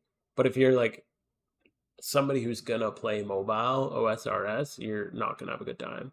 Whereas like I think PokeMMO developed their UI in such a way that you can just be a mobile PokeMMO player. Like I'm pretty much a mobile PokeMMO player. The only time I really do this is like when I'm streaming or making other content. So yeah, it would be cool if OSRS worked on that, but yeah, for now it's not ideal. Started in 2019. I didn't understand IVs back then, so I kept getting clapped fourth gym and quit. Yeah, that's another thing. I didn't know what IVs or EVs or nature. I didn't even know what nature or abilities or anything were when I started, and I just remember getting my ass kicked. But I'm like I love like hard games. Like I love like FromSoft stuff and that style. So it just as I got my ass kicked more, it made me more excited to play the game. It's for all AFKing. Yeah, exactly. Yeah, like OSRS mobile. I'm sure like and I haven't really tested it, but I'm sure if you're just like mining or fishing or whatever, it's super handy if you're like just want to grind while also like sitting on the couch and watch a movie or whatever. Pokemon Go. I haven't messed too much with Pokemon Go. I played like the summer it released because that summer was nuts. It was so much fun. Everyone was just like talking to each other randomly in the middle of the street, and you just like go to the park and there's like 50 people there playing Pokemon Go. And then I live in Canada, so once the weather dropped to like cold, like when it's like -30, nobody's going outside to play Pokemon Go. And then and there wasn't all that other like ways to go out back then, like without actually going out. So I dropped that one. Oh, you said Poke MMO Go. I just realized that. Pokemon Go is the closest we ever came to world peace. Dude, fact. Holy. That was like the craziest time. I met this one guy when I was there. I just like went to the park because there was like there was one park near my place that had a bunch of Pokestops at it. And this dude I was talking to, he was like agoraphobic, which means you have like a fear of the outside. This dude like hadn't been outside of his house in like 6 years, and he's just like out hanging out with people in public, like just excited to play Pokemon Go. It was so cool. I still have friends that I met playing Pokemon Go. Like what was that? 5 years ago, 6 years ago, it's more than that probably now. It's so crazy. What a wild time.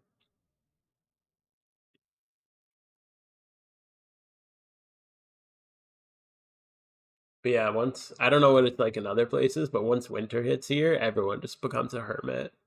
You like never leave your house. So something like that just couldn't survive in a climate like I live in the tundra. Just get frostbite out looking for Pokeballs or something. Doesn't sound like a good time.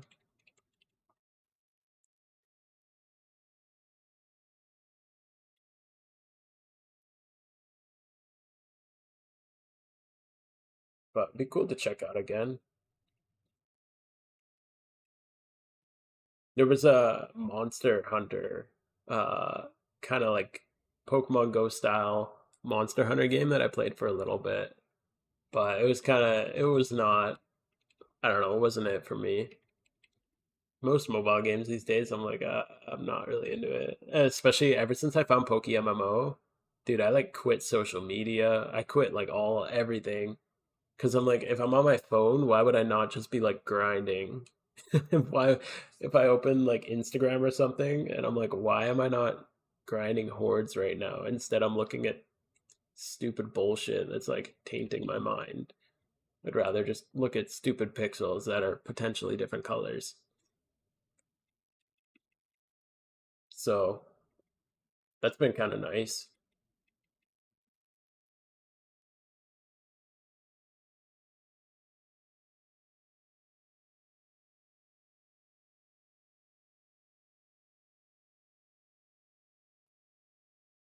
Oh man, I'm starting to get tired. Got a pretty solid amount of encounters here though. 65 Jolteons encountered so far. 183 Yanmas. That's actually, uh, huh. Those rates are crazy. How common is this right? Huh. Like how common Jolteon is here? That's kind of insane seeing the numbers like that. I'm at 65 Jolteons at 200 Marilis. Huh. That doesn't seem right, but crazy. Do I wish the shiner? Yo, Pappy Time, how's it going, dude? Thanks for hanging out, dude. Hope your night's going well. We're spending a little bit of time looking for the shiny Moltres. Do you wish the shiny rate was lower? That's a really good question, and I don't necessarily know how to answer it, just because, um, ah, yeah, I don't know. That's a really hard question to answer, just because, yo, Foxy, how's it going? Hope you're having a good night. Thanks for hanging out. Um, so here's the thing with these types of like long-term games is the easier you make stuff, the quicker you achieve stuff, and then once you achieve stuff, there's no point to playing, and then you just like stop playing. It's the same reason why like I don't think buying like RP makes much sense in this game, because like I if I wanted the I want the Red Reaper hood. That's my goal right now. I want a Red Reaper hood. That's like all I'm dedicating my time to, other than like this little bit of time to like just chill at the end of the stream. Um I could just like drop $100 or whatever, $200, whatever it is, and just like buy it. But then like, okay, I have my Red Reaper hood. Now what? You know, like that was my goal. The point of playing the game is to achieve your goal. So same kind of thing with like shiny rate. Like okay, my goal is to get a shiny Murkrow. Okay, well now it's easier. So I get my shiny Murkrow quicker, and now what do I do, you know? I know that there's enough to do it that like um you would never run out of stuff. You'd never run out of stuff to do to an extent. Like you could always get more shinies. But the more easy stuff is to achieve, the less enjoyable the game becomes in the long run. So I don't know. 1 in 30K is ridiculous. Like that's an absurd shiny rate. Lowering the shiny rate now wouldn't make sense. Yeah, it's too late in the game development, but the Christmas event was a nice change. Yeah, but I really hope they never do that again. I think that's extremely bad for the game. Like extremely bad for the game. I was so surprised they did that. Moltres being difficult this month. Yeah, dude. I haven't done too many. I'm probably at like one to 2K encounters for it, so I'm not too far in. But it's just the last legendary I need, so I kind of want it. Um, Actually, now that I think about it, what are legendary lures at? I'm not gonna buy them, but my oh, interesting. These haven't gone up at all. Usually they go up a little at the start of each month. But yeah, first off, it's like way too late in the game. But yeah, I really hope they never do that change again, just because it essentially makes no it makes it worthless to egg hunt, or really like pretty much egg hunting, just because egg hunting is so cost intensive. It doesn't make sense to egg hunt at any time other than at Christmas. And I don't like that. I think you should be able to hunt for what you want when you want. But if you're going to spend 100 mil on a hunt, like you might as well spend 80 mil and get it faster if you're going to just wait for the Christmas event. Cherish and Premier Bell Shinies, I think that they're washed, honestly. Like, it's okay. Like, it's cool. I think it's cool if you get those, if you get lucky and strike the lottery. But um, in my opinion, it's like very similar to buying a shiny. It's just kind of not. It's just not it. You got a shiny Dragonite? Oh, I mean, they're so cool. They're the best. I remember you linked that to me too. Sorry, bro. but they I think it's cool if you get them, but like how do I say it? It's like a part of having an OT shiny. The thing that makes it really cool is the amount of time and dedication that went into to achieving it. You know what I mean? So like when you see someone with like a shiny Charizard, you're like, holy shit, like that person spent months and months and like months of their life just grinding money to afford it, and then months more of their life like grinding eggs and like hatching eggs and like going and going and going. And like yeah, there's those who get lucky. Like I know people who've got egg shinies in their first 1,000 eggs, but it's just there's just something that when you because of the shiny rates the way it is, there's something like really cool when you see those really rare shinies. Like you see a Metagross and you're like, whoa, like that's insane, man. Like it's so cool. But then yeah, you got the the cherish balls and stuff, and it's like, okay, I guess I'll just spam like open balls for 2 hours and get a shiny. I guess you could argue that it's like the money in. Yeah, I don't know. It's hard to say. Because I guess at this point you could like, how much is it? Mysterious cherish balls. There's not much time into it. Okay, so what is it? 1 in 6,000. So if you're gonna buy 6,000 at, let's say 200K, because you're not gonna get them if you're gonna buy them all out. The price is gonna go crazy. Holy shit! You're gonna spend 1.2 bill on a like that's crazy. They're spending months and months for the Zoro and haven't even phased yet. But yeah, the more work, the better the feeling. Exactly. That's the main thing. The more work, the better the feeling. Anything worth doing like is hard. That's like my mantra in life is anything worth doing is hard.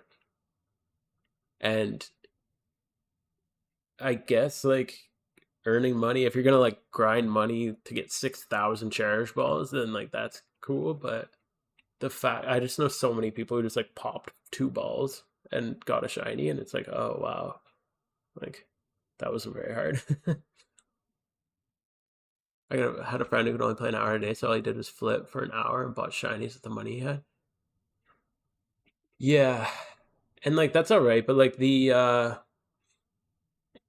like let's take, I think Dragonite's a really good example. Okay, let's say I want a shiny Dragonite. Uh, your first encounter is that, wait, it's when in the Safari 1 month of first encounter is a chance. Yo, that's sick. Dragonite's a really good example. Talking about you with the 1 or 2 balls. I just throw balls or bait. Yeah, so if you find a shiny, always ball. Just don't throw anything but balls. Okay, so let's say you want a shiny Dragonair. Like, so it's 3 mil 600,000. So you can make what, like 400K an hour pretty easily. Let's go 4 mil. Divided by, if you're making 400K an hour, you're spending 10 hours. She fled a rip. Oh. Yeah, I think the highest catch rate is always just balls. Always just throw balls. So 10 hours, you're gonna get a shiny Dragonair? Like that's nothing, man. Compared to what is it? So it's a 20%. Horde hunts are about 30 hours, so you're gonna technically probably go through 5 phases. So if you want OT on it, it's like 15 times as long. Like that's why OT shinies are so much more valuable.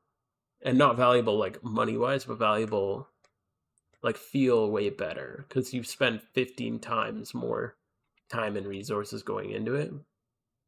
So it's just that much. It's like 15 times more gratifying when you get it. Where's your second cherish ball? That's so crazy. Yeah, and like the getting it once on a one-off like that would be really cool. Like I bet that feels, it feels good, but in a very different way. It's kind of like um What's a good one for this? Like if you're walking down the street and you find 20 bucks. Yeah, like that feels super good. Like you just got 20 bucks. Like that's super cool. But or let's even make it a little different. Let's say you're walking down the street and you find like 500 bucks just sitting on the corner there. So you just find 500 bucks and it's just sitting like with no identification, nothing. It's just like on the road. You pick it up, that's gonna feel hella good. Like that's sick. You just found 500 bucks. Now compare that to uh like working towards a competition or something. Like I do MMA outside of this. So like when I did my first fight, like pay-per-view fight or whatever, like you don't get paid shit in MMA. So made like 500 bucks or whatever. But like let's say that I worked like months towards it. I grinded my ass off like as hard as I could. And then I made it in and made that 500 bucks. Like the gratification I got out of getting those two is wildly different. Like both of them are exciting and feel good, but there's just something like way more gratifying about working your ass off for something. Girlfriend tells you she's pregnant. Yeah, it's better than finding a kid on the street. I don't know. Uh, but yeah, just working towards stuff is way more valuable. How many shinies do I have? I have 9 shinies right now. So hopefully number 10 coming in soon. Shiny Moltres for number 10. 10 would be really nice. And then I was hoping to go for like an egg shiny, because again, like talking about the gratification you get from like difficult hunts, I just can't wait one day to see that egg hatch. That'd be super cool. But I'm putting a little pause on that one for now. Most of mine are hordes. I have 3 single encounter shinies. However, all 3 are not. They're all essentially phases. Like my current Raticate leading the party. Raticate's rough shiny. You can't even really tell he's shiny. Unfortunately, this guy here. He's one of my single encounters. I just got him while I was looking for Dittos. And then I got a single encounter Beedrill looking for legendaries. And then what's my other? Oh, Graveler is another single encounter. Waiting for shiny Suicune. Hell yeah. I believe, dude. We're all getting shiny legendaries this time.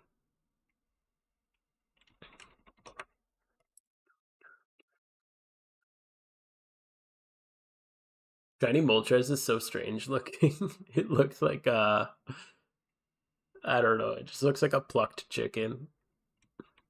Just that like weird pink color. I think Shiny Articuno is my favorite out of all the legendaries. Like the 6 that are available. I think that's the coolest one. I just like it because it's like that like ice white color. It's pretty cool. Can't tell for delusional or positive. Yes. I'll just say yes to that.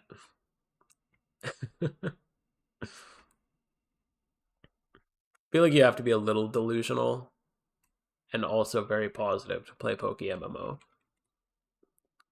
Because, like, you gotta be like, okay, next. It's in the next encounter. It's in the next encounter. It's in the next encounter. Oh, it's in the next encounter. That's like the life of a Poke MMO player. How's the Absol hunt going? I'm taking a break from it right now. I'm at just under 10K in on it, so like not even that far. Yeah, for sure this encounter, right? Oh.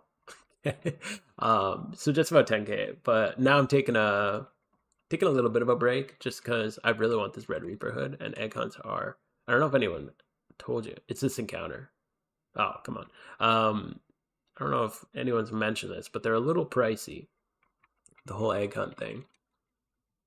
So taking a little bit of a pause for a bit. But once I have my new fit, I'm literally buying the fit because I think it looks good with a shiny Absol.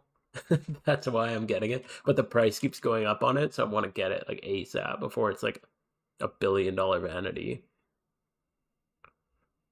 I said it's in the next encounter for 292 hours. Oh no. I just think of it as long as I never stop looking, I'll definitely get it. Exactly. Yeah, eventually you'll get it. That's why like I was just saying, I'm literally buying a vanity with the intention of having it with a shiny Absol. Like that's why I'm getting my new vanity. And I don't have a shiny Absol. But I know I'm gonna get it one day. All I'm gonna say is one of my friends was about to take a break and he got a shiny Spiritomb. Damn, that is such a good shiny. Holy. That's one actually when I got this current fit that I have, I was really, really tempted to go for Spiritomb. Is there any on the GTL? No. Because it goes so well with this outfit. Like that like purple teal color. You're egging Spiritomb right now? Dude, so cool. That's an amazing shiny. Good luck. I hope you get it.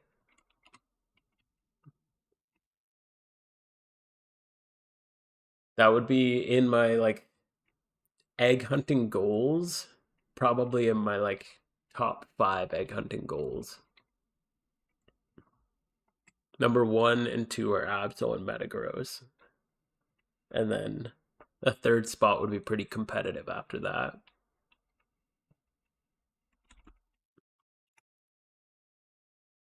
But Spiritomb's amazing.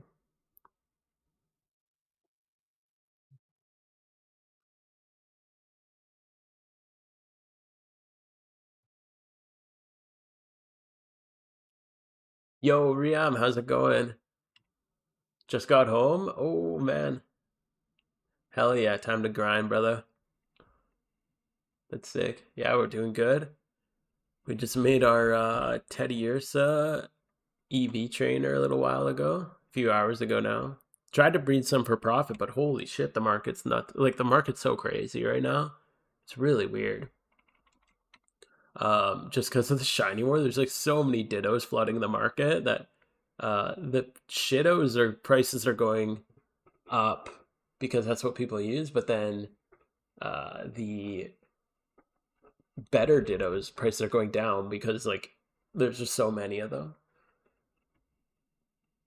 Love egg Absol, but can't handle the egg hunting. Yeah, the bank account. That's my issue right now too. That's 16 mil. Yeah, dude. Almost 17. We screwed up the Elite Four run earlier too. I was so pissed. We did 4. I was on track, like pretty good track to sweep the 5th, and then I just like read the wrong line off the Poke King. It was so stupid, and I just like did the wrong move. I wasn't paying enough attention, and then yeah, I literally just like did the wrong move, and got swept. Dumb, dumb, dumb. I'll catch up with 10 mil. Yo, party time. Hell yeah. That's sick. Stack those zeros. I'm ditto hunting. I pray I get shittos instead. Dude, yeah, like now I was sorting my shittos and I literally was just throwing 1 times 31 into my shitto boxes. It was crazy. Like, why is that a thing that we're doing right now? But the shiny wars just got the market so nuts. Just because, like, they're just, dude, those like Clue and Louis Official and those guys, like the Team Mister guys that are going hard are going so hard. Like they're just non-stop eggs. Mass buy all the 31s and sell them when they go back up. Yeah, like if you had box space or I guess even mailbox, you could store it. But I wouldn't be surprised. Like if well, you're gonna have to hold till like September though. Dude, this shiny war is so long. I'm so glad I'm not participating in it. It's so long. Only ones that list are 2 times 31 or adamant. Yeah, adamant 1 times 31 attack. Yeah, because like you're making, what is it? You're making 250k divided by 60. So unless you're selling for 5,166 because of listing fee, you need to be selling for that. Oh, yeah. So the repeating number of 5 on this. You need to be selling. If you're not listing it for more than that on the GTL, you're losing money compared to just selling it in a shadow box. Like that's crazy. And then if you look at like, so you need 5,166, like a 31 defense. Ditto. Like all these people are literally losing money by posting it on here, and they could just be selling these in boxes. Like I think attack are usually a little bit more. Even that, you're only making a couple hundred compared to selling it in a shitto box. Like that's so crazy. When am I hunting? I'm looking for Moltres mostly. And this is just my favorite spot to look for it because Jolteon, Yanma, and then even the phases here aren't bad because the phases are like Spearow, Fearo's not the best, but Quagsire, Wooper are super cool. Yo, Wolven, how's it going? Just finished up some breeds, some Elite Four. Now we're just wrapping up with some little bit of bird hunting, looking for Moltres. But yeah, Meryl's here. I really like. But they're all like horde hunts. But all of them are good except for Natu and Xatu. Those are the only actual bad ones. And then the 2 rares that were really like the real goals are Jolteon and Yanma. But I just don't really know. Like there doesn't seem to be very many single encounter spots in Kanto to look for the birds. This is a really good spot to payday also. Shunting Moltres, exactly, dude. We're getting the shiny. So I usually, a lot of the time I'll spend here. I just payday pick up. But right now we're just kind of just chilling. Probably gonna wrap up in a couple minutes. We're coming up on 4.5 hours. And I am getting tired. But we'll go for a little longer. Poppy Dom, you got your team Shiny Wars. What team are you on? It's a wild time to do a team Shiny War. Between the Poke Olympics are like halfway through, and then the official Shiny Wars are going on. Like this is a crazy time to go into team Shiny Wars. Oh, Legend, that's so. You guys are so cool. That's awesome. Good luck. Yeah. As long as you guys aren't doing like eggs, you should be fine. But yeah, the Lepo market surprisingly has been like untouched. How much are Ditto boxes right now? You can sell them like 270 mailed. So 250k basically is like the minimum price. But yeah, you can do definitely more than that. Like I'd say between 250 to 280k is probably pretty standard right now for eggs. But yeah, pretty much the same, just a little bit more. I sold quite a few Ditto boxes just yesterday because I was just getting tired of my box space being taken up. Goons went in, yeah. Goons crushing it. I haven't looked at the scoreboard in a little while. I don't actually know who's winning. I'm not participating in it, so I'm not too sure. Our team eggs haven't been popping, dude. I feel that.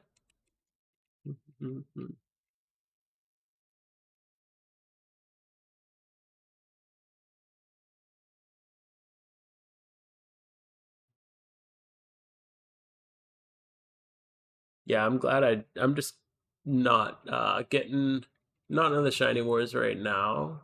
So just kind of taking it easy.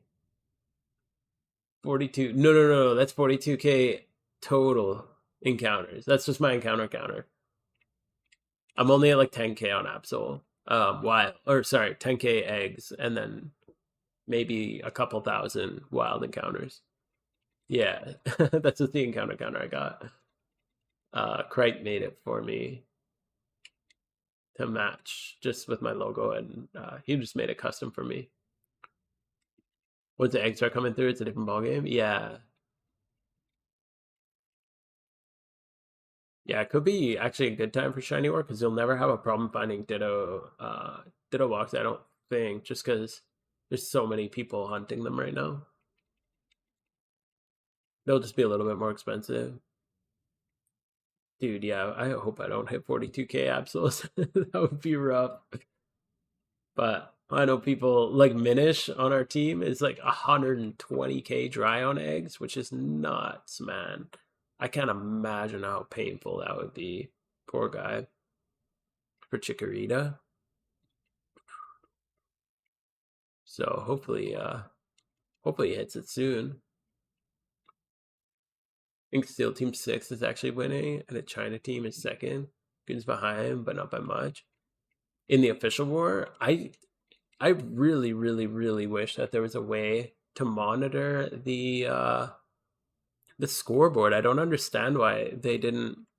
I do understand. It's a lot of work, and it's just like a single mod running.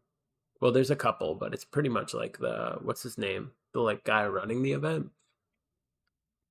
So there's just like a dude running it, so he's probably really hard to monitor. I don't think they're actually counting up points until the end. But who's Steel Team 6? I'm curious. I don't actually know that team name. But China Team second. I'm so curious how hard the China teams go. Is there a way to check like how do you know? Are you just estimating? Because anyone could be like hiding info. Dude, Shiny Haxorus is so cool. I love the Shiny Haxorus. I'm like almost tempted to go to Shiny Haxorus because everyone knows you get a Zubat first. It's just like the law of the cave. Oh, it's Pat's Team Master. That's what I assumed. So how do you know their points compared to the Chinese team? But yeah, I wouldn't mind a Zubat now as a Klutz Assault Vest user. Absolutely Unova encounter, yeah. There's a good spot for it is Giant Chasm if you're gonna go for wild. I wouldn't say it's like good. It's still like I have a video calculating all the different spots on average, but it's like a 1200-hour single encounter hunt. The best spot is Giant Chasm, and you get the shot at Metagross there. I phased on accident when I was trying to get Woobat for an alpha team. That's so funny. Yeah, I just got to go in with that mentality. I've done 30k down at the cave looking for Haxorus. I have sources. He has sources. Interesting. Man, all I want is to like just watch the scoreboard. I'm so annoyed. I was so excited to like cheer for teams. So weird. Need to grind Leppas for Haxorus? Yeah, man. Once you enter the cave, you're not allowed to leave until you have a shiny. That's the rule. Like poor Cabraka, dude has like 3 Swoobats and still hasn't got his Haxorus. Yeah, I wish that there was a counter. Yeah, the Poke Olympics. I don't know. It's not as well known of an event. Obviously, it's not official. But there's like 8 teams participating in it, and our team's in it, Team Air. But it's been really fun just to like watch the scoreboard and see like who's getting what shinies and stuff like that. It's really fun to watch as a spectator.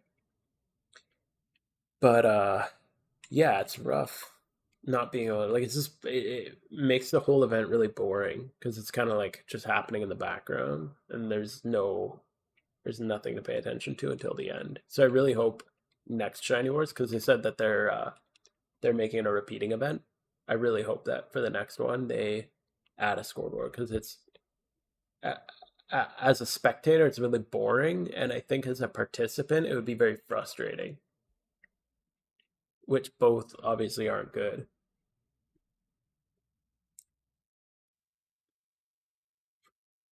So, and then like you have something like today, like I can't remember who mentioned it. They pointed out, was it Blaze? Pointed out the entire Mysterious, like Cherish Ball, every Mysterious Cherish Ball in the market got bought out. Like if you look, they're all up to like obviously the absurd ones didn't, but they all got bought out like crazy. And now they're all being relisted just in the last couple hours. So like with the shiny wars, like that could just be, and like who knows who's actually reporting the shinies, even in the like sources, who's reporting what they're getting. Like that could have just been like a crazy whale on one of the teams who just like got a shit ton of mysterious balls. You bought 25? Nice. I need to list mine. I probably should soon, but since he came back, no held item. Just decided to be 2 times 31. Ooh, attack speed female. Yeah, Chansey's 100% female, so it's always going to be female. It's a female only species. But it can be valuable just because it's really desired in PvP, Elite Four runs, stuff like that. But lucky eggs are definitely good to go for. They're just hyper rare. I think they're like a 1%. Hold on, listing them. Yeah, I'm gonna hold on a little more. A couple more buyouts, and the price should start to go up. And then premieres. I only have like 16 mysterious premier balls, but those are the big money ones. Yeah, they're almost up to 800k again. Yeah. The end of Shining Wars. Yeah, when teams get Jesper, that's kind of what I'm thinking. I just want this freaking Red Reaper hood. And those are like my golden ticket to getting it.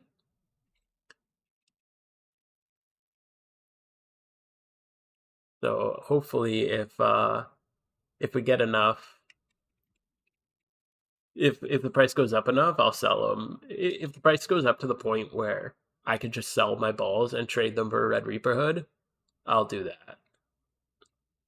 It's one. I think there's one up for 112 right now. The cheapest one, yeah, 113 essentially. So that's kind of what I'm banking on.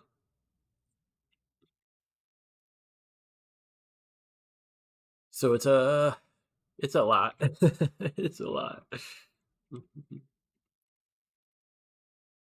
But yeah, I'm hoping I got a decent mysterious balls collection that I'm kind of banking on, and then I bought a bunch of alpha exadrills during like Lunar New Year that I've been holding. I got some I got like quite a few different. So that's like my mysterious balls that I'm kind of hoping will get me a decent chunk of change. That's like my primary investment right now.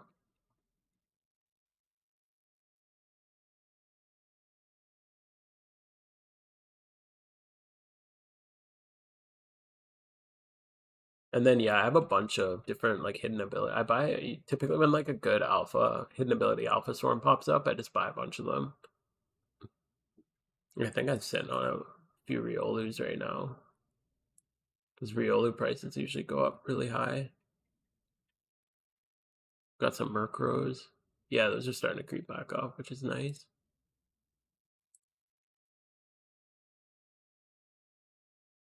Got any dragons? Like dragon breeders? You still have Spendas? I rebought some. Actually, literally the day before the most recent Alpha Spinda popped up, I had just finished selling off my Spendas. Because I had a bunch. Because like a crazy thing happened. Oh yeah, I have both dragons. So I just have one of each dragon. So I'm gonna sell off the gold one because I don't really care for it as much as the red. So yeah, I had like the crazy thing when Alpha Spin is a really rare alpha, but a while ago, two popped in a row. Like one popped, and then the next day another one popped. And before that happened, the base price of any hidden ability Spinda was 250, I think 250k for like a non-alpha, just straight up hidden ability, because it's been so long. They were like 250k, and then it popped and the price went up to 100k. It went down to 100k.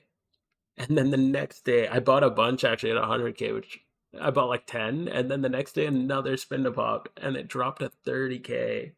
It's the lowest I've ever seen hidden ability spin does. And I just bought like 50 of them. And then I sold them off slowly as they reached 100k. And then another one just popped the other day. So I restocked a few. But they keep going down. I don't really know. Like, I don't know why they keep going down. Because it's been like a week.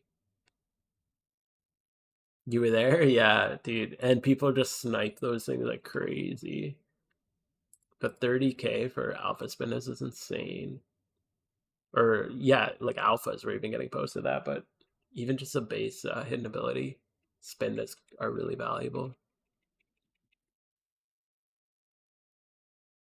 I like investing in alphas, but it is really risky. Like, it's definitely a gamble. So, because I have so much invested into hidden ability Pokemon, every time an alpha pops up, I'm like, my heart beats a little bit because I'm like, oh fuck, if it's a Riolu, my investment's gonna crash, or if it's a Murkrow or whatever, like if it's any of these things that I've invested in. Alpha Spiritomb, that's a event exclusive, isn't it? Because you can only get it at Halloween. That and like Gengar and stuff. Yeah, I'm pretty sure these are like Fateful Encounters. Yeah, that's Fateful Encounter, which means you only get one. I'm pretty sure during the Halloween event. Yeah. Same with like if you look at like Steelix, because this is Lunar New Year. Yeah, it's like that same kind of thing. And then obviously like Excadrill is the most expensive one. That's crazy. Like 700k base price.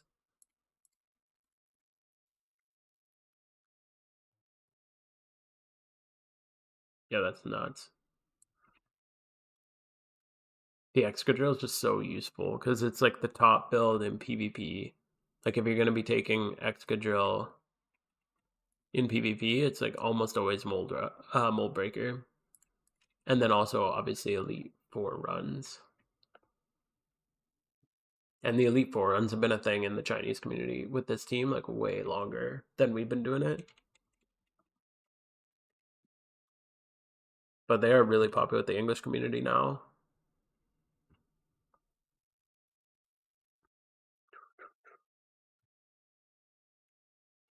So yeah, I'm at the point now where I'm just slowly selling off my investments.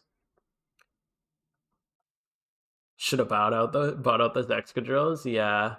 I bought them, yeah, at 300-400k when they like just after the event.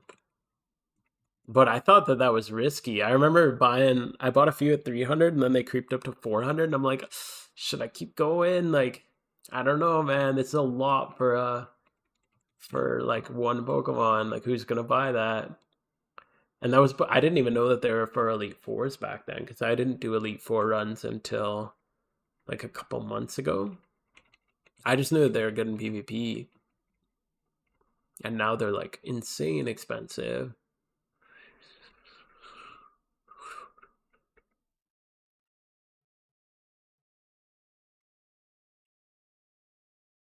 You get burned out towards the later the event. Oh yeah. It's tough to like maintain throughout the event sometimes.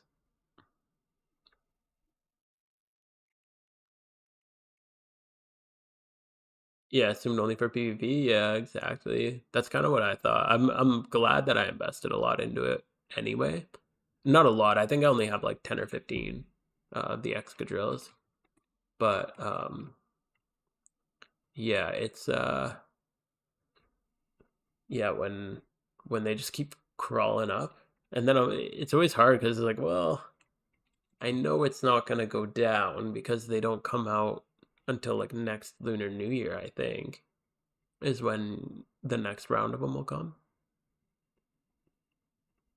So I want to just hold them because I wouldn't be surprised if they hit like a mill by like by Christmas, give or take. Because there's always new people building PvP teams, adding to their PvP teams, or starting E4 runs. So like, there's always going to be people who need it. Make a video about how useful they are. Yeah, buy them all out and then make a video about how useful it is. Hell yeah, dude. Let's do it. Manipulating the market, utilizing my channel to manipulate the market. That's the real reason I'm here. Oh man.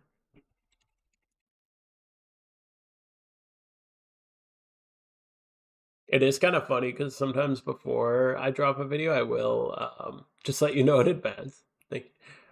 I'll be making something, like I don't know, I'll be like before gym rerun, before I made my gym video. I know it was already a really common team, but like the Typhlosion 2 Blastoise team has always been really common. But I think more people went on to it since the efficiency was improved compared to like the 21-22 gyms that was like on Pat's kind of route. And then all of a I was already breeding a bunch of water spout Blastoises before I made that guide. It was just something I always did. And then all of a sudden the price like shot up. Not like a ton, but it definitely went up quite a bit after I made that video. And then I was like, hell yeah, I'll cash in on that. Let's do it. Not gonna complain.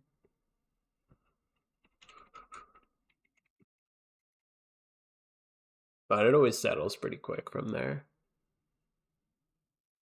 You gotta go? Yeah. Cool. Well, thanks for hanging out, man. Raynor did 39 gyms. That's crazy. But yeah, I'll see you, Poppy Time. Thanks for hanging out, man. 39 is nuts. What is there? There's 42 in total, right? Because there's 7 Kanto. Oops. 7, 1, 2, 3. There's 3 with 8. And then, oh, there's 41 in total. Wow. So he's literally just missing 2. That's so crazy. Raynor's nuts. I swear, that's like all that guy does is freaking gym reruns. Female Wobbuffets? Yeah, I know, it's the best. Just the lipsticks. Most things like don't even have the shiny difference, or it's so subtle. Like Gloom has the most subtle, or not shiny difference. Sorry, the like male female difference, but the lipstick is just so stupid. I love it. Shiny Zapdos is gonna take a while for gym rerun. Damn, he's doing Zapdos Excadrill. Could you, if you don't mind, you should be able to do a link, and if you have a link to it, because I've been experimenting with Zapdos Excadrill, but I was struggling, just because he runs into so many immunities. I don't know if there's like a post about it or what, but that would be so helpful. Because I'm like really reworking. I'm trying to make a new idea on a gym run, and I was testing Zapdos Excadrill, but I just kept running into issues because it was just constantly like a ground type just walls you because, well, at least for a turn, you get stuck for a turn because Zapdos discharge. And I tried like Heat Wave. Heat Wave was pretty successful with Zapdos. And then you can still EQ with Excadrill, but then you run into a flying type. Oh, use the X attack, I see. Thanks for the link. I might check that out later. I wish he'd like talk. I know people get nervous and they don't like to talk, and I get that, but yeah, it's too bad. I guess when you're that like focused on the run, it's probably really hard, and it just causes you to make mistakes. But yeah, I'll definitely check that out. Might make mine a little easier. I have a completely different team that I'm starting to work with. Wolven's been helping me a lot with it too, which is really nice. And then Rihanna also coming in with some assistance. So we're hopefully making it work. But my goal is always just like Garchomp with Rock Slide will take care of flying types. Yeah. Garchomp's a really nice option because you do have that the rock slide option. I'm not big into 90 or 95%. I can't remember, is rock slide 90 or 95. I don't like low accuracy moves in a gym rerun. Like I'll do it a little bit, but otherwise, and then sometimes you have to use rock slide 90% because at 90, yeah, you want a wide lens. So it's just hard to say if it's better. My goal is basically to make like a more, I'm just trying to increase the efficiency, um, but keep the simplicity. You know what I mean? Like, because I think like 6 pillars is like a great one if you're looking for like a more in-depth, like more intensive gym rerun. Or apparently like Rainer's team, if you're gonna like use items and like item swaps and all sorts of, because I'm pretty sure Rainer does item swaps between every gym. There's no way you're gonna hit 39 gyms without like a crap ton of item swaps and optimizations like that. My basically my end goal is I want like the only thing that you have to worry about is changing your leads and then just spamming one attack on each Pokemon, maybe two, like maybe a second move every once in a while, but I want to keep it nice and simple. Just because I'm typically just like chilling on the couch, not paying too much attention when I'm gym rerunning. I don't want to think much. I don't want it to like be a bunch. I don't want a written guide alongside. I want to be able to memorize it within like 5 runs. So that's kind of where I'm at with like my current goals with a new gym rerun. But then I also like want to make sure I'm hitting, 34, 35. I'd be happy with like 33 to 34 gyms, probably. Wouldn't be too bad.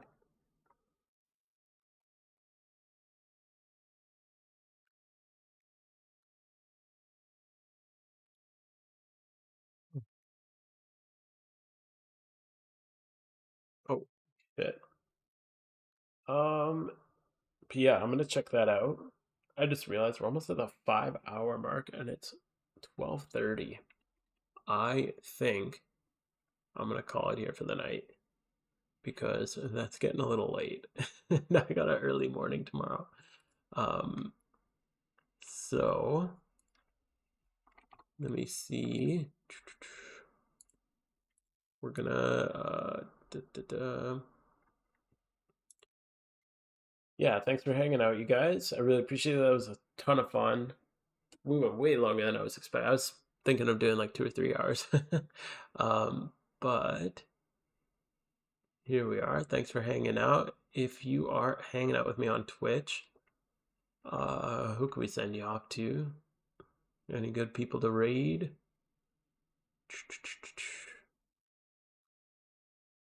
Yeah, thanks you guys. Wild Grizzly Bear, how about that? Seal Team 6. We'll do that. All right, yeah, I'm gonna send you guys off to Wild Grizzly Bear. Uh, you guys have been awesome. Thanks so much for an awesome night, and I will see you guys next week. Thanks for hanging out, everybody.